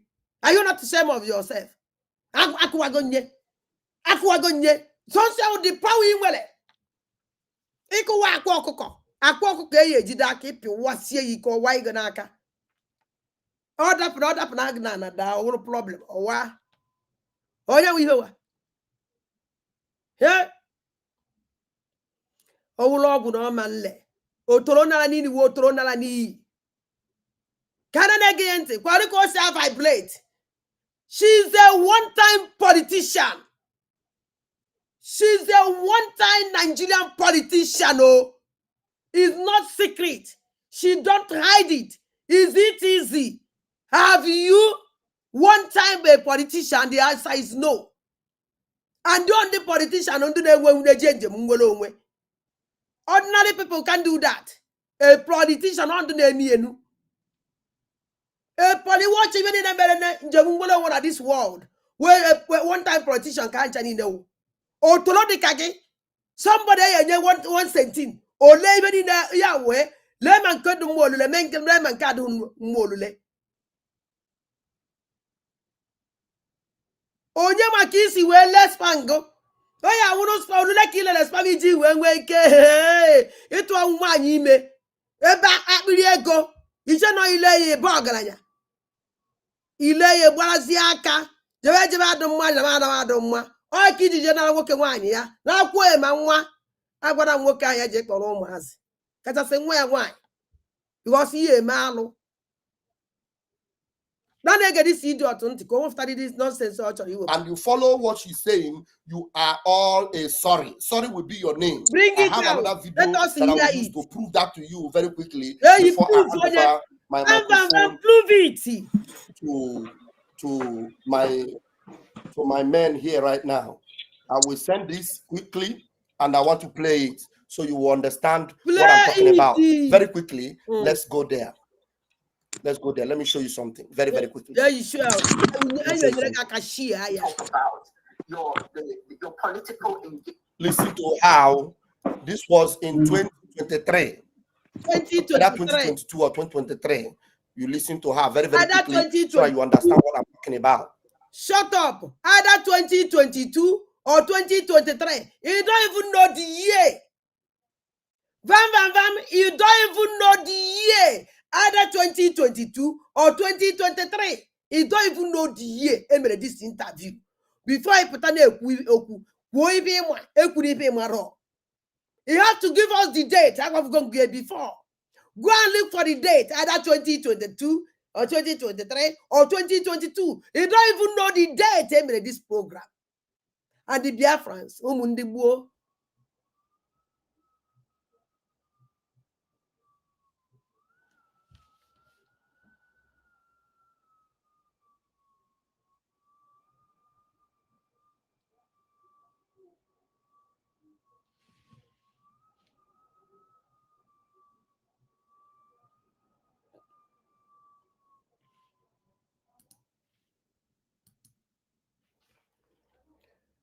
So let us hear our chief of staff. Kunu no interview emele nwanyị ọkwụrụ ọka. Anybody name a politician, even in a funa merene no agitation to liberate his country or her country. No politics. All of them. Onwebe nke fula no na politics. Hanchani na one type politician. Owemenya. Why you go no this nothing? Anyone who do this idiot to bar. Sons who know about we just go up on a million. Sons of power. Idiot to and when he way aqua, polo to polaqua. O buria kibuani that jet 2 years. What at we oh wago, ojego, oh no cho. Or could now 14 days. Tau 26. H2 27. 27. 28, 29. E were next zele go menani. 29 and bam. 29 and ya udo numbers. That 26 or 27. Cambia. And where date? They may make mistake. 26. 20 Monday 27. Wednesday 29. And then they go walk all. All daitala. Dache 29 on Wednesday. Oh, I know they walk. On Wednesday, I don't know they walk. Oh, I dey my house. Oh, e wan mele go menane. E wan complete telegie. Chuando na chumeze bube. Chubando na chumu na wewe ike. On Wednesday kama gwala gi ya webu. Chubando na chumu eze kacheze. Chubando na chumu na wewe ike. Ewa mike cha cha. Kai geni yente. Unu nanya our chief of staff here. The picture, unu afu not very young. Unu na age yanya kita. Na age yanya mbo me this program. Unu afu that na odd young here. Then age yanya na this interview. Then age yanya kita. This idiot, tolona ni zombie, 1 sentence zombie boy, call vam. Amadum wemele, amadi diye. Emele this interview. Why oji akpom? Listen to this woman. If we talk about your political engagement, you have an organization that Wacholomukunu gente. No interview. Emela our COS. Kunu funa this woman will everything. No one not standing more strong. We keep moving forward. She have everything to make Biafra people good. Geniente. This interview will put out the quality of this woman. The kind of person I need in a Biafra land. Jackie go back, yo. Emokwenike to chaya tata. Echini no fo. I turn on against her. This am a journalist to. Ana kwa magwayo unu. Kono mwala kwa amala. Ogwa mbwembe bihari. Una asima ada. O uzukibe kuruka neme. Okuibe kuruka neme. I'm a journalist. Journalist adema aside anything. Even for unkedo masu no duma. Nkado masu kwa no duma. This is me. You're helping a lot of young people to run for office. Just talk a little bit about that. I think that's important. I don't want to leave that. Okay, thank you so much, Professor. Oh, a little bit about that. Because of my passion to make sure Nigeria is what it's supposed to be. I don't know why it is not moving. Let me bring a better image that is moving. So hold on. We have our group, the NCW. Let me bring a better image. I think I've downloaded it. Let me bring a better image that is moving so that you will see her mouth as it's moving, and she's actually doing this for the zoo. Let me show you. Briefly talk about your political engagement. You have an organization that you're helping a lot of young people to run for office. Just talk a little bit about that. Let us talk about your organization. Your organization for help the young people. Okuru na ano na na-ege ntị ka anyị mara ife oyi ekwu mana na this organization now all for ndị Fulani for this organization now all for ndị Hausa why na this organization now all for ndị Yoruba eyi na na-ege ntị ụmụnne m. I think that's important. I don't want to leave that. Okay, thank you so much, Professor O. A little bit about that.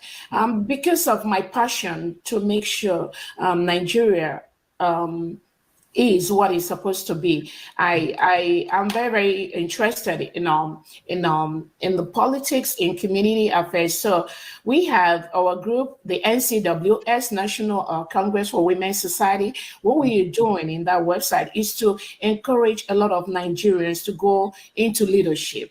We are teaching them what good leadership should look like. We're trying to let them see the bigger picture in Nigeria. And based on that, those that are seeing the what good leadership looks like, we sponsor them, we support them to run for offices.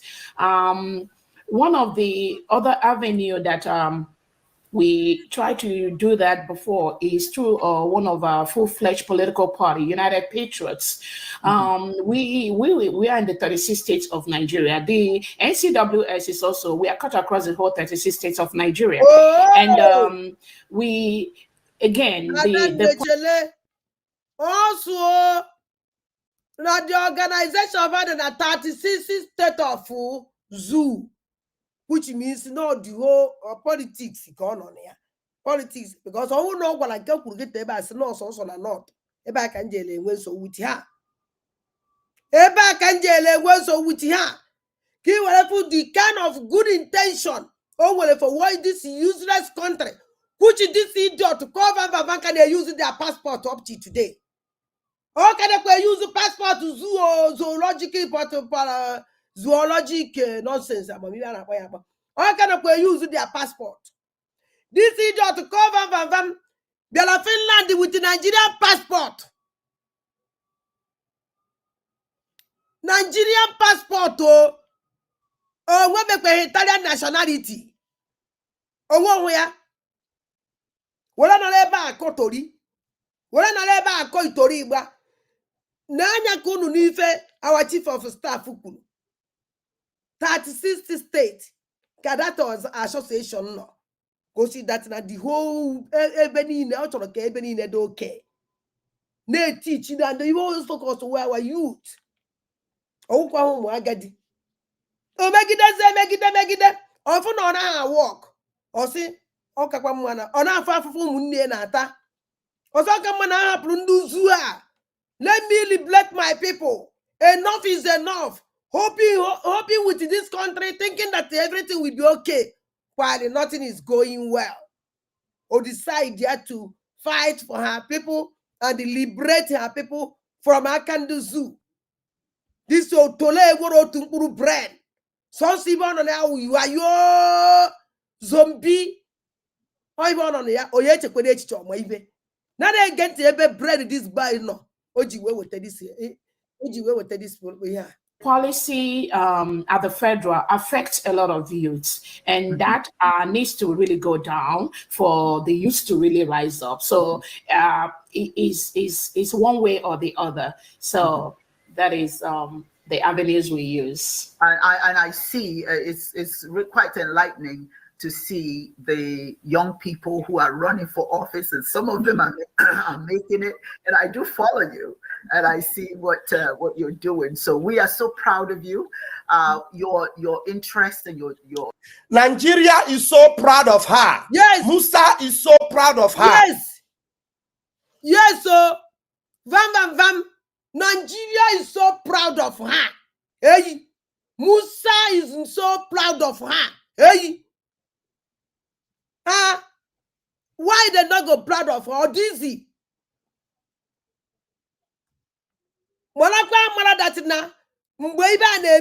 This guy that John Vam.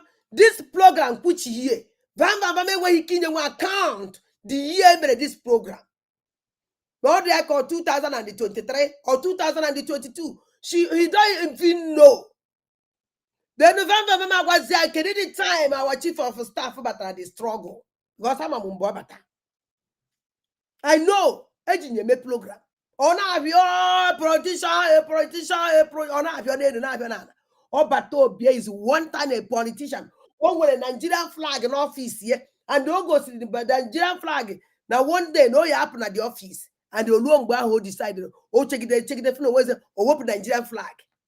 Or one day, or I didn't imagine that kind of his own party in Nigeria. What are you talking? But you're still with the Nigerian passport, Naka. You're going to Nigerian embassy to renew your passport. You haven't rejected because you are still with their property. Look at you. Not you are the Nigeria plan to bring up Atobie down. You reject Nigeria. You don't like Nigeria. But you plan, you collide with them to bring up Atobie down. 3 wise men. Or if you can wegi. If you're not gonna wise, get able to get today. Echini ne toharia. I will not and I'm in Jozo. Echaharia namo. Ejama was on your number. I'll go down with the program. I got Mononia and they say, say. Van Segdes a chop to call in you. Ono man was up at an acun, what is here, Jude? Oh, said June. Van said June, or was in Caporana bread. Or by your obata, attack engine or Cacalaco. But you're not going to money. How can you play the mono the program? A boss in a way, you're not fighting because I better. I'm not fighting bring it down for what? Why am I just fight to my sister? That I can't find what am I gain if I bring her down? No, lose the tata. What's it or blank or joke blank her down? Can I get this seat to Jotunte? Oh, you're not just not even open. Chedren agree. Tinubu and the rest of them, they are very proud of her. Why would they not be proud of her? Hey, Yahweh, Colabadue, Otolonalani, hey, had proud of her. What is going on here? Program equal capable was Emily. In 1 year, Emily. You know nothing about this program. Every time you not palette with 1 thread. Every time I palette with 2. What are they boy? What is why a boy? Vam no pray upgrade. I'm an upgrade your master. I totally go ne. Totally need him. Total everything about him. Every time I know what the new things. O neki ne with it. In our palette with one program. One program. Zombie boy. One program came up palette in the wolf of the sentence. God, I you born this program will make program. How many times? I don't do program with it 210. Vam. This program will make program. Can you work in the fundraising on rubbish yesterday? Are you not ashamed of yourself? Shame on you. Can again to go Kucha? I was chief of staff no. Because she's working to stop Biafra and she is making sure that funding of our liberation is completely paralyzed. Paralyzed completely. That's what she's fighting. And she has failed and she failed woefully. And please, anybody that is giving her money and you are not asking her, the money we are giving to you, she tell you that we are not doing account, oh, we are not doing account. Vam can you ne back order. Nkane nyuno vam ebe ka ode nkunu ji na account I owe you loan unu ji how many thousands boy Biafra me I owe you loan where is the money vam Cryptocurrency. Ego niile me na cryptocurrency ebe ka ọ dị. Unu niile siziri ihe. Unu siziri ihe. Van fundraising niile a na-eme ebe ka ọ dị. Unu siziri all of them. Onye bịara ebe a kịta kwuo na o jighị ego. You said it here now that she don't have money. Which money can you take care of our Biafra Liberation Army? But you know that she don't have any money. You said it here. So Biafra say Abazitria with this fundraising name do bolo name nice in Finland nata. And a few don't damn you no kwasasri. Bobu sendo no bobu siri. And I chicken not a no. Oh yeah, you within one month. During that day, this question is coming, not now. Welcome my question, but not now. Until after that, yes, they will take enough money. If you will build those people. Van, do you think that I'm game on Azu? But me pay this game on Azu here. Van, oh yeah, the supplies. I have a big package for you people. When I will open that package, also you are going to wake a load. Only what of Arabia. Now we day here. Van, now we day here. I know they go front, I know they go back. And you dissented. Because I don't want to wish him all. It's an anjam. In your room 14. I would have 14 man. I'm on the beer fly. I told Mamma. I can Akachukwu. I'm on Nakam Docha.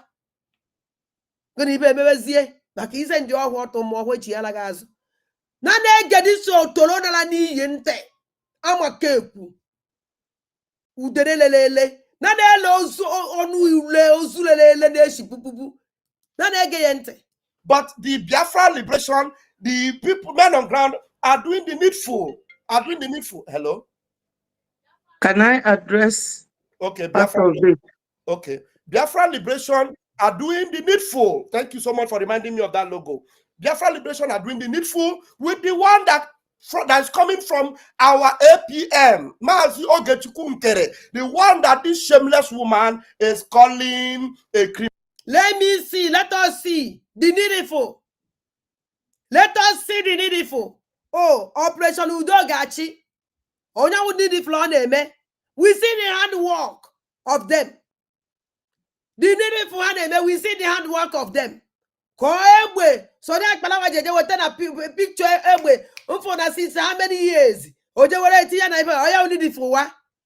After for table and tell the camp na Twitter from over Twitter and chia. Ungalo nama.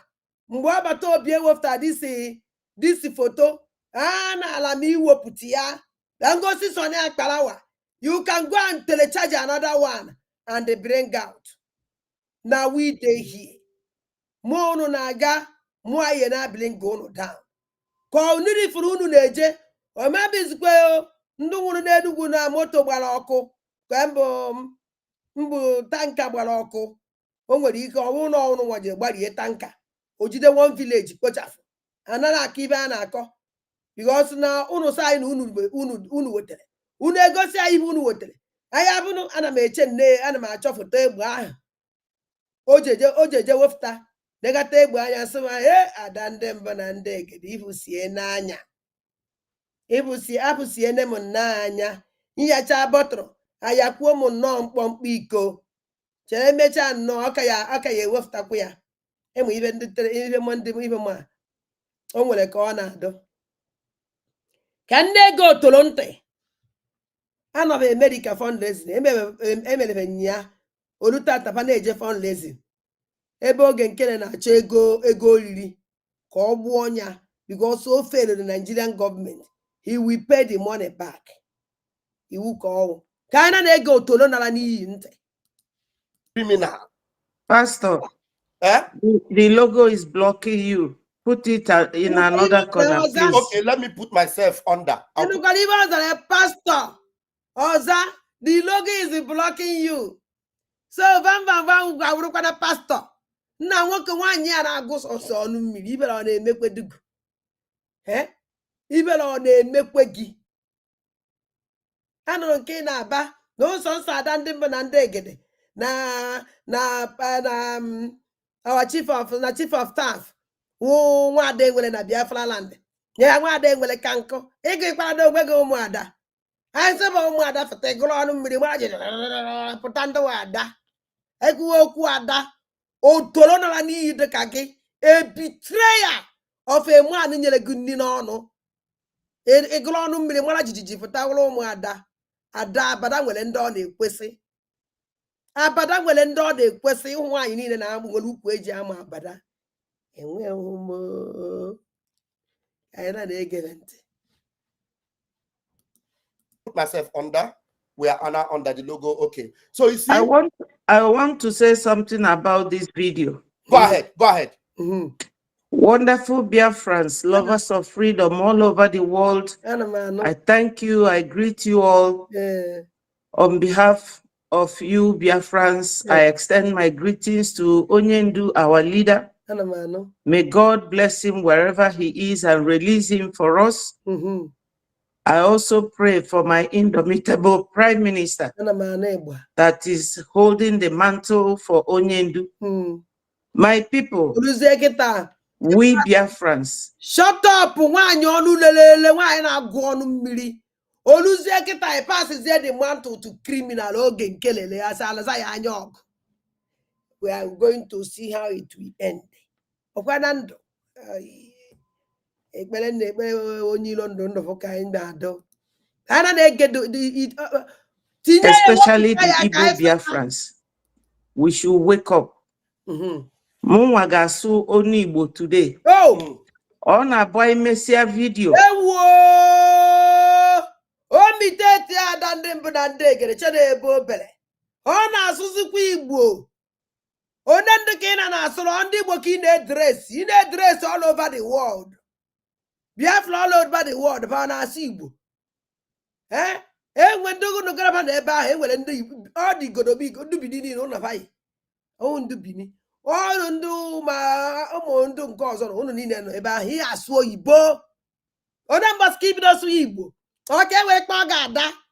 Ọ na vidio ka ị na-aba mba na ya wụsọ nsọ mbụ na ya na-agbawa ada. Ọ na-ewe gị. Ọsọ ndị owende. Onye ka ihe ejisi Igbo ama na ya kpa ga-ada. Nne m wụrụ ada. Ada Igbo na-adị proud of them. Ada Igbo ebe ọ na-aba nọ na-eme na Ada Igbo. Ada Igbo adịghị disgrace so ye disgrace to the community. Isi na we nyonyopụta. You a disgrace to a mother nyelegundo. You a disgrace. Nebu ụmụ nwanyị niile nọ. But you know with a man, recognizing as a woman, and when even a single respect to you, you are an idiot, in fact. A small boy, now, Nedukisi, I just biko, you poku. Oh, no, recognize the guys as something in a popo, your video complete. And I forgot. So, no good up, Tabakanina, so ye. Or I go ginger Tiagani who got forgot from her. In our so ye. In the job we got and you may know we get belly. Shame on you, can I go down the ya go pata? Adan kita na ada di oranjo. Ewelu video anyị bịa na-akọ anyị ọnụ n'iru unu una na-ege ntị. Ọ bụrụ eni Biafran ka anyị na-achụ. Anyị na-achụ ndị ilo anyị niile nwere in common. Kita Gumi agwago ndị otufa dịka Ngozi to recruit people. Ka e wee je chụpụ ndị IPOB. Ya ndị liberation. I could never connect the dot. Even way through confession, can this man be here? Biafra umundi buo. Even way through confession. This woman amaron boku okwa. Na Gumi agwagondo tia. Hale crew to ke we just na Igbo chief ndo IPOB. While no operation udo gachi. Onu mgbe operation udo gachi kwuru ye. Na nke onu zi ofuma nke Gumi kwuru. Mana mgbe the criminal fa group which oge nkele kwuru ye n'ọrụ then don't hear it ya ka ọ chọrọ transfer iwe n'okwu ahụ ndị ahụ kwuru maka ndị ahụ mee mistake by ikwu something like that. Ha ka na transfer na Gumi sosi.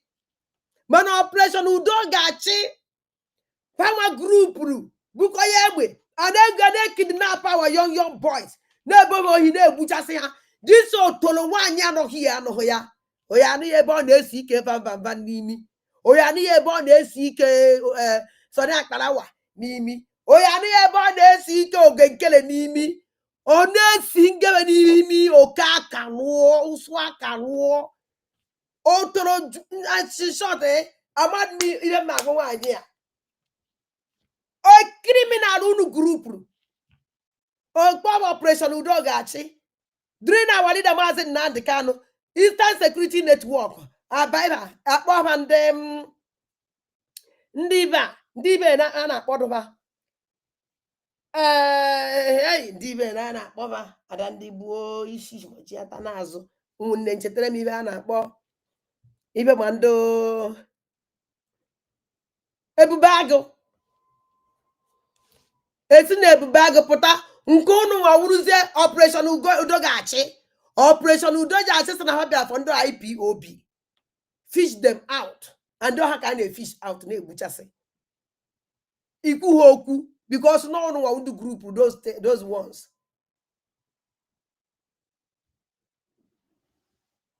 Oh no, otolona ni kana na-ege this ndị idiot nta anyị na-abịa akparị gị owu na o nwere ibe karịrị mkparị mmenye gị owu ibe karịrị mkparị mmenye gị n'ime n'itinye n'iwu idiot.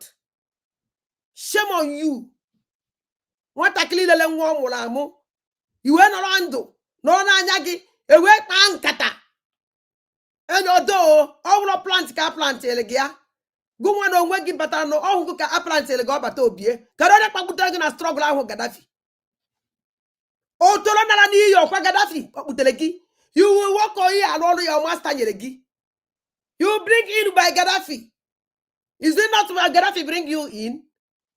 Because na I gwara Gaddafi n'iyi anụ ya ịgbagote London otoro nara n'iyi ịkpere Gaddafi nkwa ime ke nonsense ntara nke ga-agba na social media try ya anụ ihe awụrụ slave n'aka vam slave n'aka Soni Akparawa slave n'aka Ogenkele onye ụchọ na-ekwu okwu nami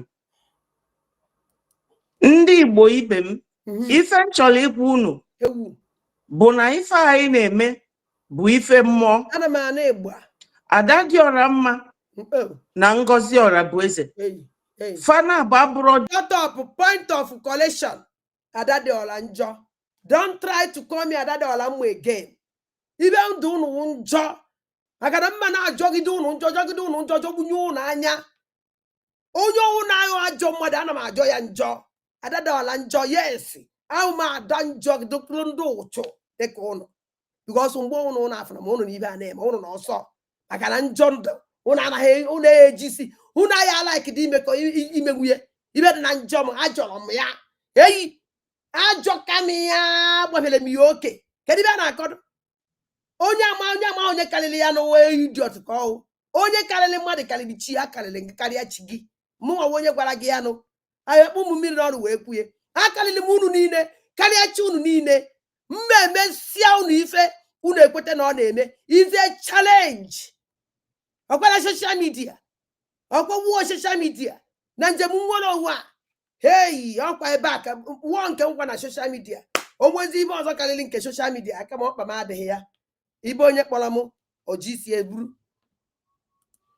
na na-ege ya the only Ada enwe na Biafra land ọ bụrụ sọsọ fana bụ nwere ọnụ eji ekwu okwu ma ọnụ eji akọ mmadụ ọnụ mana the reason kpata na m nwa ada akọfa una na-ege ntị ọ bụrụ eni Biafran ka anyị na-achụ ndị ilu anyị niile nwere in common kita gumi agwago ndị ife okwu na onwe eni Biafra ka ba na-achụ kwuchimiso nwere ndị ba na-achụ na na-ege ntị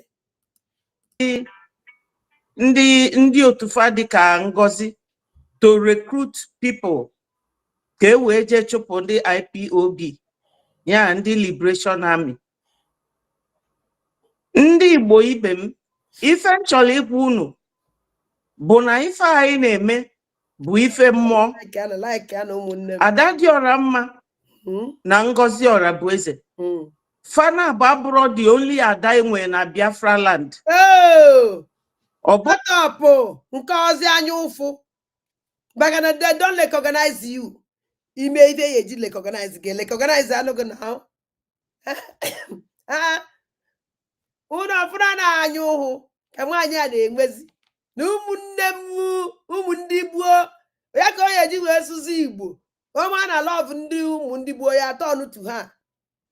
A sellout, a betrayer, a saboteur of Wabata Obie. Polianosia, within your platform, how many months can this woman play or when or making 1,000 followers? Obato Obie mele, Obato Obie mele nye on a wemi way, and that one Obato Obie asumi way. Hey. Bagano one better on social media. The first time. Banya media team. Obato Bia Wakata one day some wote my program. Mu wote ye kai share alamo. My link. O mele hinye. But no mele this woman. Oh share ya. Share. This woman where hit ye. Followers so hit. Emele hinye. Mgbe Obato Obie mere nye mgbe akụchiri my Facebook, akụchiri my YouTube by Ikenga Uluagu. Akụchie nya. After ka akụchiri ya ọsọ m wete mpo nye post o. Akụchikwa ya ọzọ. Ka nyere the second one o post ya because ọ ma na bụ ụmụ ndị gbuo ya like him. Ma ya ọ na-ansụrụ ya o. Ma ya na-ansụ ya na ụmụ ndị gbuo ya subscribe. We subscribe o tola. After ka subscribe ya gịnị ka o mere? We collide idea with Oge Nkele to sell Obato Obie. Chero ya adrogo mwa. No lebe ago sisi onu mmiri. Na na-ege this rubbish nte. Na-enwe m anya ụfụ. Abada nwere ndị ọ na-ekwesị. Ụrọ sọsọ Fana bụ nwere ọnụ eji ekwu okwu ma ọnụ eji akọ mmadụ ọnụ. Mana the reason mkpata na m nwa ada akọfa ọnụ bụ na ama m na fa bụ ndị Biafra as well. Number one, Igbo chief of staff Igbo. You see, chief of staff never one day speak about you. The chief of staff, Ngozi Orabueze, I'm not going to be one day quote him about you. Even call your name. Or maybe here.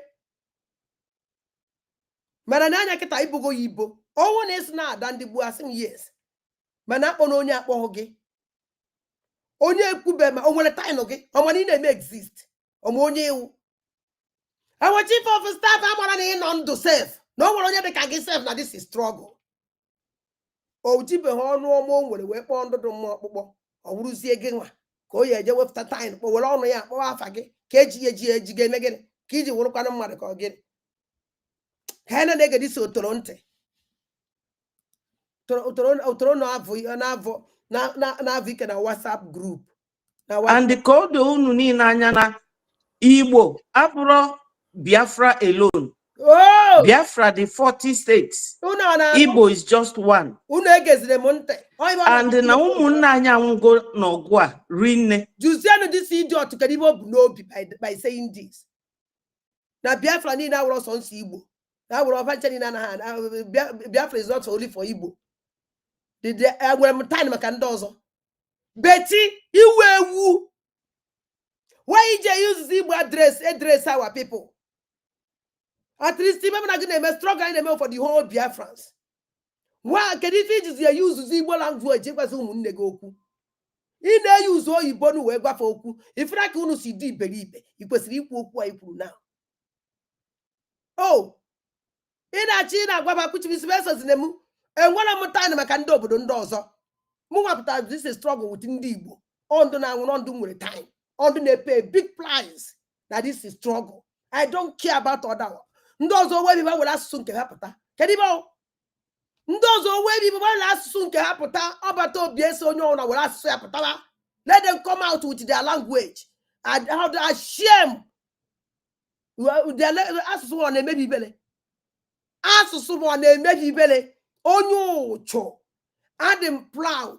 Use us Sunday bonandeg. That's Sunday buo. were pụta egwu ụmụnne m okwu and ebe na-ege karịa kedu ibe na-enweghị iwe ndị onwe na-asụrụ oyibo ada watch gị onye nwa the problem why are you afraid kedu ibe na-enweghị iwe beti ihe na watch m ebe akịta 1125 ndụ na live ndị ọkwa from my own end ọwọ ndị na-stream muzik ka na-ekwu okwu ya beti ndị na-asụ oyibo na-asụrụ oyibo watch anụgo ndị anyị na-asụrụ oyibo ha towelu gị why virgin wee subscribe to you ọnwa ọbata obi nwere ya subscribe onye la subscribe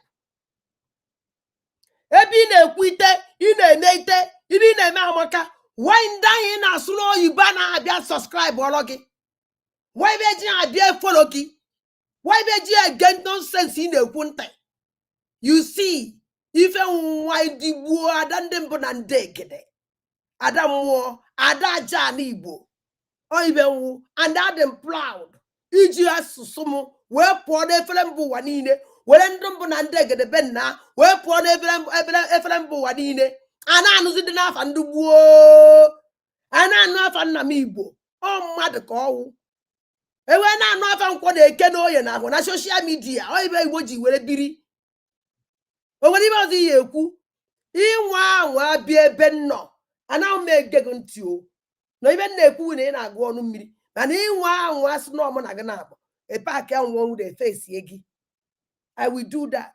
I never do something no ana m agbacha gị agbacha because I don't want that. Mana ọnwụ na ikpe ọma afa ma like ya bịakwa m ịgba war with you mana onye ọna da onye si na ya bụ ada Igbo maọbụ ada Biafra ga na-aga ọfọ ọ ga na-agwa unu si na ife a na-eme na Biafra ma ọ bụkwa na ejiri mmụọ ya niile bịa ime ife anwa ọbara ụmụ Igbo chụbịa ọ bụkwa na ife anya na-eme na Biafra na ọ bụrụ asị ka ya na-asịlụ ndị befa ma n'ọwayo ma onye nwụsịa mmanya okunie pụta bịa na-agwa unu a na-esie ọ prime minista mee ka unu wee fụ ada dị ọra mma wee na-efolie and I can just fight it ada dị ọra mma unu mana o jere akwụkwọ still prime minister wee nabata ya. Don't talk for too long, just very briefly because no nna maka na ọ kọọ m ọnụ the other day no, you na have video enough ya. time to do it just briefly so that we'll be able to have this for that place. Yes, we will. Ọ bụ unu fụrụ vidio a nwaanyị a na-eme vidio a nụnwa ebe o kwuru okwu o yi afebli a nụnwa kpụrụ wig afro wig na vidio a ọ gwara unu oge ọ gwara unu na ya bụ onye People's Club ọ gwara unu na ya ka nọ na NCWS. Thank you. Mana unu afụgo the interview now ọkwa ndị unu na-eso unu. A woman put her stand there who the whole Biafrans said that Niawe member so kwa Niawe ex Niawe member of People's Club.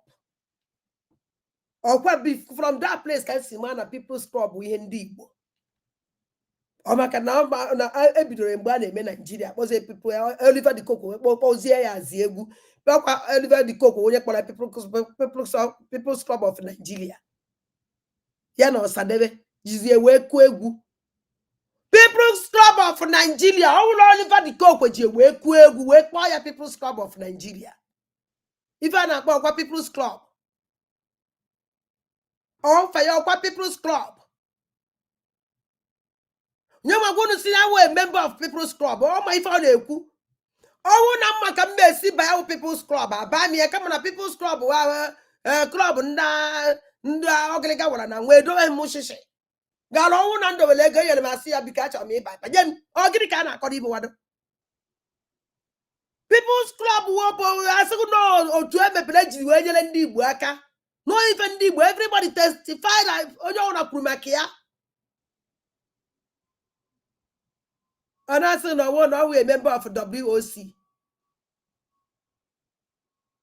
Association is association.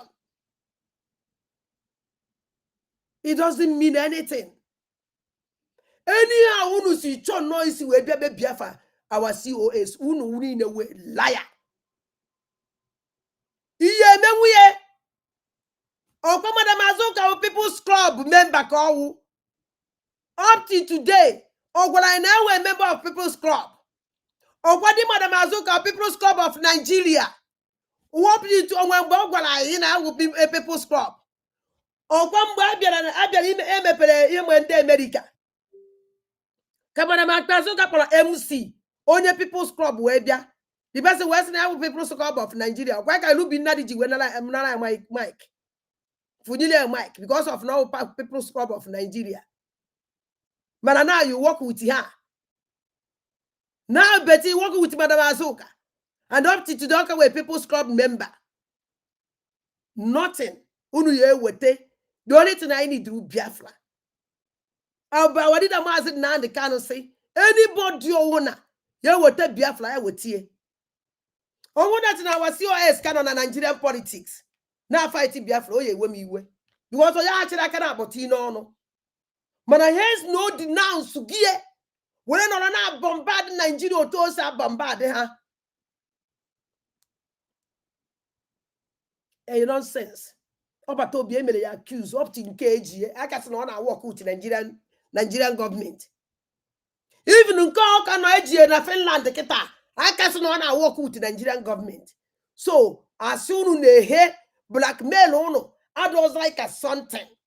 More more Biafra than another one side. I am a wounded way. Na kokwa. If you come on, am I a platform? With a platform? You better join the program.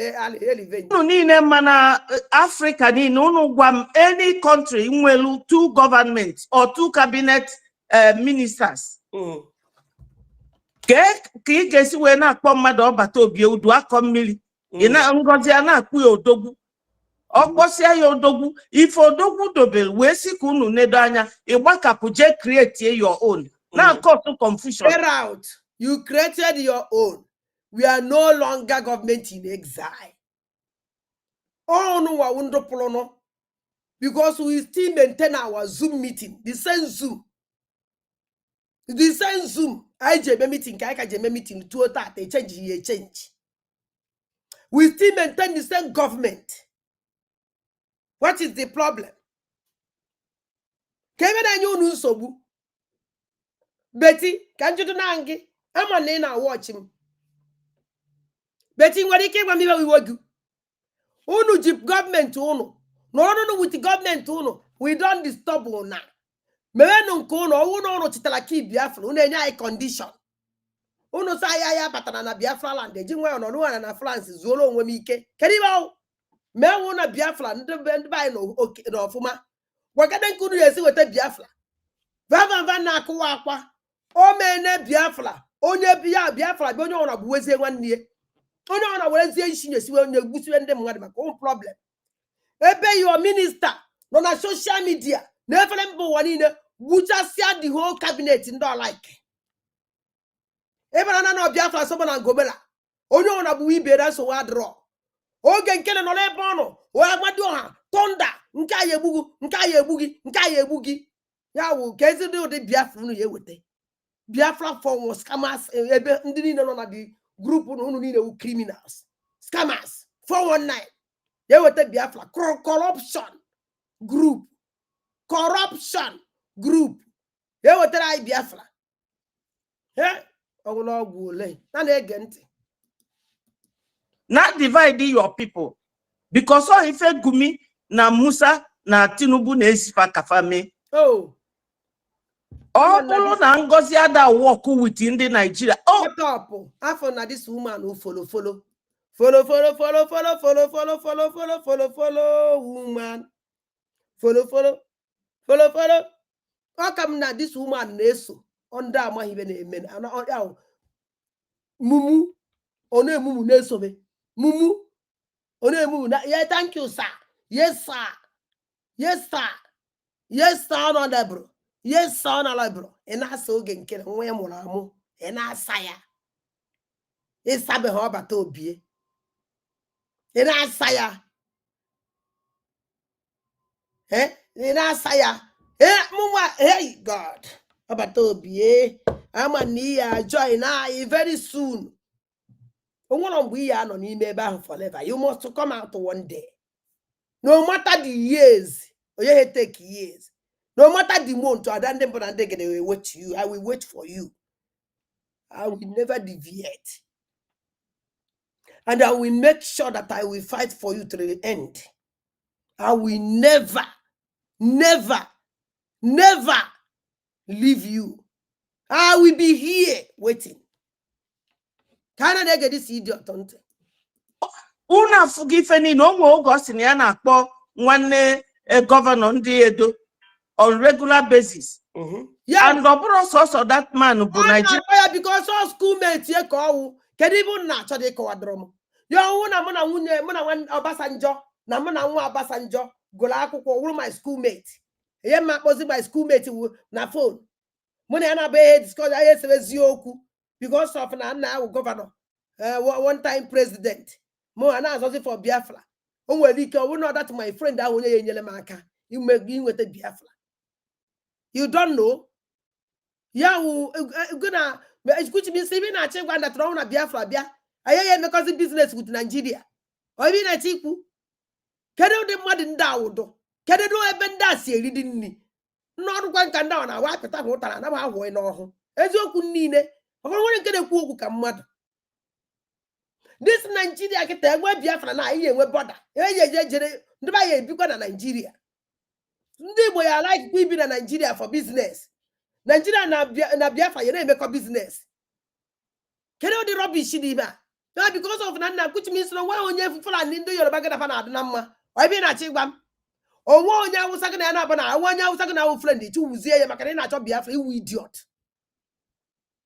Biafra, Nigeria is not individual of phone. Nigeria, the only thing I won't do Biafra and say so. So, which means our leader Mazen now the can now fighting for Biafra. Now fight to para for Ndausa. Now Bokwambo can Ndausa well with her.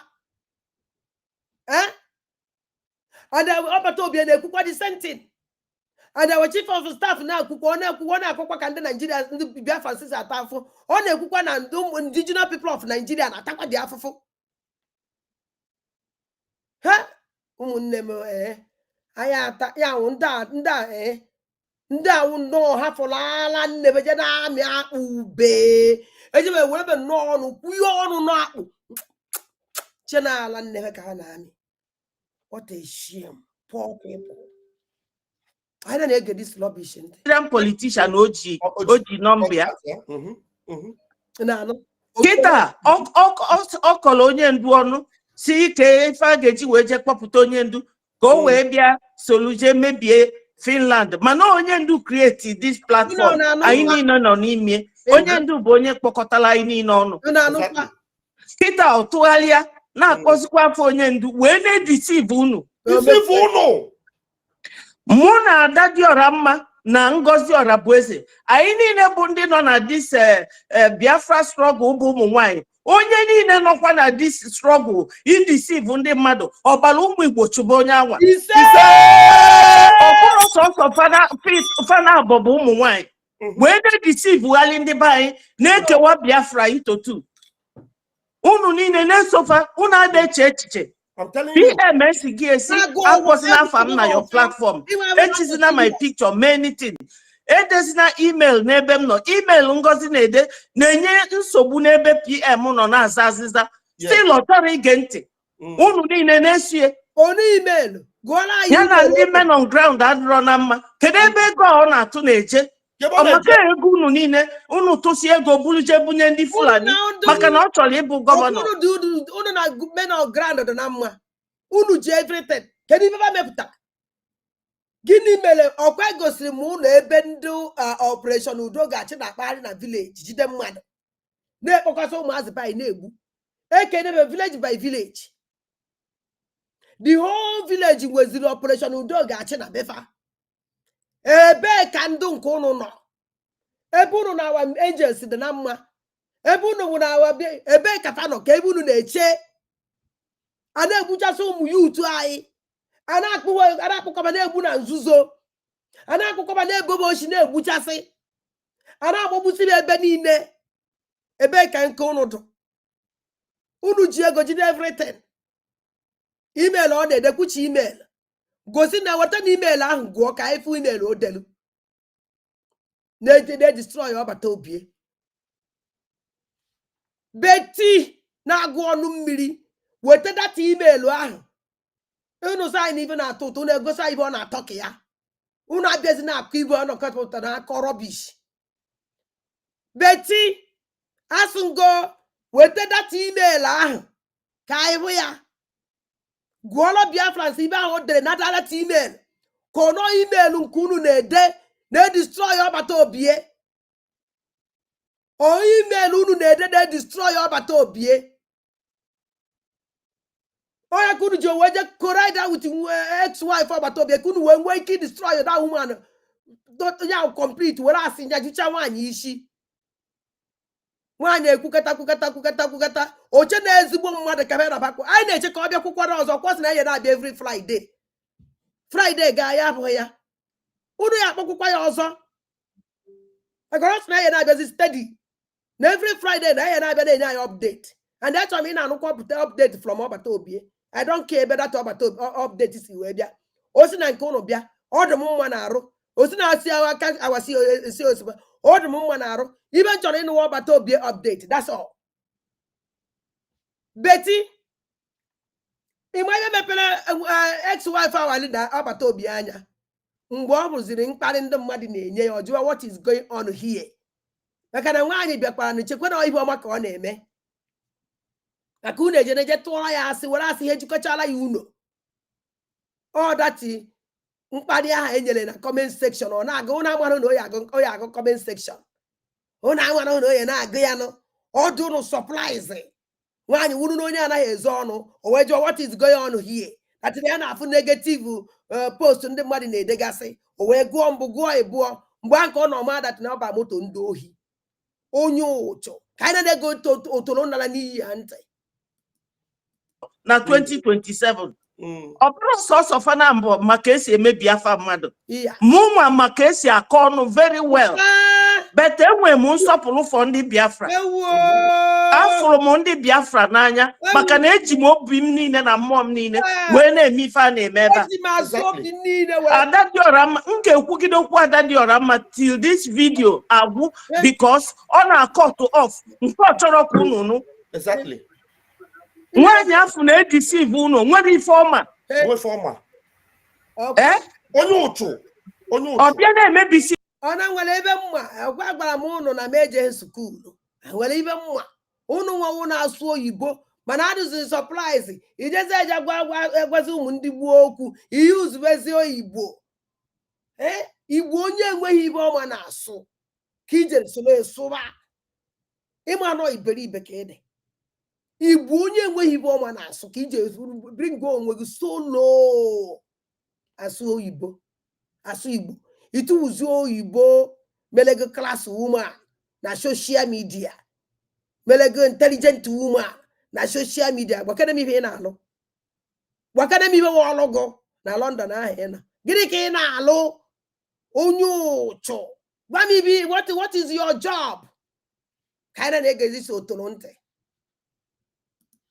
ife niile PM doziri ịmara na ndị Igbo unu ga-aghọta na onye niile na-eme asala n'iru gị na-eme salasala oge ịnụ ya mgbe ị nọrọ ya o welu gị tinye n'azụ ịma na mmadụ kpọrọ Ada Diora Mma yesterday achọrọ m ịkpa afọ onye anwa mana ọkwa nwa onye Igbo ibe unu wee jụọ ya si ya ife unu na-emebisi ife PM dozi ka ife ị na-elite na ya ọ sị na ya nwere ike work with oge nkere mana oge nkere gonyere that laptop ọ na-eyuzu wee na-eme program maka na ọ sị oge nkere ya kwụọrọ nwa ya ụgwọ ka o jee California kọba ebe the man si ya na ejiri ụdị ego anwa ebe ego oge nkere kwụrụ m ụgwọ kọmputa ngoro 1400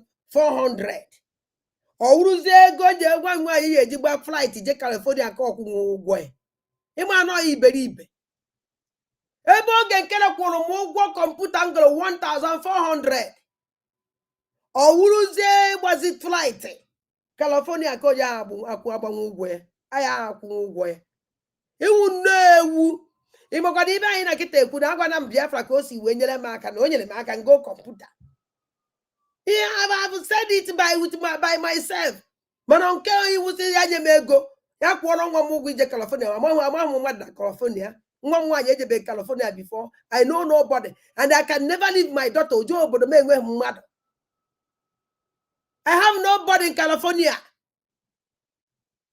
And I'm sending this on young one, or to one muta. I send the other in California. Oh, to one inji. Eh? Akugomu. I send the other in California. I see you on a queto to tunu nile. Oh, nana, you go no ezokum pote kunye. Oh, wajive. Oh, wajive. Mputa gwanyao. Yes, so. Oh, what could I cause the drumumba? Eji okwanya. Nsi aya biko anya no mego ya nyele maka. I will say it. Oh, wajive. One on ya de anamadi ife. Let me tell you something, Betty. I wouldn't want you there well and drawn undum maybe on when Biano was a copy the amma. I want somebody like that. I will tell you the truth to that house where they can make you a oh, one analogue kele go come on your kuru no computer. Oh, one your kuru or put a paranya. Oh, you do half of the money. Leave on your own $500. Go yalumu. Even gonna computer 1,400. And I don't even know what to bet. Just I will tell you, see, told you what the money. No, come on, $500. Go yalumu. Huh? Remember, no, you can't worry. What do we go? Okay, Betty. Mbosim go to the computer to me and there goes in Biafra the receipt. Njigie. Ezo mi ezo. So I be the band go on miri. Aguzina ne. Mechiko tono. And on the amazing normal of your paint chanya cha. Will you oversize a rift tick? Nya. And I may take one kemo. And I might follow. That. In the Pedako, we all the coy go with he could go down. I don't get this nonsense. When you don't have queer. How to get in my secret? I don't Then unu niile pụta adadịọra ma ife niile o kwuru na-ekwenyere unu ma onye ọ bụ unu ma onye ọ bụ ebe ọ sọkwa afa were afa PM jee Ngozi gold perfume jee bugal PM Junior ma emetụ ya aka this week Friday we were told by his lawyer this week Friday go over perfume why we join they meet send the Abatobi eju o mekwe ya no bedoli nke wive biko na akọ nke nọ na South Africa agadi na-agwụ ofe ọ na-asị unu na-egekwa na lawyer PM ntị ifugi no sabotage kafa niile bịara ime PM I will talk to him.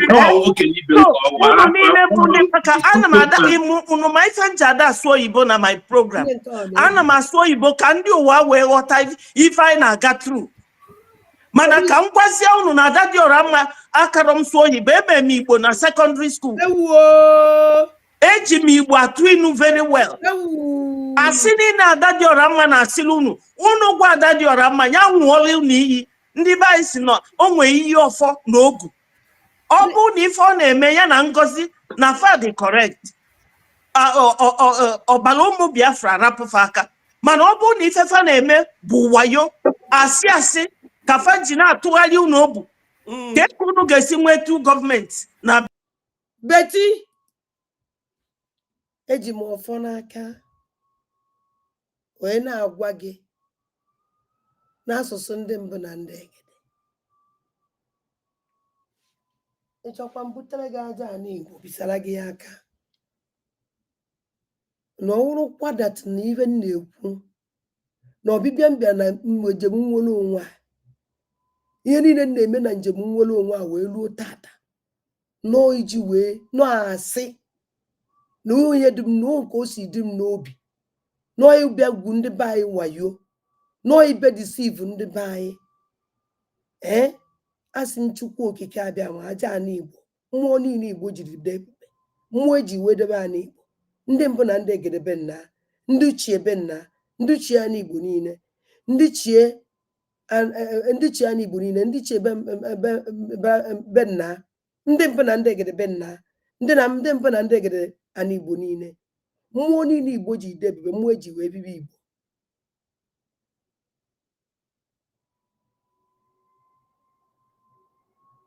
Asim yada kwa na mumma neke. Yada na mumma noye. Yada na mumma nafo. Yada na mumma na nkwo. Mana owu no owu ho. Na mabia heba I deceive. Ndị gbuo. Owu na mabia heba. No n'ocha. Awu he zọpụta ndị gbuo. Beti jewe ha adịrị gị mma. Ena na we ha adịrị gị mma. Ebe ọnwụ na iti n'okwu. Uyi aṅụrụ n'isi m. O ya return gị. Eno ife nkwu. Eno ka si wee ṅụrụ gị ya. And iyi aṅụrụ. Ma ekwesịghị ịṅụ. Betty, it will never be well. Na ọwụ na ihe niile ahụ kwu. Na uwe otu ahụ ka o si dị m n'obi. Na ọwụ na ihe niile ahụ kwu. Na uwe otu ahụ ka o si dị m n'obi. Betty, asị m Chineke anyị Igbo kpochafụ m. Mmụọ anyị Igbo kpochafụ m. Ya kpochafụ m n'ezinụlọ m. Mana ọwụ dat na ọ dị m n'obi na eji m obi niile wee biliblate ụmụnne m n'afọ a na-ata. Betty, gwe na mmụọ gbazie ya mgba. Ọmụ ya agwazi mmụọ ife o ya eme gị. Asị m ikpe a anyị ekpego ya n'iru, kpee ya n'azụ, kpee ya n'efere mba ụwa niile, wee were ọfọ n'aka wee ṅụọrọ gị iyi. Ka anyị nenezie.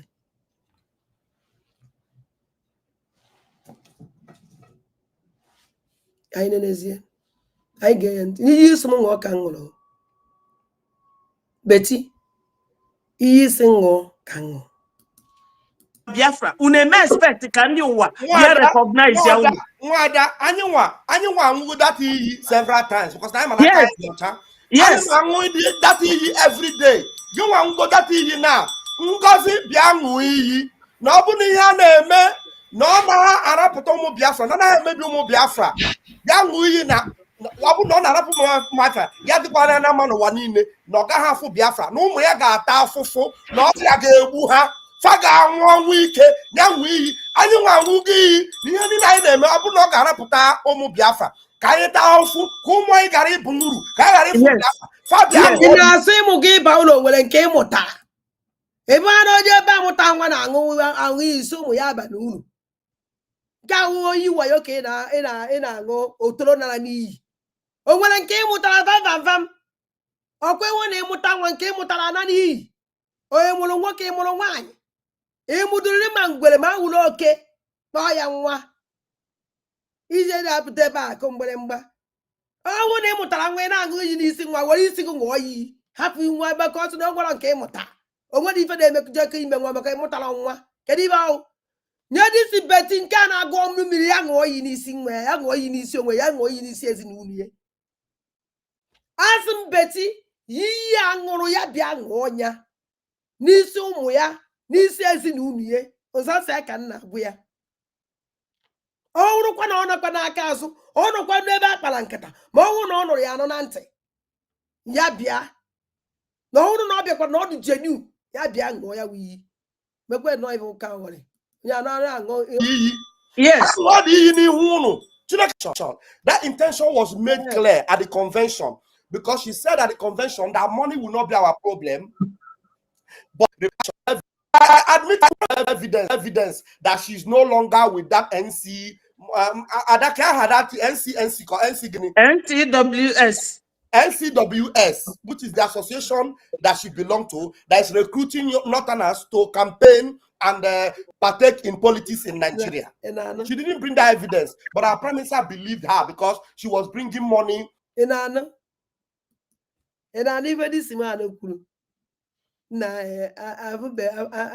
To support Biafra, but she had an intention. That intention was made clear at the convention because she said at the convention that money will not be our problem. Yes, but you have said this in time with that number.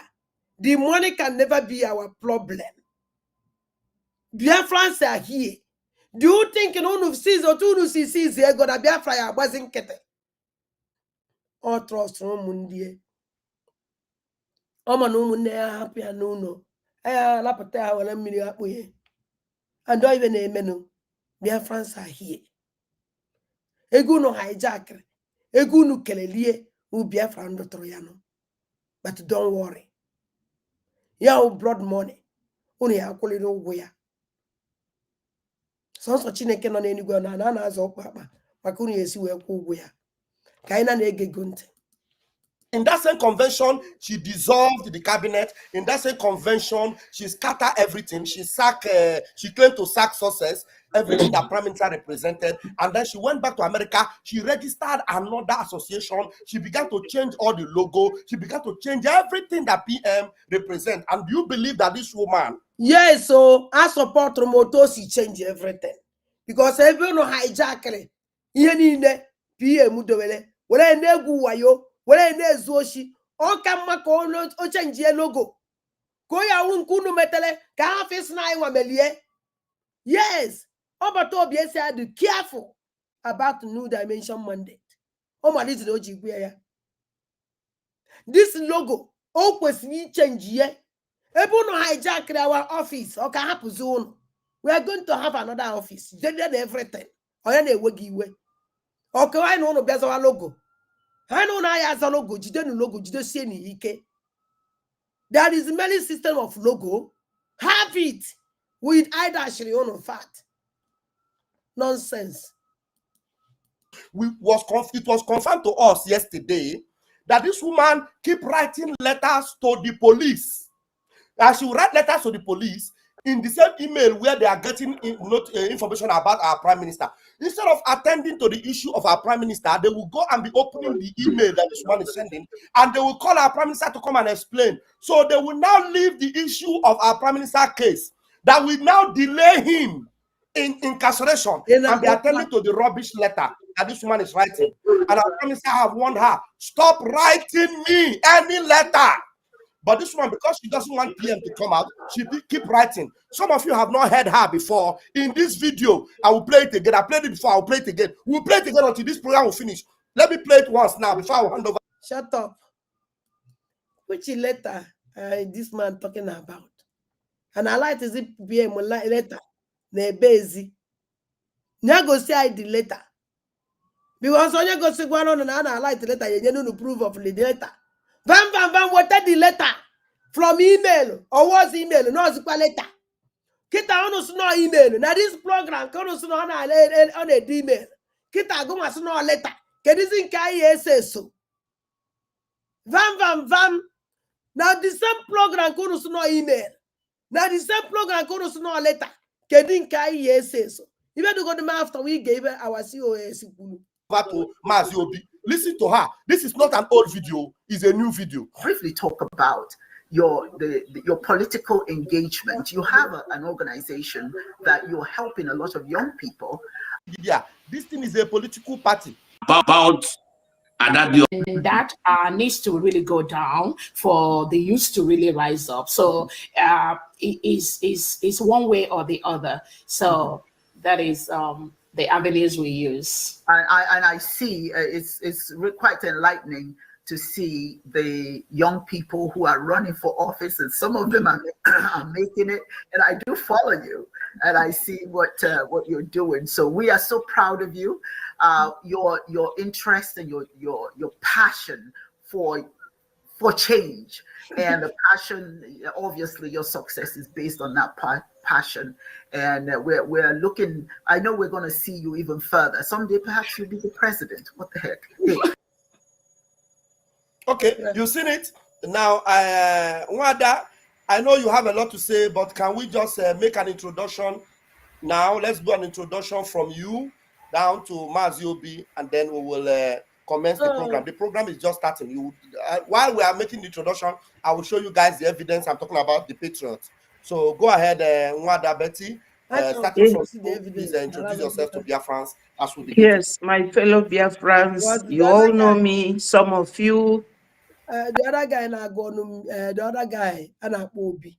mụnwa na onwe m ekwubigo okwu na ndụ m na o nwere ife this man ya eme esi nnụ na o nwere mental problem anụkwụkwa n'anya nụkwụkwa ya ọzọ even 3 days ago or 4 days ago somebody kpọkwụkwara m na-asị na ya wụ na m na-afụ ya na ya egbu ikpere n'ala na eme ya afụ na ya gbu ikpere wee na-ayọ m biko na-ejizi eme program na this guy nwere problem mental problem nso na m ekwego Biafra nkwa na ma ya ejizi this man wee mee program ụdị osokwa anya ka ụdị osokwa anya na osokwa ahụ na osokwa bufutara kịta something so no my naked enwe m ike iji this man wee mee program again ekwugo m ihe nkwu that is the end. Evidence. And my name is Betty Ada Biafra. I am one of the media teams. As you can see, I'm working with my Minister of Information, Mazivan Bambam. So I'm working under him. Why was the Minister of Information? I was the deputy. Upgrade. Make come mistake go will Sunny who's again. How's the Sunny Prime Minister? And we are working voluntarily. Onye na-akwụ unu na na-akwụ anyị ụgwọ unu egezi na panti anya bụrụ ndị DO. Oge nkele na-akwụ unu ụgwọ $400 eyi akwụrụ nya ugboro na-abọ and also na ya na-akwụ ugo 247 bukwali ya eheziri na Biafra asị gbaba eziokwu beti atụzi na asị kwete na a na-akwụ na a na-akwụ gị ya nwere ya eti gị ibe ehezi na onye ụtụ na-ekwu eziokwu. Yes, ada akwụ anyị ụgwọ. We are doing this voluntary because all ife involve ọnwụ na ndụ ụmụnne anyị. Thank you. Thank you very much, Wanda Betty. Please grab the mic, Mazi Obi. You are the center of attraction tonight. You are the one that we get to listen to, actually. So Biafrans want to hear you. Yeah, good afternoon, Biafrans. Depending where you are. Today, we are here today to, more especially why I'm here today is about the evil, because I don't call her Adadio Aramma. She's not Adadio Aramma. What I call her is the evil woman in France. I hope everybody can know Adadio Aramma, but I call her Adadio Alanjo, the evil woman in France. I'm here today again based on the last week exposition that I did, the analyze that I did last week, and after that he made a video. And after that, I made a video also. And I'm here also to explain to you, all our brothers and sisters of Biafrans, because this time around, after this month, I don't think that we're supposed to be talking about these people. That's just the truth. I'm here today just to explain to you people more about those people, about Adadio Alanjo, the evil woman in France. The one that is here call herself Pastor Rose too, because I'm here to explain those people that claim that they love our prime minister, that stabbed our prime minister at the back. The other people is all the media, all those errats, the evil that is talking any money from Facebook that they bought already, because this plan was already made before even going to Finland, so on and so forth. We came here today to explain, to analyze to you people more about. Yes, I can alive. I get again. Oh, like I happen down there. Oh, actually, you get this idiot, but I'm gonna need idiot that my part one side. Oh, yeah, bam. Bamba work, but if I would need you to call one year with the hand on a bread. Nothing. Bam, may warn you. Photo interview, madam, where she could have interviewed a regular 15 years. You're not very young there. I was still very young lady that time. One born, but any I wouldn't know him and now Prakatam style and I will flash. And know him when I'm going to make program. Eh? Come on, bam. Ige political experience. Yawo politician. Get one idea. He gave freedom. Freedom. You must be a politician. Why are you here? That's why on the jury is only for one year again. Bala is hard. Because you don't know what you think that all I have is if you don't know why I have all business because you in politics, you don't know anything. You don't know who knows you him and politics. Go and check the whole world and then for their political liberation of their country. Or politician. Or the into Nigerian politics before baggage on Nigeria. Or is a governor of Eastern State, Eastern region. You know how topo. Nam the kind of the politician or topo. Ozu, Efrefu. It is a choice. If you didn't know live again with a basag, but never cake a basag bringing him. In the Zuzare, I got a choice here, I got a choice here, dinner. My son cares, get that 2 man and I go show them. I go show them.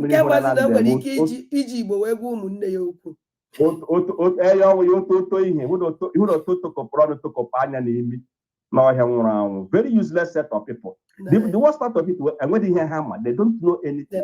Or we know Gumi. American Amadu Gumi as a terrorist. Gumi dread that thing now. Oh, yeah, with the same story in hand, you can bush.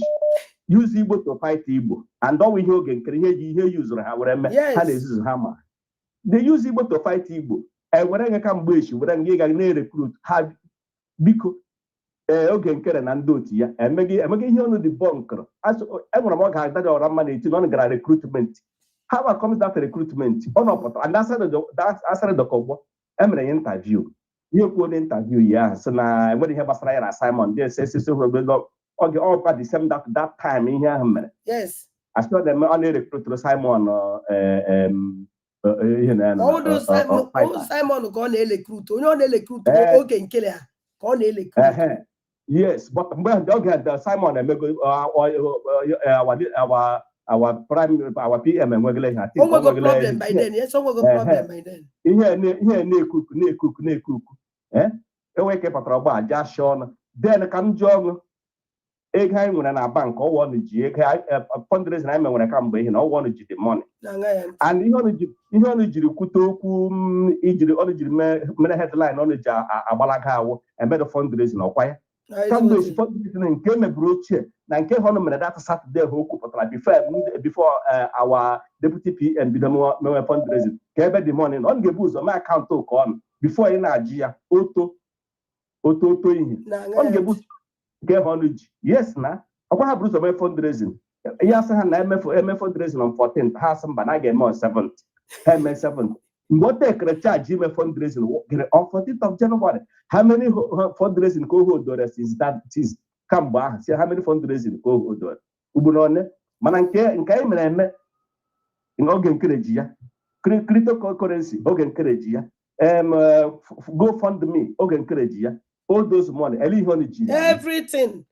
Everything. I owe you loan. I owe you. Ogan Kerejia. All of the money. If I talk about Nigeria, fundraising and making for how many fundraising? January or Bola, 14th of January and did today, how many for I think 3 times all here now for time. A Jihonia G guy in a Mekan bush, who knew your napare. A didn't come and go to Bruce, a Jihian. Tag on a idiot or hot your Namedy hen on a bread. You bring a bruise, you get bruise of food church and man give it or Tonyos. Clean your ass very well before you come out, idiot on. And we need an hour going ahead.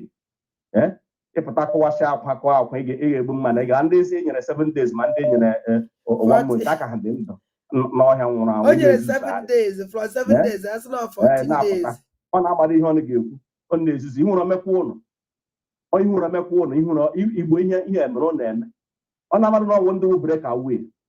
On a bubble. Now, crying about one in the nation. Even before I tell Finland, the very break go away because when we get back in a meeting, they create. I'm going to Honey Lahan and Messa range. Hatch and all got drink easy. Thank to our COS. Hatch and all often Hatch and all got drink easy. How man Hagan wanted this opposition and with her. How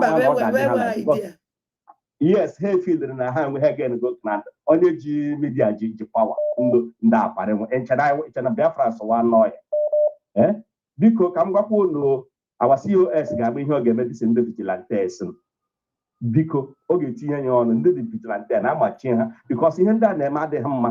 We are not supporting evil. Anyị na-asọpọtụ ndị oyi, anyị na-asọpọtụ onye atọl but ke ọtọni shegbushi our people mana gị nwa na-egbu our freedom fighters ka ọwụ ha ndochi ahụ kidnappers while always gbota asị ka ha na-eghe tikodo ndị iji were gbuo obiọma kpọ ọnụ ma gị nwa na-ata aka ma gị na-eme ihe na ma onye na-egbu egbu ma gịnị ịmakwa onye ị na-egbu mgbe ihe dị mma ihe na-abịabeghị ụmụ nwaanyị Igbo anyị na-ebe akwa na-achọgharị ibi gaa n'ụlọ ụka niile taa ka a na-amagharị kandụl aga ahụ bishọn dị ga-abịa taa gị abịa echile ị chọrọ itinye nwanne nwaanyị na dis problem dị ị na ha akpa nkata na ọ na-atọ gị ị chọrọ itinye nwa na dis problem dị ị chọrọ itinye nwa nwanne gị ahụ na dis problem echile nwanne gị ahụ nọ dị di abịarịrị ọhụrụ di ọ na-ebe ọ na-ewute you don't know that you are the cause.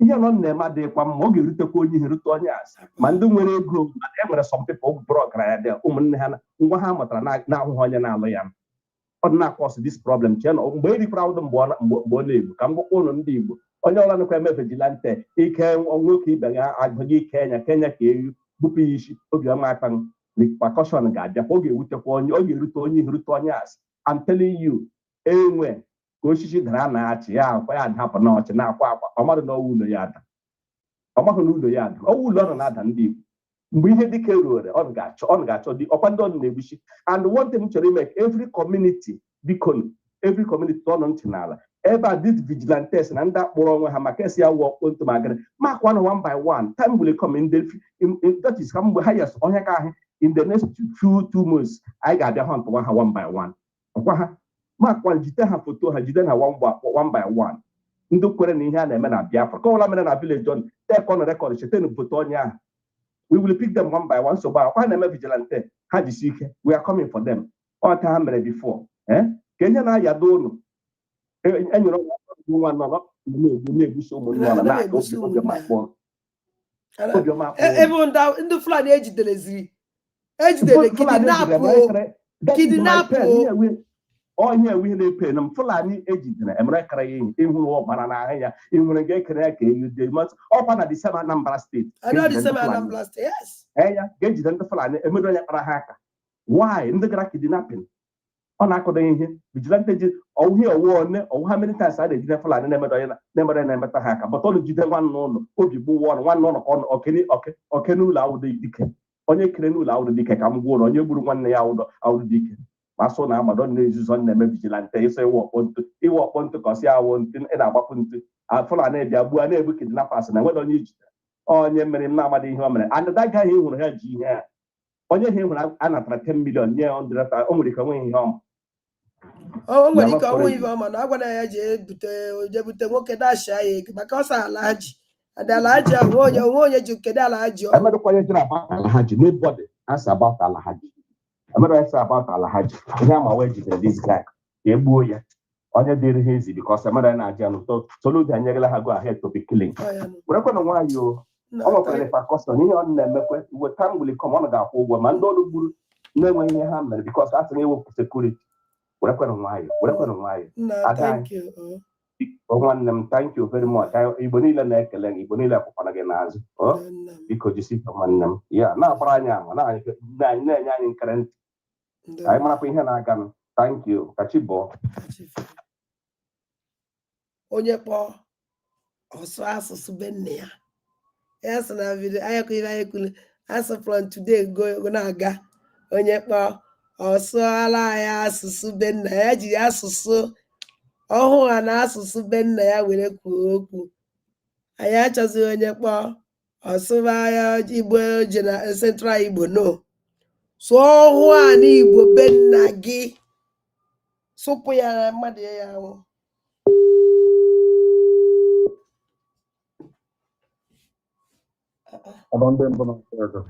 nna be anyị ndewo Chioma.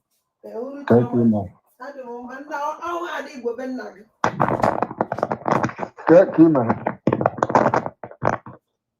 don't know this woman. This woman going to on the same level. Why are you going to make them know when what they will do? Now, woman, when I get out in the side. Yeah, I will do it. Do begin a cry of a dying horse. I hand and me know.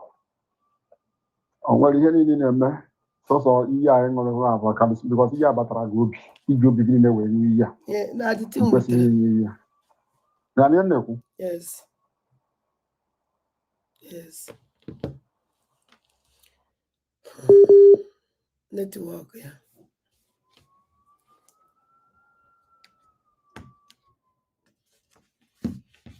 Hello?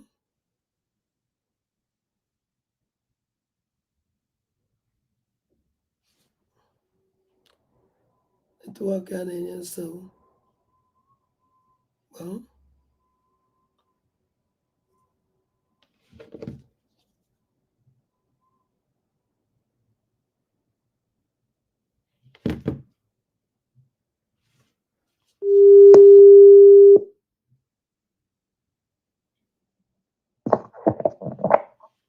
Hello. And mgbede ọma. Ada ndị Igbo. Nnabai. In online. And on live. Against stream live. Kantino no te nanu. Mpocha. Ngwanu. Eki man. Chim nọ n'ọlụ. Sụọ asụsụ Igbo unu, asụsụ Igbo bụ unu ka njọ ka ịsụọ. Onye kpọzi ọsụ asụsụ Igbo be nne ya. Abụ m onye ala nsọ. Amakwa m ibe ala nsọ dị. Ala nsọ steeti na Enugu Ezike. Okay, ngwa sụọla anyị Enugu Ezike, sụọla anyị ya. Amachakwa m asụ ya. Hey, arụ eme. Ọrụ ọbụrụ ibe na-asa anyị na-ejide ofu ọgwụ ose etiela o. Ama m n'ụlọ wee too. Ngwa na-asụ nke ịma. Anyị ọ na-aka anyị esi na-ejidezi ụlọ. Achọrọ m ịjụ ajụjụ. Ebe ka iku na ya nọ obezi disapia ka eji eji. Onye? Iku na ya. Biafra Unite. Ama m onwe onye ji enu. O nwere ike ọnwụ na o nwere ihe ọ na-eme.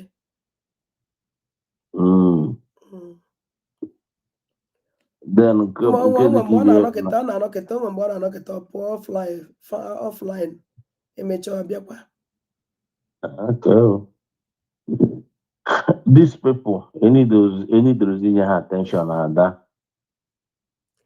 they are distraction. We have merit here. Because they don't merit it. I'm here with your precious time.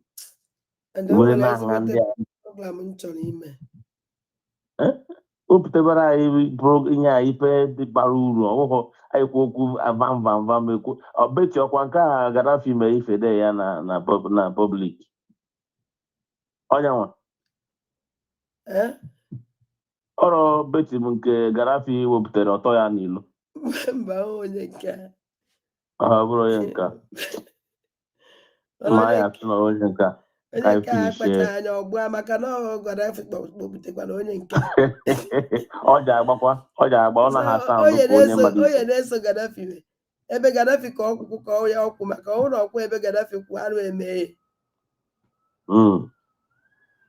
ọ ga-abụ because ifuru ọ na-ekwu ka onye eji onye nwa ya na-ekwu ife a gosiri na eji so onye a just I don't know is the kind of na pelila bribe ha ma ụzọ ha ga-esi wee pụta bịa kwuru n'eziokwu so oge nkere ji aida na oge nkere ji na-enye ha ego ọ n'onwego ọtọ ha nọ n'aka bambam mmụọ n'aka so na agbara ọwa ma n'aka ụmụ nwoke a ha na-esogharị ọ bụ na ọ bụrụ ya nwaanyị ihe ọ na-akọ o kwesịrị ịpụta ifere ọ na-emekwa ikwu ọ na-ekwu ọ na-asa ndị ya na ntị ọ mara asụ Igbo onye Igbo na-eche otu ahụ o si eche ọ bụrụ na ọ ewu n'ile anya ya na ha afụ eziokwu kwuru onwe ya ndị nwa apụtakwa na-aṅụrị iyi for what well ada mgbe ụfọdụ eme n'ọdụ ị na-eme ka onweghị ihe eme ka ghara isi nwere so the best ị ga-eme na nya malite n'ụbọchị nke ịma ha na nke ahụ bụ the best. We trust you. Ikwughara n'eziokwu ndị gboo ma anyị ha n'olu okwu onye chenji we ndị gboo na-ama maka na nna anyị ka anyị wetara anyị ụmụ Abraham ndị gboo anyị nwa anyị na-ama nke bụ eziokwu. So isi ga-ada enwere shaking. Don't be distracted because of all those non-entity. One of my friend mgbe phone pụtara ọfụrụ onye gote atachi 310 ọ pịa nọmba si invalid o wee jụọ si ihe bụ invalid azi ya na ihe efu ihe na-enwere ihe adịrọ.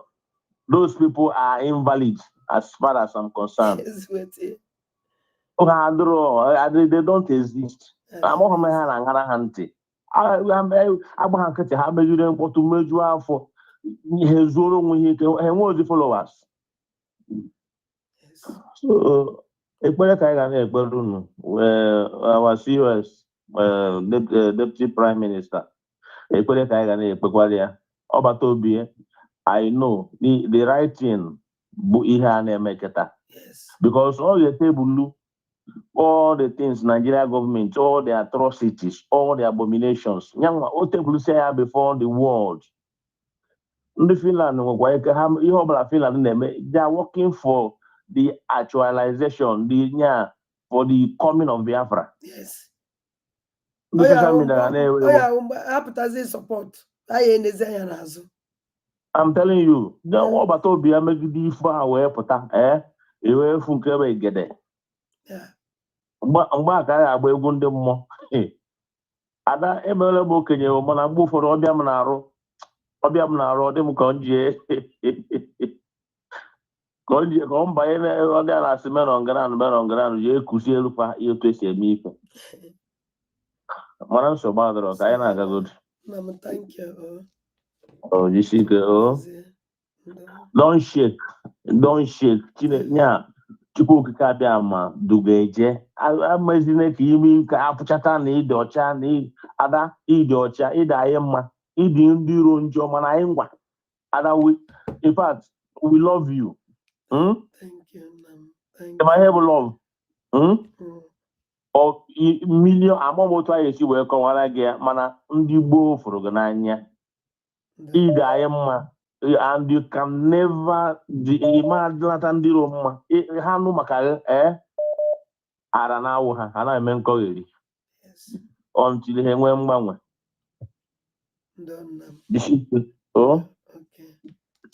Ị na-atara ya kwanụ mgbe niile ị nọ online mgbe niile all the time ị naghị alara ụla ị ga na-enyekwa n'onwe gị rest small. Akachukwu Di Ya. Ngajishike nne m mụọ mị anyị ka ego kelere m Ngozi Orabaeze. Bye bye.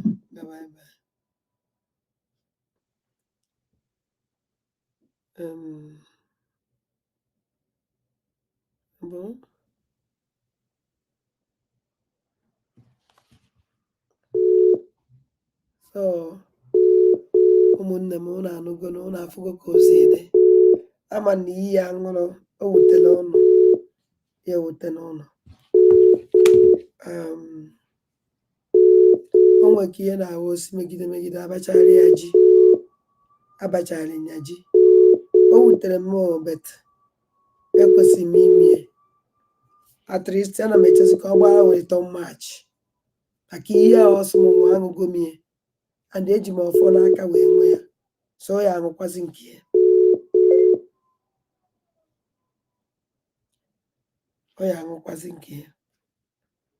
ọ ṅụzie nke ya anyị amarazie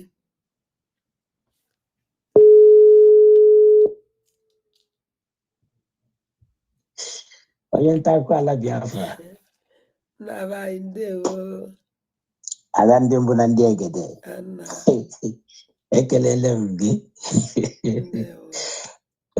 ada o nwere ofu ihe iwepụtara ihe a o nwere ofu ihe iwepụtara nga that guy ya ekere that guy ejidere isi na ile anya ọfụma na onye awa onye bụ ihe n'isi n'azụ iko nsọ na yes ya dị ya ilere anya ọfụma even on mgbe ikwu ya ka m bịara bịa zugbo detain ọwụ that guy okay ọ sị na ndị nọ n'ụlọ ya ejidesịrị na ahapụcha na ha which means onwe ihe ha mere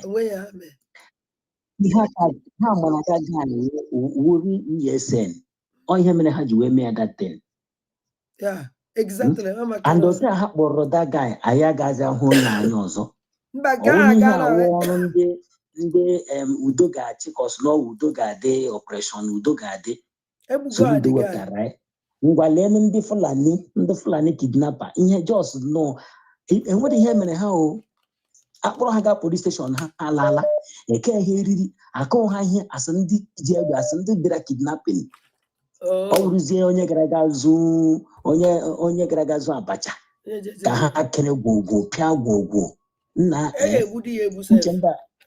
eziokwu niile uche ndị a dịkwa ya o asị gbuo dike mbọsị ọgụ a ga na-achọkwa dike achọ o nwere ibe nchọrọ igosi ụnụ eziokwu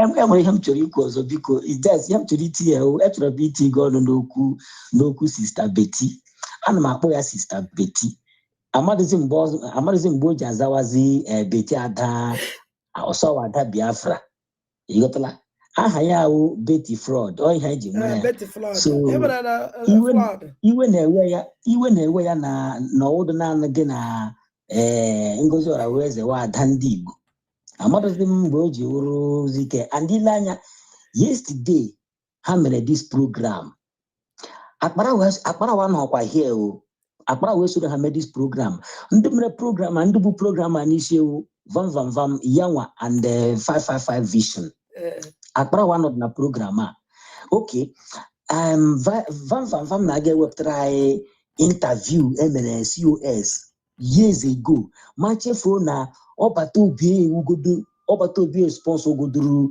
Atiku na politics ha ọbata obi ugodukwe politician even on Finland na sponsor Nigeria then mana mgbe spirit of Nigeria bagere ya mgbe spirit of Biafra bagere ya n'ime ya change automatically so amama udiri ihe ndị filige mana ihe m chụrụ ikwu ebe Sista Betty nọwụ ada ndị bụ na ndị egede ịkarịrị Sista Betty too much okwu ya na ikwuru ọ dị mmasị ikwuru okwu ya ọ bere ezigbo akwa ka ọ na-ebe ihe a ayịyọ ka ọ na-ayọ sị ọ bụrụ na ihe ga-ahapụ ya bikos ngwale naanị vam kpọpụtara ya na-asụ wee na aga eme ụmụ ya datide wulu da ya ndị generation ya Betty amụgo ụmụ toro eto even ọ bụrụ na ọmụnwa wee ụmụ ya amasị ya mma eleghị na-emegheri ihe a ịmakwa ọnụ ndị mmadụ na-akpọ ya eziokwu niile ịma Betty alaikiri m taswa nje anaghị m ekwu okwu ya mana ihe m chọrọ ime ihe ama m na ọ ga-anụ ya biko ya were nwayọọ wepụ onwe ya n'aka vam ha ọ mụrụ vam ka nwa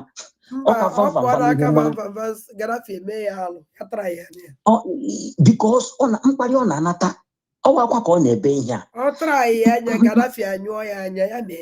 ma agwa ya kewa eziokwu nọ n'ime ya awụ ihe gị na onwe m na-eme dị iche ya fililesa na mebi na ịkpọrọ ya aha ma ọwụ ị na-agwa vam ha meritiri ihe ọbụla anyị na-agba ha mana ya nwa enwedị taịm ihe mere jiri ka enwere taịm ya eme ya mapụta n'ihu ha oke ka e na-ebe ihe dị ka Sista Rose ha nọ ebe ị nwere ike ịhụ Rose ha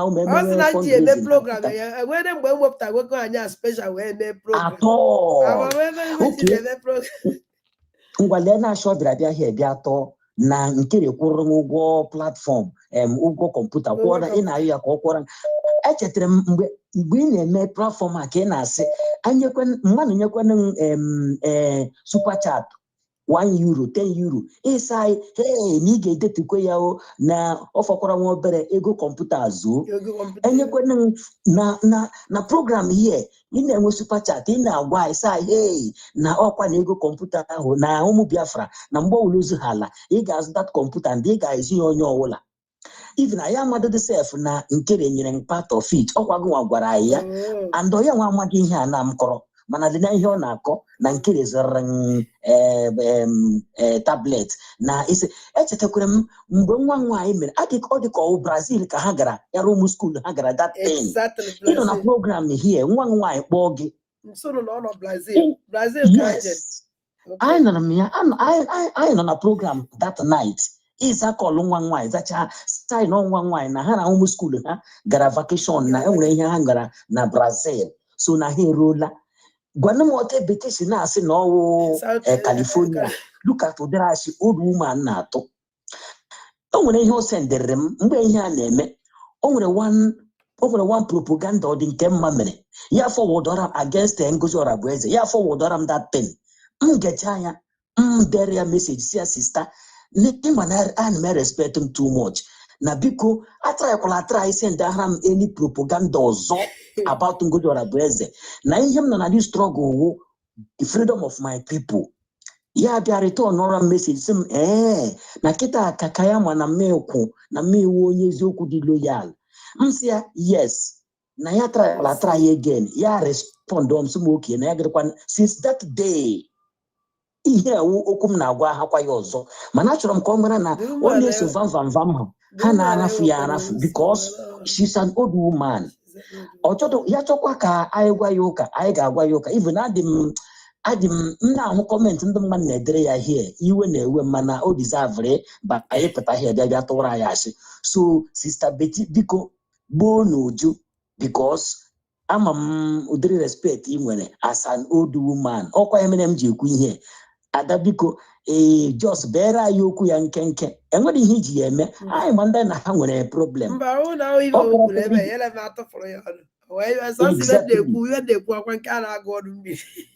exactly so ya nọrọ onwe ya vam ha kwa nkọwasịrị anyị akwa n'isi si na anyị ga-anwụ taịm ka nọ anyị na-eche ya ma ya mara na enwedo onye o ji ndị ya yes enwedo onye o ji ndị ya so ngwa nsogbu anọdụ ọkwa unu nọ mbọsị nsọ unu na gwado nwanne nyi ya ka a sị na dise nke Germany nke a nọ London lep ndị London before Boniface yes bịa na this program dele m something yes nwanne nya not knowing n'ime Boniface ji wee bata na my platform ka o nwee ibe o ji ekwu na fundraising mbọsị yesterday get ntị ka unu n'ime Boniface kwuru. Acknowledge your presence here, Ada Zion, Honorable Betty, our Honorable Emenike, Professor Choma, Honorable Dr. Sam, Honorable Nenna, other honorables in the house that I cannot find. I acknowledge your presence. We want to give an update from UK. Oh, get easy. Oh, get easy. Yes, Honorable Boniface, you have muted yourself after you said you want to give update. I don't know if it's your network. Yeah, I'm here now. So, okay. What I want to say is that our enemies, as they are advancing, we are 1,000 miles ahead of them. And so many of them that have sworn that they will never come back because they have really sworn, even if PM comes out, that they will never come out, join us. Somebody, Adandocho, that was after our PM's attorney gave the press briefing on Wednesday. I sent her a message on her handle, YouTube handle. I told her, my sister, you and Ngozi Orabueze, from observation, I can see that you will never join our Prime Minister, where he asked you to join. If Prime Minister comes out today, you will never join our Prime Minister again because of our APM. She immediately picked because For a long time now, I've not been listening to her programs. Who cares? And I now been commenting anything there. Immediately, she picked my message. She said, she started shouting. You know how she shouts. Yes, so I'm a Boniface. I saw your message, and I want to let you know, if Prime Minister comes out tomorrow and said that Prime Minister will side Honorable Ogenkere, that I will not join Prime Minister if he's joining our Honorable APM. Never. So that is what I want to tell us. Some persons have really made up their mind. Even if Prime Minister comes out tomorrow, some of them has taken oaths from one shrine or from one altar. So, and I don't think some of them are returned as the Lucifer and their host. Some who sided Lucifer and say, sworn, wherever Lucifer is, that is where they are. And today they left heaven. There was peace in heaven. Oh. So we are 1,000 miles ahead of them, according to our Onyendu. So on this note, I want to encourage us to keep on keeping on. Our honorable ministers in the house, in your good work, Biafrans, so many of them are returning, and there is a change. My platform. Exactly. I know they will be comment now. Say even is here not talk link bata bata that night. Hey, so Bibi na platform maybe the Magara ya or na mana na agba na mana me again. And the shock when the Lord quiver. And the shock say Imagine and in fundraising na hammer that on Saturday evening me buru ha. Onwo onye do no there. Mba meji eme onwere onye nwere one night nwoke kwuru. Okwa na America kita kwa. Nah, thank you. Thank you. Thank you very much, sister. God. Okay. Hello? And never they will manifest our lawyer. Hello?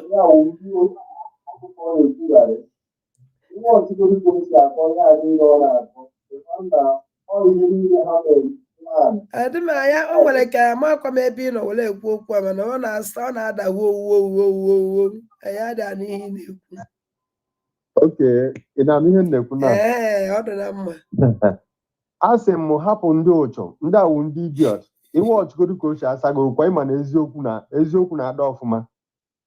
Iwe ọchịgodu ka o si atọ ọnụ niile ọ na-ata ka m gwa gị na ihe a na-ewu plan ha mee n'ime ova. Ihe ọbụla ga-emekwa ha ga-eji wee sọrenda. Never. Na ihe oge nkele plan n'ije awụ na kamakwa ọ batakwa saịdị ya Ngozi Olabeze na onye ọbụla gazi rụwa nke ya. Since ka ha na plan at this time, but the problem is that na people do too much. You have opportunity ha chọrọ iji wee gwọọ ụgwọ ihe ha riri eri. Iwe ọchọ vam na that yesterday ha na-eme that program. Mgbe o butere ihe a ọ sị na mgbe Ngozi Olabeze ọ na-find position na Nigeria government. Nse ndere ya na drop a message ọtụtụ mmadụ isi blog ọ sị na iwu iberibe na ihe was there. Enwede ha na ka itinye okwu na ihe ọbụla ha kwuru dị a blọk gị ọblọk ọgbachakwa ma mechekwa ya pụta. Ihe ndị a na-akọ nwunyete ihe ndị ama na ike agwụla ha. Adịka ngwa gị nke bụ eziokwu ọ chọọla nwaanyị ọ bụrụ na ọ ga-adị possible ihe niile m chọrọ ịgwa gị just wepụ echiche gị n'ebe ndị a nọ. Wepụ echiche gị ebe ndị a nọ. Ndị ahụ empty garage instead of confess your biko. Iwu ọchọ they are listening yesterday. Their fundraising yesterday. My beloved sister, you will laugh tire. I go see a general one night okay. Especially confession okay kelebele we chọrọ because okay kelebele confession. Achọrọ m ịnụ ihe o mere clean confession but the problem na the cost ha na-enye people amaghị m ụgwọ na-achọ customers ị na-achọ ndị ga na-atọrọ gị ụtụtụ still yet the cost shi gị na ọ na-apụta. Tell me how can people will join you ị nọ ebe ahụ na-judge yourself. Ha pụtara n'ụlọ ama wee boo onwe ha ike. Nobody on that line yesterday. I was slapping iwe ka dị ochebe apụọ ndị ikwu okwu block or ndị ikwu block because we don't give them even a damn. One day that gị dago wofuli. Even in there, this woman in the go now. That is upper corner, he may take the last in the game, but instead of you support confess, don't worry, amateurs are go mile. Yes. Amateurs are go mile. Ochola why Gani right organized. We are with you. Thank you. The decision of we make it all the ultimate. Yeah. Let everybody come out. Yes. I thank God to this blog on there. Our DPF now got the Runebi Horn. Jidehanor. Oh, what the only problem these people will. Only can be also Adam de Bonandeg. Only can go say Adam de Bonandeg. The only pillar. The only pillar that they pull, yes. I relax, but it can never. Everything. Mommy, I just just we are with you. We are watching them. Hasheba. Just get them aware. Come on, me now forward. Let them. He got for now. He got chokwa now. He had a plan. Is now. Hana plan. The delegate. I guess. The bank. Haga rally. Haga rally. Na about the Simon Ekpa. Yeah, last time ago, Hannah may plan now. Have bruised the way match now a Finland, but there is no way for them.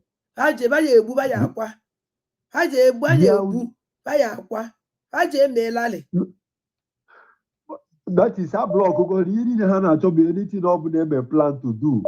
So that people guys, yes, look at the people. Amana or Haga, so negative, something over Haga, have got forced before, but the Ghana about the Ghana.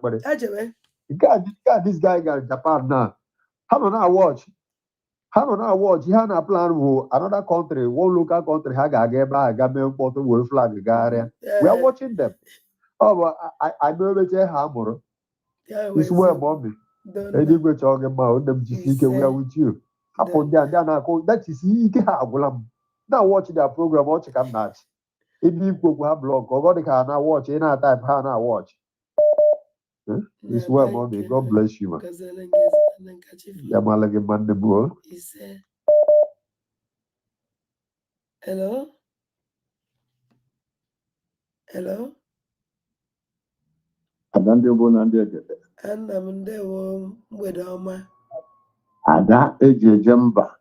Anna Bai. Ndewo. Ndewonam. Because achọghị m I like ihe ịṅụrụ this night. Oh, asụ na ọbata obie mere ya accuse a ga ṅụrụ iyi ya dị iche ndị ka awụ ndị eriri ihe ịṅụrụ enweghị ihe ga-emere mmadụ ya dị ya mma n'ụwa a ga na-enwere ya anya ukwu here and there because of ụmụ ndị Biafra like mụrụ n'anya aṅụkwala ihe iyi ọwụ ihe niile aha ekwuru ka ị ga-etinye ọnụ nke ọzọ awụrụ na-ajụkwala ajụjụ ihe eji akpọgha vam pastọ ihe Adịboye bụrụ ya ọnụ and otu a ka ọ dị otu a ka ọ ga-eji adịbi ọnụ ihe Adịboye bụrụ ya ọnụ o shi ga-akpọ o shi ga-agbapụ ahụ ya ma ihe ọ bakasị afọ ụwa na-akwụ ebu ibu ha bụọ ya ọnụ maka na ụgwọ a na-akwụ ya ebu ibu ka o ji wee pụọ ọ bụrụ nwaanyị o eji bụ ya ọnụ maka na ụgwọ a na-akwụ ya ebu ọ pụ na ụgwọ ọjọọ o kwesịrị ịbụ ya ọnụ bikos ọ kọsụrụ ya bikos ọ kparịrị ya so ihe nọ n'ime ihe awụ ihe niile etiri ọnụ ka ị ga-etinye abịa na gịra ha na-asụ ma beti ma ịwụ ayon lady ịhụkwa ụmụ nwoke abụọ na ofu nwaanyị fesịrị gị get first aha ha na-agba ebe a gịwa na-agba ayon lady ịdị capable of ihe niile mere gara ka ọma ndị Biafra sọpọtụrụ gị ya m ga-ala gị ka ị mere m biko wụ ịchọtara m the new administrator of Igwe steeti ka m banye na Ọkigwe biko ihe m ga-ala gị ka ị mere m ga-ese ngara me na email ma nọmbịa ma gị niile biko mgbajisi ike Chineke gbaa gị ume yeah all right Ọkigwe administrator emechanụ Joy.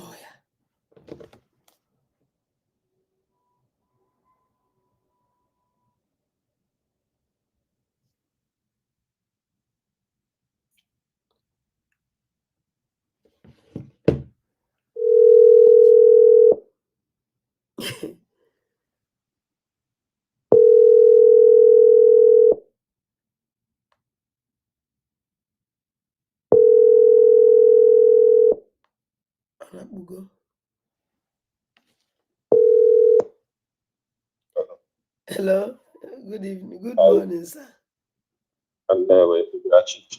And bye.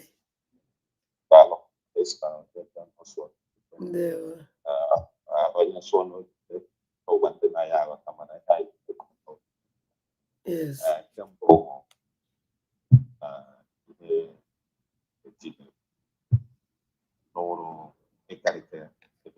I had an opinion in a quo. Yes, up Tago.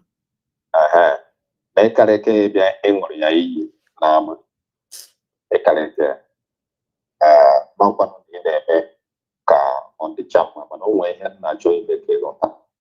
More for the Hanacho Kahagota waypoint, I would have whom with the Hana to get the 10 I could do more than I have a more Biafra. Again, no good no buy and so my channel to get it can then my so you know how much you could have to some things because you need to put it kind of I did not I will call one and put a young one. What I can't be a better half of my winner. Because I have an in the handsome. And I join here all have poor in one gongo, okay, I didn't put to 10 up to show what in it. Because he and I put what is in the name potential. Long not doing it. I joke here. Very so here now, but the river seek it. And they and they live in the war. Dana put the name. Dana make it and they take it. Because in young week here, they won't back us out. Then I get put into one back us out. How much is that? Everybody like are they with the wood I will do more. Okay, remember 20 on the group or simply one discussion. That Brazil. Okay, that was another place. When he would hear so, but the Koto about and also get a Kotabia.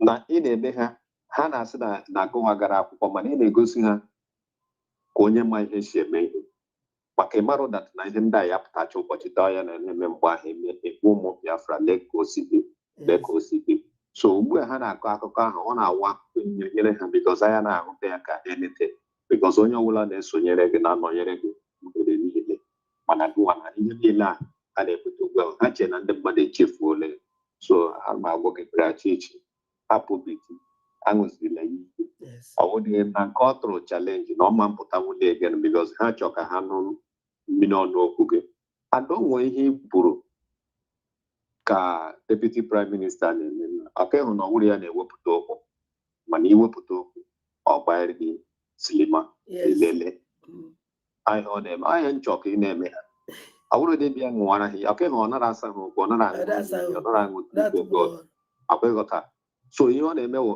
iwepụta nke iwepụta even supplies nwaanyị anyị si na WCOS na-ekwu maka ya I never want to hear WCOS kwuo about this woman I've not been here mgbe ihe a nke anya na-eti ike okwu na-apụta bikọs ịma na ọ na-agba ha nkịtị o ji nkịtị na-agbakasị ha ahụ na-apịakasị ha ahụ mana ikwuo nke ọ ya agbagharị gị otu a ha bịa ga kpọpụta onye ebe ọbata obi bifọ ọ gbakọkwara ha silima ihe ya na ya kwuru ha anụ kọọlụ ya na ya nwaanyị anyị ahụkwu kọọlụ ahụ na soshal midia ihe ahụ na nwaanyị ahụ tara chi ha ma mkpụkwa ya ega na ya ọpụta bikọs ugbu ọ ghọtago ihe bikọs na ụmụ okwu ị nọ na-ekwu esi na ị mara ihe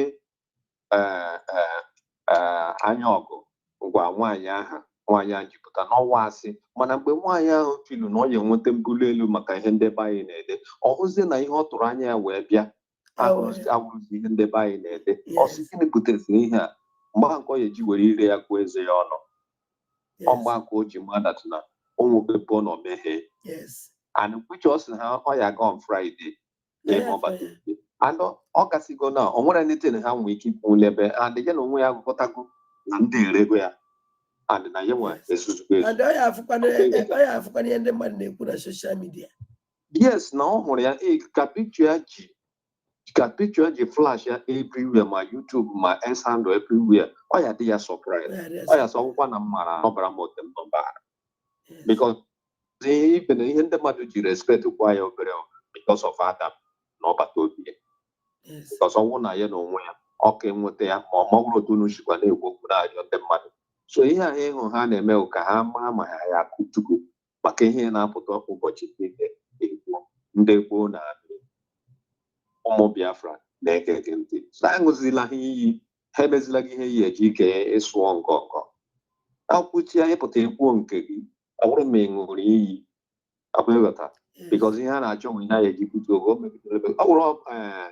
A jail when you grow butcher, no more on your Biafra desire for come or quiet. Or take how many minutes of video walk out to again. It goes to another step. So here we lecture who lend the make coin. That's why the other Deputy Prime Minister, Chief of Staff, Dr. Gozo Rebezano, and get 1 million. Yeah, silent gold. Because you go too much, it's also another or whatever one voice note to buy it, or put a one thing in high, you say, oh, you web this video and not private songs in the web public. Yeah, because of one way booze or you want to web there when you may call. Because no way like you want, they want lie you want to because who keep those things for long or whatever booze or web there, yes. Management media propaganda, they will to a moral tendency. Who's in the way on it? I'm spoken on my own name, or by again, Yahonanya. And I'll buy it on a mobile chara hand, and what's when you coming? No, what I love. I don't have young or he. Only on angry. So I can choke him on top because he's under any advice of when we him.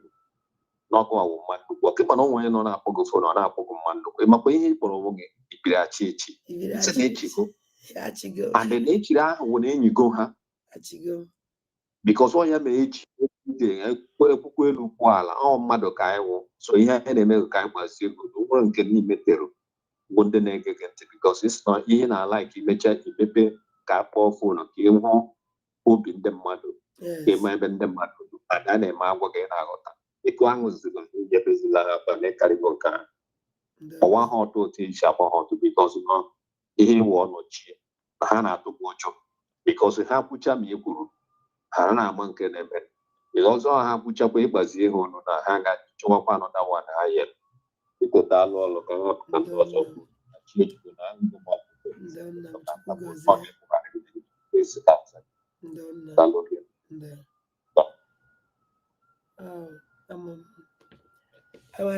I'm going to hear with Mundibo biko na-ewe n'iwe.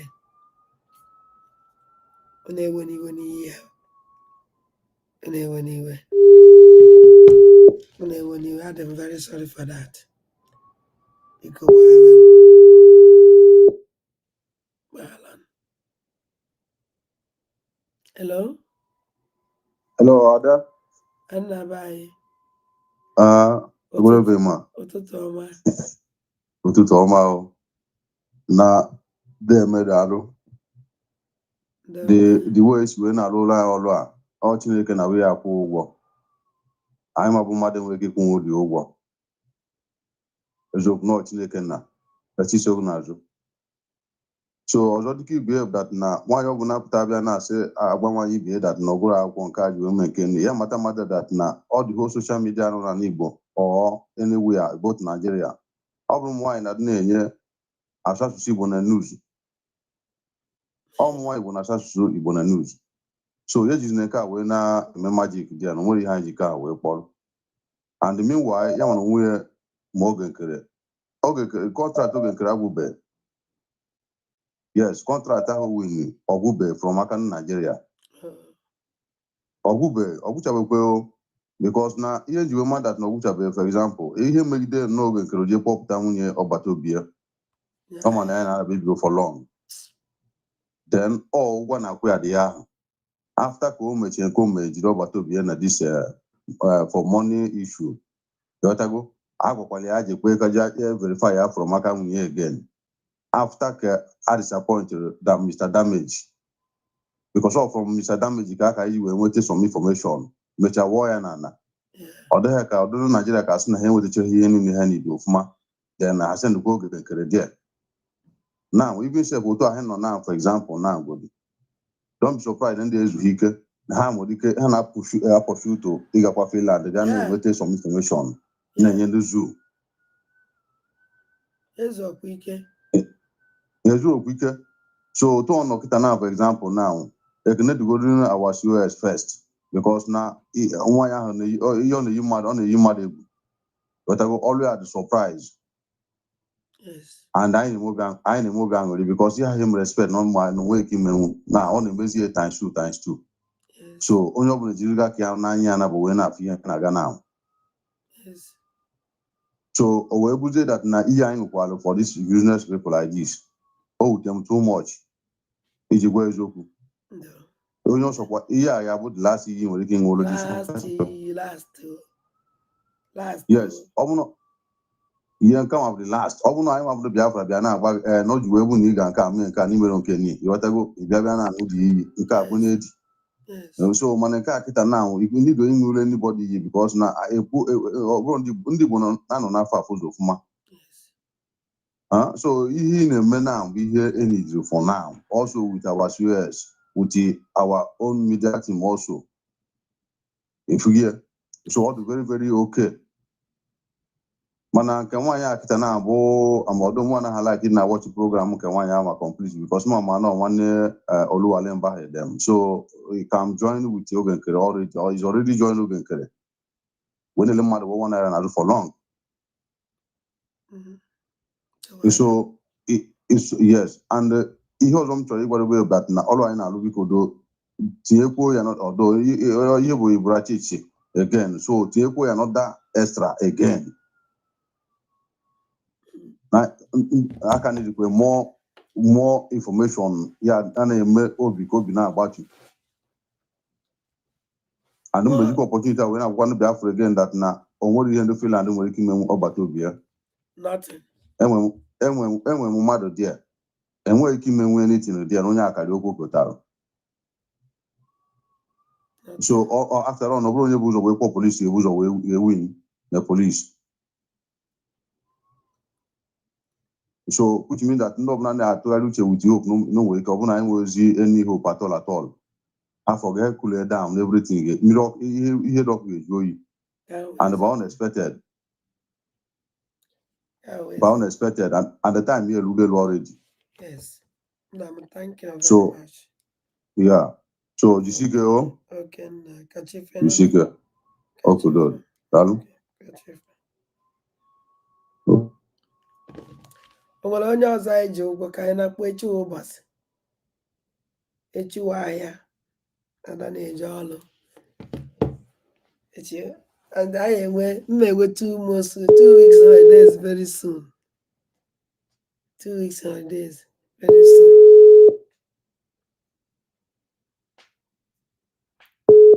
when I work holidays m na-ada ana m enwe holidays all the time onye nke onye I enwe holidays all the time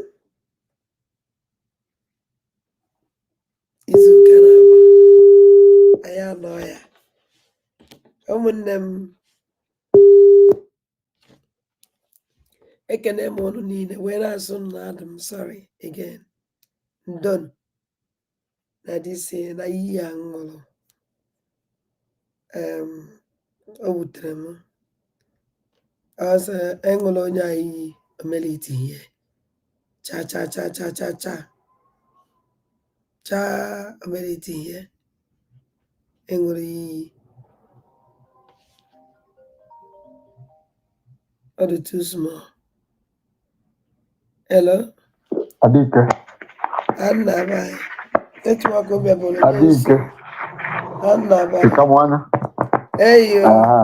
I'm gonna because mechi can name mechi pokwa. isi anyị nata anyị sụwa be anyị mmiri gbadara oku be anyị onye amagbu biko eyi nna sụọ ya alị sụọ ya eyi ajọgwa m chọọchị n'abalị a biko adịke ihe nji maka ya kpọrọ gị na-ahụ ịma a na-agbagbu gị akpọrọ gị nwanne onye ahụ ọmụnwa bụ n'okeke ọmụnwa the first person jide a na-eme steeti Detention ọmụnwa the first person mere 30,000 ejiwara fon nọmba m and abụọ m na anọ m na otu nzukọ ezinụlọ ịghọtago so emebiri m nọmba coordinator homeland emebiri ya ka m nwee nwa aka nsi ga-akwụ dị ụgwọ you understand. Onyelu gị akaụntụ ọkwa the same na-enye gị akaụntụ ọnọdụ m egwu ka ịdara ọdụmegwu ka mbara yes ọdụmegwu and again anyị ekwuchago okwu gbasara ndị otu a debeti kwụ ihe asị aftakwu okwu ndị na-anya ụdị mmadụ ịva m onwezi ihe ọzọ na-eme eva mabọ m expect imekịta ahụ etutu komkom na steeti ite because onye nke ahapụgo next na anyị ga n'ụlọ ọ na-atụtụ komkom and ọzọ ofesi so now the next thing na ọ ga-eme so ana m ayọ gị were taịm ndị a na-ele anyị ihe ọzọ biko nwanne m amanne were taịm ndị a na-ele anyị ihe ọzọ biko oge aka anyị mma onweghị mmadụ megidere etu a kịta na onweghị ihe mmadụ megidere gwa anyị ebe anyị kwesịrị ịkwụ anyị echu ozugbo anyị echu ozugbo kọmsọ ka ha hapụ iche bụ nke anyị wepụtara ikpeazụ ọ bịara ịyọ gị na chete bakto mgbe ya na ụmụ ndị gboo ka gị ya ka ọma ihe anyị na-ekwu na anyị kwuru si ọ karịa saịdị anyị kwụ onye ọ na-agbakọ na be but ama m na ha akarị na ihe anyị kwuru ka anyị nwakwuru adị ebe a ka anyị kwuru so akwụkwọ na ha amụ ebe akwa ha ga-ehayata ndụ na-ebe akwa ka anyị pụrụ abịara bikọs ya ahụ ịma na-akpọ ndị mmadụ na fon a na-akpọ na fon na ọdụ ka onye ka ha sendiri ka ọ bịa bịa itie m ndị si lecha nnọọ onwe ya anya ọmụ agwara anyị ege ya ntị na this guy is too bad no ndị bekee sị na is a die of a cry of a dying horse ọhịa ọhụụ so I can't blame them. So nne emechaa imere m ihe dị na ọdịnegwu ahụ ka sendele gị kịta bifo na-echezo ihe m kwuru ikpeazụ ya ọkwa nọmba administrator and the nọmba ihe ejikwa ya ụgwọ ọkwa ya hello asị m ọkwa nọmba ihe ejikwa ya ụgwọ na nọmba administrator asị m ịrani ihe na-ekwu hello nna asị m ọkwa esendigoro ngedi akaụntụ ihe ejikwa ụgwọ ka direct gọọmenti nna ngwanụ nna wow ụmụnne m anyị anakpu Boniface ijere gwa ndị ahụ uligo na ebe ha ada ndị mba na ndị egede na ada ndị mba na ndị egede ahụ onye a na-akwa anyhow ọkwa ha n'ebe a nọ anọziele m onwe m anọrọzie m nna m enwere m ike nọrọziele onwe m nwee ebe m ihe ma nọ n'aka na ebe ya nọ n'aka ekpe ma na-ekwukwu ihe gbasara Biafra kama na ihe mmazi na-emeziwu ọkọna ka mma na-emezi ọ gafe ha n'ebe a mụnwawa ada ndị gboo ụkwụ ịma na onwezighị isi onye ọwụ na-aza afa nna ya ọbata obi epụtakwa di senten nna be anyị ụtụtụ ọma ada ụtụtụ ọma ada iji m ekene bịa ada onye igburu amasịtanwu isi ya onye inimi achọtakwa isi ọ dịrọ pọsịbụl ọkwa ha gwara ya na Finland na media is power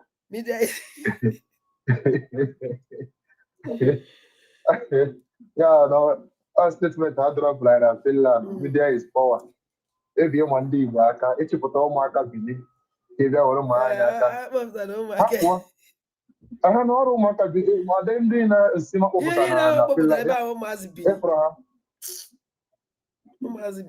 Yes, I must be throughout. Put all Marka Bina Wasaga. Onye tere udocha na onye tere udocha onye nara mmadụ enyi nwoke na nara mmadụ enyi nwoke na akọpụta ka abịa mere anyị Biafra ndị otu na-abụrụ ọnụ kedu ha na midia ha ụfọwa eche na ya ọkwa ha nwa bụzọ pịa aka ọkpọ ha bụzọ pụta kparịwa COS ha bụzọ pụta kparịa kpọọ ya nwaanyị ọgwụ ego People's Club nwaanyị nke ọzọ nkịta na onye nọzi n'elu onye na-agbazi ọsọ akwa ha hijack account ọkwa dị men on ground ụzọ gwa ya pụtakwara Biafra land CIS is banned onye nke is banned onye kwuo okwu is banned onye kwuo okwu is banned ndị a na-asa anyị is banned nekwa ka Fulani nọ na anyị nekwa ka anyị na-egbusi ndị mmadụ kedu ebe ha nọ ọzasa anyị nwa ka ha na-eche ka ọzọ ha matụwazi ihe a kwụrụ ha ụgwọ ka ha wee chekwa be anyị ama emezi ya ego a na-enye ha men on the ground ego a na-enye ha ka wee chekwa be anyị ha pụtara ya chewezi anyị nwa ndị abazara bandụ ka ha jide mba asịrọ m na akwụrụ mgbe ewuwara okwu ọnụ ka m kwufe mana a sị m na at least ego anyị na-atụ maka ha nwa ka anyị ji atụ ya ha tọnụzi ya sịza na anyị wawozi nsogbu ha sịza anyị na ha bandụọla anyị na Biafra land na ya batazira Biafra land na CS abatazira onye ndị ọ na-abata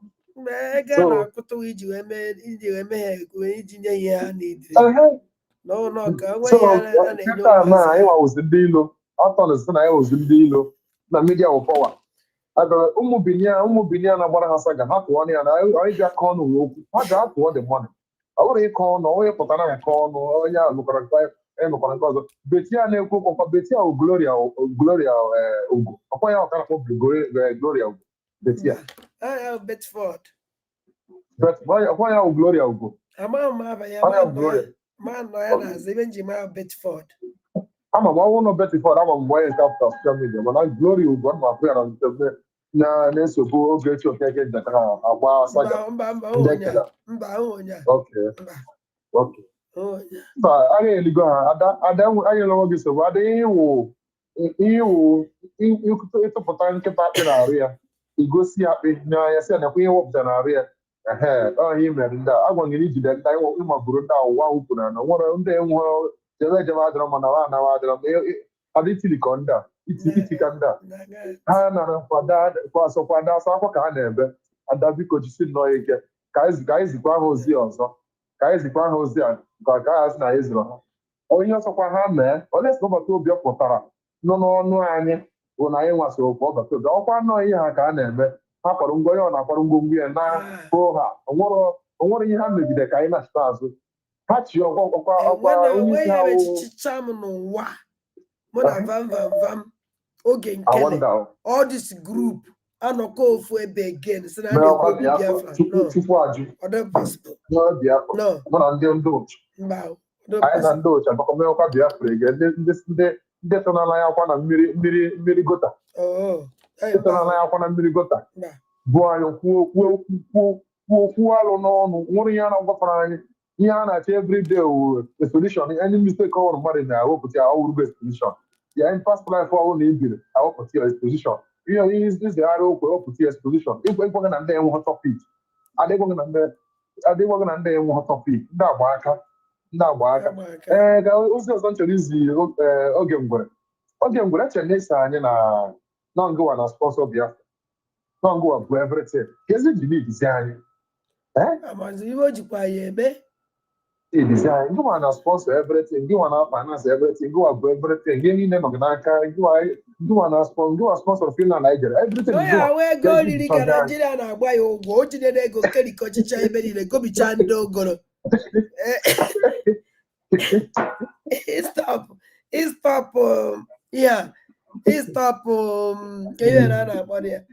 stop Biafra declaration has stop we say go akuru ke we stop that thing we menwe so ba ya akwu de ugwo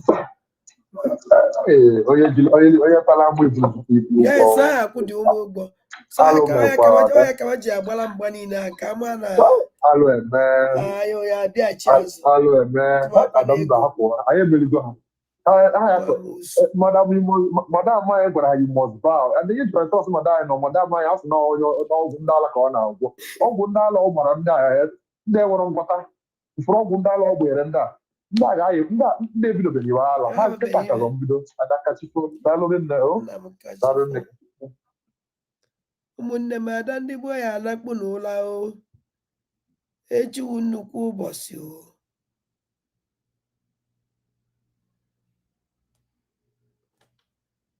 Pinnacle. Okay. Almost. Oh, when I know program one of my brother Mele. Pastor for lesson in here.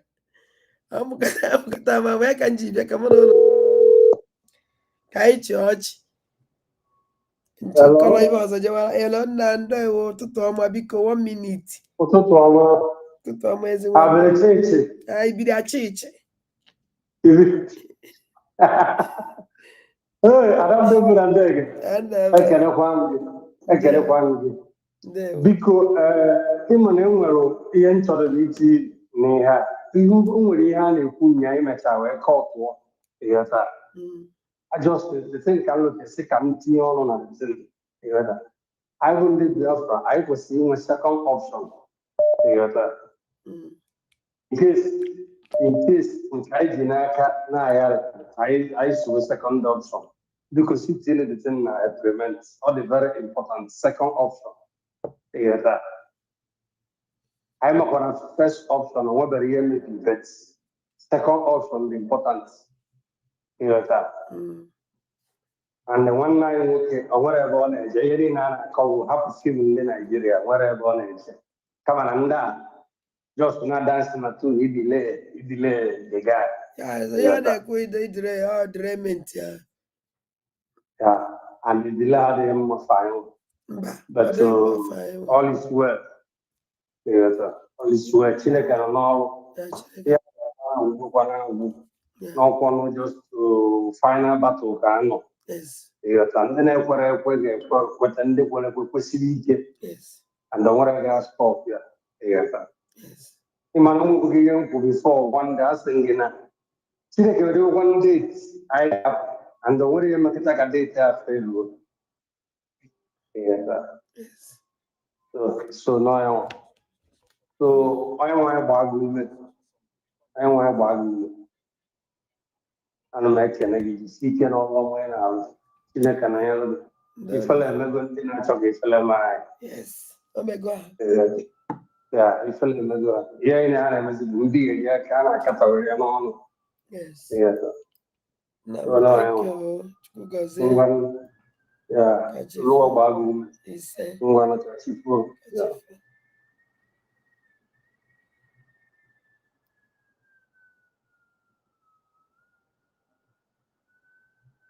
Hello? Adam Bonandeg. I'm not by. Ibria Church. To Tomo. Ogadrangma. Ogadrezinu Loganama. He said, Emana, Enro Bochum Mna Wagon na oge nkere wundo onye oshi ka ọwụ and onye ọbụla na-eso ya ndị ọbụla na-eso ya onye oshi ha ncha niile wundo oshi ndị oshi ndị a ejidego ha ka nga polisi ndị Naịjirịa ndị ụlọ ha wụ ndị Naịjirịa ji ha na traụza iji polisi ndị obodo ha mee mmadụ arrest ha dodo onye ya na traụza with the bet enweghị ebe onye ahụ jizi aga because ya ha ọlọkwa ndị be ha jide mmadụ na traụza amashin na-egbukwa onye polisi ahụ egbu amashin kọọ ihe ọsọrọ m kọọ ọ ga-adodo m na traụza until second ya abịa nyezi aka emeghị arrest so otu isiri jide ndị a iji ndị a na bet iji ha na traụza enweghị ebe eji asa aga so ọgwa ha nọkwa nọ ha chọtakwa okwu ihe chọọ ihe a ga-eji kọọ ọnụ and gịla mmadụ lụwa ọgụ onye a bido ihe nwa aja mara na imerigo onye ahụ imerigo ndị a enweghị ebe eji asa aga dodo ha na traụza ọtụ ịdọ ha na traụza enweghị ebe eji asa aga ha wụ ndị ori ebe na maji eje kpatakwa nke asị na isi adọ mma ịma na asị na m ya ejizi eme program ike agwụ ha lụchabeghị ha ka ga na-alụkwa beta ka dodo ha na traụza onwe ihe ọjọọ niile ha na-eme na klashi ihe desaịn wu iji ha na traụza enweghị ebe eji asa aga amasị ha ebe akwa amasị ihe ọsọrọ ha mee dodo ha na traụza polisi ga-abịa so ọ gụwa polisi kpa na traụza nwa ebe eji azụ enyi na-aga eso m gị n'azụ ịlago ha n'iyi chike n'ọlụ ọzọ dịka ibe m na-asụ ka m futekwa ewu bikos ịsị na ịnọ ha na kabinet otu isokwara wuru ndị isi ịma na mgbe a nọ ndịda n'obodo ndị a na-akọ anyị ihe oge niile itinyeghala akwụkwọ visa enweghị onye ị ga-agwa na itiri akwụkwọ visa enweghị onye ị ga-agwa ị ga-ajụ usoro kpọrọ ụwa nkịtị den visa pụta mgbe visa pụtazi dizie shọ ya ka ị ga-agwazi ndị ndị gala ha wụ the same blood ndị nke trọsụrụ ibin ụfọdụ anaghị ekwe ekwute na ibin na ya enwetara visa ọzi mgbe o ruziere obodo oyibo ya nọrụzi ebe ahụ kpozie na afọ so isiokwu mmụọ like enwere onye nke gara Japan aida na osokwe na cabinet or osokwe na one of our minister our secretary yes ha gara Japan so ga for recognition so ụdị ihe ndị a wụrụ na ọ ga-ekwe ihe ome enweghị ndị obodo ndị a na-akọ anyị ihe ọ dị ka ofu enyi m nwoke enwere ebido ọhụrụ ofu onye ihe a onye Zimbabwe so the person tụrụ ogologo na ịma ndị Fulani a na-eto ogologo so ya ahụ ya ọ machado onye ahụ ya hapụ m nza ya asị m na ọdịshọn ọsọ na ndị ahụ ndị a na-egbu anyị elu na Naijiria ya ahụ ndị Fulani m chịga ike egwu m sị mba na onye ahụ onye Zimbabwe ya asị ha ejekwa ọwụ ndị a na-egbu anyị elu na Naijiria so nkọwa okwu mgbu ihe ọbụla ha gatara so jide ya n'akpa enweghị onye a na-emere explain se mere any person explain mgbe detenyeghị ya ọfụma abịakwa bikos ndị a na-aka anyị ihe na Naijiria wụ ndị Fulani a ha eji ego ha ndị nna ya ukwu Nnamdi Kanu sị na ndị atọ were ego to fight us bikos ọtọ gara that man gara that Japan gaa ihe ọ gara Nigerian gọọmenti nwere ike ibunye ha 1 million ibin sa bịa ya mmanụ for 2 years aga anyị se nwe onye a na-emere explain ihe ha gatara ntụle ihe eghe ọfụma obodo nabata anyị lawaghala onweghị onye ọ gbasara sa kpọrọla ndị person sa agwala many things na social media ma ọwụ Simon Ekpa ga-apụta Chikoro enweghị onye ọ gbasara ihe ma ndị isi nọ n'ọrụ ha rụwa echi Nnamdi Kanu pụta anyị nye testimony sa nwere onye a na-akọrọ ma na-apụta taa ma ọ ga-apụta ending of the month sa akọwala ka anyị were sekuriti anyị na-akpa any secret so jide na-akpọ ntụle ihe enye ọfụma so ekwuole m nke ọha m so ọ ga-adịrị m na mma jishike bye bye jishike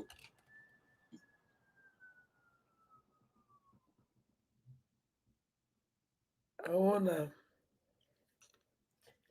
ezowechakwana ya wiwe o nwere ka ọ dị at least ezozozozozo ewepụtakwa ha sọ Biafra ma na a na-eme ihe afọ dịka abụ agbachala nkịtị onye dị na ya afọ ewo dịka agbachala nkịtị a na-agba nkịtị so ụmụnne m ma anakpola akwụkwọ ọnụ na-anakpo ana m ekene unu niile na-asị Chineke m gọziele m unu na afọ unu na-adakọ na-akpọ ụla hello ezekwe eji ndị ụgwakọrọ hello good morning ma nna m ụtụtụ ọma ndewo biko 1 minute ana m ajazi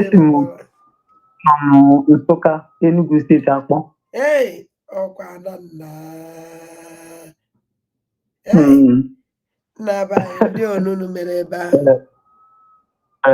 Biko, mbe niile otu m ga na-eshi contribute. Atesgoro m message kita so ego sendarụ m otu m na-eshi wee contribute. Okay, thank you very much.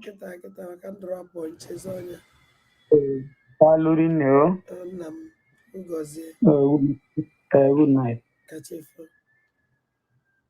ụmụnne m chere ka nse ndị ele ya akaụntụ na nke awụgodu nọmba 1 wala esendigome ụmụnne nkachi fọrọ asị Chukwu gọziele m ụnụ ayọkwa m ụnụ mgbaghara sonu biko mgbaghara na m na misteki a mere ịnwe ụdị ihe a ebe ụnụ niile gbara m ogige enidi m ịgọchara ndị ọnụ fat is an insult for m wee gọchara ndị ọnụ so ana m asị ụnụ biko mgbaghara ya wụ mistake emere m ya nọ fat so biko nụkwa ọdụ na-echi niile ọdụ na-echi biko ndị nọ na ana nna anajani biko nụ dịnụ careful ka unu si eje ọ gwara one of our brother jele uno na Christmas si na ejele Calabar ejere Calabar ọ na America mara nọ nọtana anyị anụzi onye anyị amaghọ biko ana m ayọ dịse nwanne anyị nwoke biko ọwụ na ị na-achitere back to America imene ka anyị mara maka na ị gwara anyị mgbe ị pụrụ ị agwakwa anyị na ịnarụkwa biko onugwu anyị nụrụ ikpeazụ mgbe anyị jụrụ na ijere caravan ka asọ gịnị na ihe a esi na ije nata mana anyị amazi na esi na ihe a na-achịwa America na week time ya anyị ama na ị na-achịne ka ọ na ị na-achịbe biko na ọwụ na enu meseji ya na ndị gboo biko mee ka anyị mara ka anyị maa na ọkwa ịnọtalụrụ ọfụma biko ebe ị kọọla anyị ajụkwa ese gị jisi ike na ụmụnne nkachi fọnụ asị m obi n'igwe ya chekwala m ụnụ niile dowere m ụnụ nọnyere m ụnụ izu ọma ọnya ka m na-enye ụnụ niile ịma abaghị Mọnde ọwụrụ izu mana ndị be anyị anweghị Mọnde ka anyị ji agụ izu mana ka anyị emegodo ya ụnyaahụ na nsogbu adịrọ mana izu ọma biko na ụmụnne m Chineke m gọziere m ụnụ